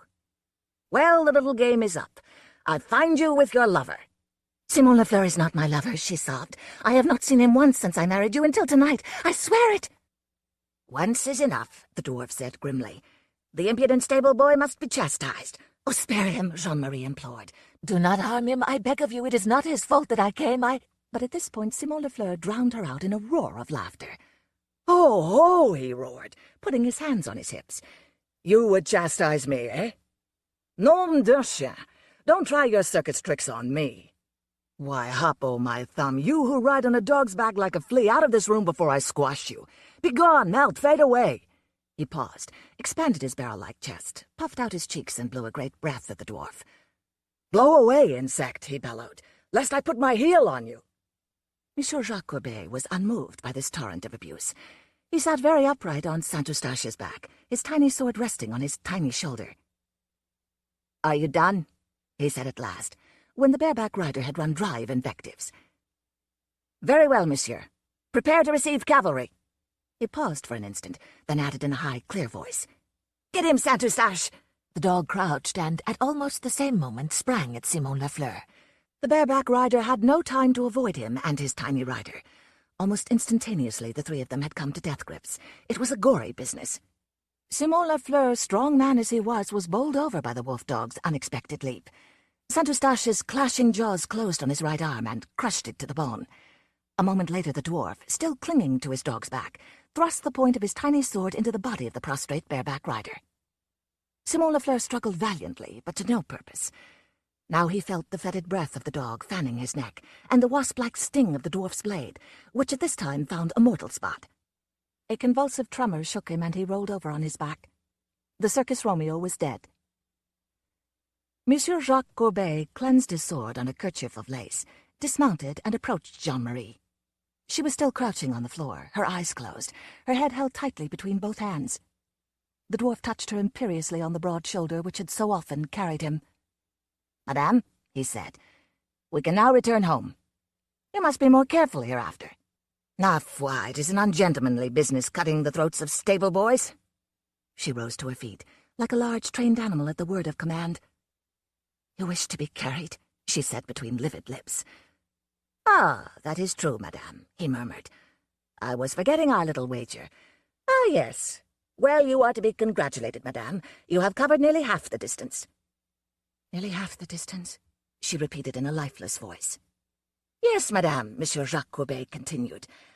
"I fancy that you will be quite a docile wife by the time you have done." He paused and then added reflectively, "It is truly remarkable how speedily one can ride the devil out of a woman. With spurs." Papa Capo had been spending a convivial evening at the Sign of the Wild Boar.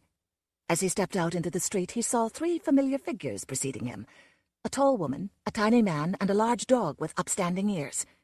The woman carried the man on her shoulder. The dog trotted at her heels. The circus owner came to a halt and stared after them. His round eyes were full of childish astonishment. "Can it be?" he murmured. "Yes, it is. Three old friends. And so Jean-Marie still carries him. Ah, but she should not poke fun at Monsieur Jacques Courbet. He is so sensitive. But alas, they are the kind that are always henpecked." The Fly. George Langellin. Telephones and telephone bells have always made me uneasy. Years ago, when they were mostly wall fixtures, I disliked them. But nowadays, when they are planted in every nook and corner, they are a downright intrusion. We have a saying in France that a coalman is master in his own house. With the telephone, that is no longer true, and I suspect that even the Englishman is no longer king in his own castle. At the office, the sudden ringing of the telephone annoys me. It means that no matter what I am doing, in spite of the switchboard operator, in spite of my secretary, in spite of doors and walls, some unknown person is coming into the room and onto my desk to talk right into my very ear confidentially, whether I like it or not. At home, the feeling is still more disagreeable, but the worst is when the telephone rings in the dead of night. If anyone could see me turn on the light and get up blinking to answer it, I suppose I would look like any other sleepy man annoyed at being disturbed. The truth in such a case, however, is that I am struggling against panic, fighting down a feeling that a stranger has broken into the house and is in my bedroom. By the time I manage to grab the receiver and say, "Ici, Monsieur Delambre, je vous écoute," I am outwardly calm, but I only get back to a more normal state when I know what is wanted of me. The effort at dominating a purely animal reaction and fear had become so effective that when my sister-in-law called me at 2 in the morning, asking me to come over, But first to warn the police that she had just killed my brother, I quietly asked her how and why she had killed André.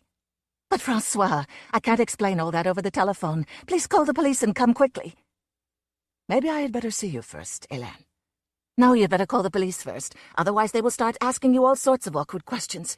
They'll have enough trouble as it is to believe that I did it alone. And by the way, I suppose you ought to tell them that André's body is down at the factory.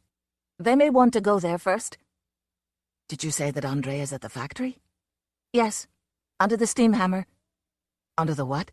"The steam hammer. But don't ask so many questions. Please come quickly, Francois. Please understand that I'm afraid that my nerves won't stand it much longer." "Have you ever tried to explain to a sleepy police officer that your sister-in-law has just phoned to say that she has killed your brother with a steam hammer?" I tried to repeat my explanation, but he would not let me. "Oui, monsieur, oui, I hear. But who are you? What is your name? Where do you live? I said, where do you live?" It was then that Commissaire Charat took over the line and the whole business. He at least seemed to understand everything. Would I wait for him? Yes, he would pick me up and take me over to my brother's house. When? In 5 or 10 minutes. I had just managed to pull on my trousers, wriggle into a sweater, and grab a hat and coat, when a black Citroën, headlights blazing, pulled up at the door. "I assume you have a night watchman at your factory, Monsieur Delambre. Has he called you?" asked Commissaire Charat, letting in the clutch as I sat down beside him and slammed the door of the car. "No, he hasn't. Though of course my brother could have entered the factory through his laboratory where he often works late at night. All night, sometimes." "Is Professor Delambre's work connected with your business?" "No, my brother is, or was, doing research work for the Ministère de l'Air. As he wanted to be away from Paris and yet within reach of where skilled workmen could fix up or make gadgets big and small for his experiments, I offered him one of the old workshops of the factory, and he came to live in the first house built by our grandfather, on the top of the hill at the back of the factory." "Yes, I see. Did he talk about his work? What sort of research work?" "He rarely talked about it, you know. I suppose the Air Ministry could tell you. I only know that he was about to carry out a number of experiments he had been preparing for some months. Something to do with the disintegration of matter, he told me." Barely slowing down, the commissaire swung the car off the road, slid it through the open factory gate, and pulled up sharp by a policeman apparently expecting him. I did not need to hear the policeman's confirmation. I knew now that my brother was dead. It seemed that I had been told years ago. Shaking like a leaf, I scrambled out after the commissaire.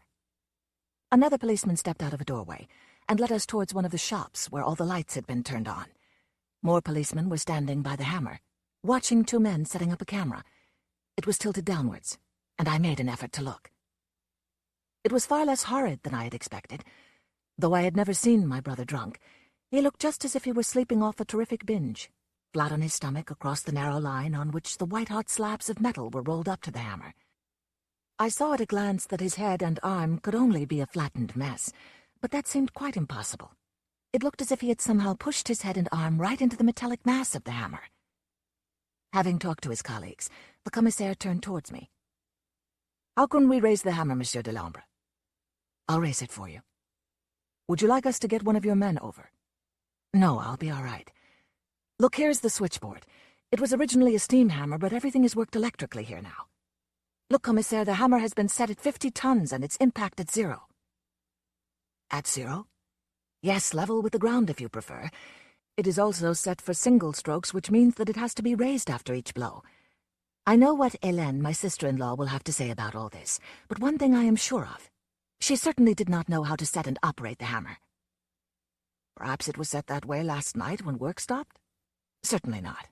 The drop is never set at 0, Monsieur le Commissaire." "I see. Can it be raised gently?" "No. The speed of the upstroke cannot be regulated, but in any case it is not very fast when the hammer is set for single strokes." "Right. Will you show me what to do? It won't be very nice to watch, you know." No, Monsieur le Commissaire. I'll be all right." "All set?" asked the commissaire of the others. "All right then, Monsieur Delambre. Whenever you like." Watching my brother's back, I slowly but firmly pushed the upstroke button. The unusual silence of the factory was broken by the sigh of compressed air rushing into the cylinders, a sigh that always makes me think of a giant taking a deep breath before solemnly socking another giant, and the steel mass of the hammer shuddered and then rose swiftly. I also heard the sucking sound as it left the metal base, and thought I was going to panic when I saw Andre's body heave forward as a sickly gush of blood poured all over the ghastly mess bared by the hammer. "No danger of it coming down again, Monsieur Delambre?" "No, none whatever," I mumbled, as I threw the safety switch, and turning around I was violently sick in front of a young green-faced policeman. For weeks after, Commissaire Charrat worked on the case, listening, questioning, running all over the place, making out reports, telegraphing and telephoning right and left. Later we became quite friendly, and he owned up that he had for a long time considered me as suspect number one, but had finally given up on that idea, because not only was there no clue of any sort, there was not even a motive. Hélène, my sister-in-law, was so calm throughout the whole business that the doctors finally confirmed what I had long considered the only possible solution, that she was mad. That being the case, there was of course no trial. My brother's wife never tried to defend herself in any way, and even got quite annoyed when she realized that people thought her mad, and this of course was considered proof that she was indeed mad. She owned up to the murder of her husband and proved easily that she knew how to handle the hammer, but she would never say why, exactly how, or under what circumstances she had killed my brother. The great mystery was how and why had my brother so obligingly stuck his head under the hammer, the only possible explanation for his part in the drama. The night watchman had heard the hammer all right. He had even heard it twice, he claimed. This was strange, and the stroke counter, which was always set back to naught after a job, seemed to prove him right, since it marked the figure 2. Also, the foreman in charge of the hammer confirmed that after cleaning up the day before the murder, he had as usual turned the stroke counter back to naught. In spite of this, Hélène maintained that she had only used the hammer once, and this seemed just another proof of her insanity. Commissaire Charrat, who had been put in charge of the case, at first wondered if the victim were really my brother. But of that there was no possible doubt, if only because of the great scar running from his knee to his thigh, the result of a shell that had landed within a few feet of him during the retreat in 1940. And there were also the fingerprints of his left hand, which corresponded to those found all over his laboratory and his personal belongings in the house. A guard had been put on his laboratory, and the next day 6 officials came down from the Air Ministry. They went through all his papers and took away some of his instruments. But before leaving, they told the commissaire that the most interesting documents and instruments had been destroyed. The Lyon Police Laboratory, one of the most famous in the world, reported that Andre's head had been wrapped in a piece of velvet when it was crushed by the hammer. And one day Commissaire Charrat showed me a tattered drapery, which I immediately recognized as the brown velvet cloth I had seen on a table in my brother's laboratory, the one on which his meals were served when he could not leave his work. After only a very few days in prison, Hélène had been transferred to a nearby asylum, one of the 3 in France where insane criminals are taken care of. My nephew Henri, a boy of 6, the very image of his father, was entrusted to me, and eventually all legal arrangements were made for me to become his guardian and tutor. Hélène, one of the quietest patients of the asylum, was allowed visitors, and I went to see her on Sundays. Once or twice the commissaire had accompanied me, and later I learned that he had also visited Hélène alone.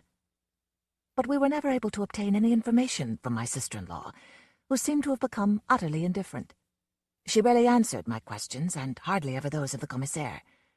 She spent a lot of her time sewing, but her favorite pastime seemed to be catching flies, which she invariably released unharmed after having examined them carefully. Hélène only had one fit of raving. More like a nervous breakdown than a fit, said the doctor who had administered morphia to quieten her. The day she saw a nurse swatting flies. The day after Hélène's one and only fit, Commissaire Charrat came to see me. "I have a strange feeling that there lies the key to the whole business, Monsieur Delambre," he said. I did not ask him how it was that he already knew all about Hélène's fit. "I do not follow you, Commissaire. Poor Madame Delambre could have shown an exceptional interest for anything else, really. Don't you think that flies just happen to be the border subjects of her tendency to raving?" "Do you believe she is really mad?" he asked. "My dear Commissaire, I don't see how there can be any doubt. Do you doubt it?" "I don't know. In spite of all the doctors say, I have the impression that Madame Delambre has a very clear brain, even when catching flies." "Supposing you were right, how would you explain her attitude with regard to a little boy? She never seems to consider him as her own child." "You know, Monsieur Delambre, I have thought about that also. She may be trying to protect him, Perhaps she fears the boy, or for all we know, hates him. I'm afraid I don't understand, my dear commissaire. Have you noticed, for instance, that she never catches flies when the boy is there? No. But come to think of it, you are quite right. Yes, that is strange. Still, I fail to understand. So do I, Monsieur Delambre. And I'm very much afraid that we shall never understand, unless perhaps your sister-in-law should get better. The doctors seem to think that there is no hope of any sort, you know. Yes. Do you know if your brother ever experimented with flies? I really don't know, but I should think so. Have you asked the Air Ministry people? They knew all about the work. Yes, and they laughed at me. I can understand that. You are very fortunate to understand anything, Monsieur Delambre. I do not, but I hope to someday. Tell me, Uncle, do flies live a long time? We were just finishing our lunch, and following an established tradition between us, I was just pouring some wine into Henri's glass for him to dip a biscuit in. Had Henri not been staring at his glass gradually being filled to the brim, something in my look might have frightened him. This was the first time that he had ever mentioned flies, and I shuddered at the thought that Commissaire Charras might quite easily have been present. I could imagine the glint in his eye, as he would have answered my nephew's question with another question. I could almost hear him saying, "I don't know, Henri. Why do you ask?" "Because I have again seen the fly that Maman was looking for." And it was only after drinking off Henri's own glass of wine that I realized that he had answered my spoken thought. "I did not know that your mother was looking for a fly." "Yes, she was. It has grown quite a lot, but I recognized it all right." "Where did you see this fly, Henri? And how did you recognize it?" "This morning on your desk, Uncle Francois. Its head is white instead of black, and it has a funny sort of leg." Feeling more and more like Commissaire Charras, but trying to look unconcerned, I went on. "And when did you see this fly for the first time?" "The day that Papa went away. I had caught it, but Maman made me let it go. And then after, she wanted me to find it again. She changed her mind." And shrugging his shoulders, just as my brother used to, he added, "You know how women are." "I think that fly must have died long ago, and you must be mistaken, Henri," I said, getting up and walking to the door. But as soon as I was out of the dining room, I ran up the stairs to my study. There was no fly anywhere to be seen. I was bothered, far more than I cared to even think about. Henri had just proved that Charras was really closer to a clue than it had seemed when he told me about his thoughts concerning Hélène's pastime. For the first time, I wondered if Charras did not really know much more than he let on. For the first time, also, I wondered about Hélène. Was she really insane? A strange, horrid feeling was growing on me, and the more I thought about it, the more I felt that somehow Charras was right. Hélène was getting away with it. What could possibly have been the reason for such a monstrous crime? What had led up to it? Just what had happened? I thought of all the hundreds of questions that Charras had put to Hélène, sometimes gently, like a nurse trying to soothe, sometimes stern and cold, sometimes barking them furiously. Hélène had answered very few, always in a calm, quiet voice, and never seeming to pay any attention to the way in which the question had been put. Though dazed, she had seemed perfectly sane then. Refined, well-bred, and well-read, Charras was more than just an intelligent police official. He was a keen psychologist and had an amazing way of smelling out a fib or an erroneous statement even before it was uttered. I knew that he had accepted as true the few answers she had given him. But then there had been all those questions which she had never answered, the most direct and important ones. From the very beginning, Hélène had adopted a very simple system. "I cannot answer that question," she would say in her low, quiet voice. And that was that. The repetition of the same question never seemed to annoy her. In all the hours of questioning that she underwent, Hélène did not once point out to the commissaire that he had already asked her this or that. She would simply say, "I cannot answer that question," as though it was the very first time that that particular question had been asked, and the very first time she had made that answer. This cliché had become the formidable barrier beyond which Commissaire Charras could not even get a glimpse, an idea of what Hélène might be thinking. She had very willingly answered all questions about her life with my brother, which seemed a happy and uneventful one, up to the time of his end. About his death, however, all that she would say was that she had killed him with the steam hammer, but she refused to say why, what had led up to the drama, and how she got my brother to put his head under it. She never actually refused outright, She would just go bland and, with no apparent emotion, would switch over to, I cannot answer that question. Hélène, as I have said, had shown the commissaire that she knew how to set and operate the steam hammer. Chirac could only find one single fact which did not coincide with Hélène's declarations, the fact that the hammer had been used twice. Chirac was no longer willing to attribute this to insanity. That evident flaw in Hélène's stonewall defense seemed a crack which the commissaire might possibly enlarge. But my sister-in-law finally cemented it by acknowledging, "All right, I lied to you. I did use the hammer twice, but do not ask me why, because I cannot tell you." "Is that your only misstatement, Madame de l'Ombre?" the commissaire had asked, trying to follow up what looked at last like an advantage. "It is. And you know it, Monsieur le Commissaire." And annoyed, Chirac had seen that Hélène could read him like an open book. I had thought of calling on the commissaire, but the knowledge that he would inevitably start questioning Henri made me hesitate. Another reason also made me hesitate, a vague sort of fear that he would look for and find the fly Henri had talked of. And that annoyed me a good deal because I could find no satisfactory explanation for that particular fear. André was definitely not the absent-minded sort of professor who walks about in pouring rain with a rolled umbrella under his arm. He was human, had a keen sense of humor, loved children and animals, and could not bear to see anyone suffer. I had often seen him drop his work to watch a parade of the local fire brigade, or see the Tour de France cyclists go by, or even follow a circus parade all around the village. He liked games of logic and precision, such as billiards and tennis, bridge and chess. How was it then possible to explain his death? What could have made him put his head under that hammer? It could hardly have been the result of some stupid bet or a test of courage. He hated betting and had no patience with those who indulged in it. Whenever he heard a bet proposed, he would invariably remind all present that after all a bet was but a contract between a fool and a swindler, even if it turned out to be a toss-up as to which was which. It seemed there were only two possible explanations for André's death. Either he had gone mad, or else he had a reason for letting his wife kill him in such a strange and terrible way. And just what could have been his wife's role in all this? They surely could not have both been insane. Having finally decided not to tell Chirac about my nephew's innocent revelations, I thought I myself would try to question Hélène. She seemed to have been expecting my visit, for she came into the parlor almost as soon as I had made myself known to the matron and been allowed inside. "I wanted to show you my garden," explained Hélène, as I looked at the coat slung over her shoulders. As one of the reasonable inmates, she was allowed to go into the garden during certain hours of the day. She had asked for and obtained the right to a little patch of ground where she could grow flowers, and I had sent her seeds and some rose bushes out of my garden.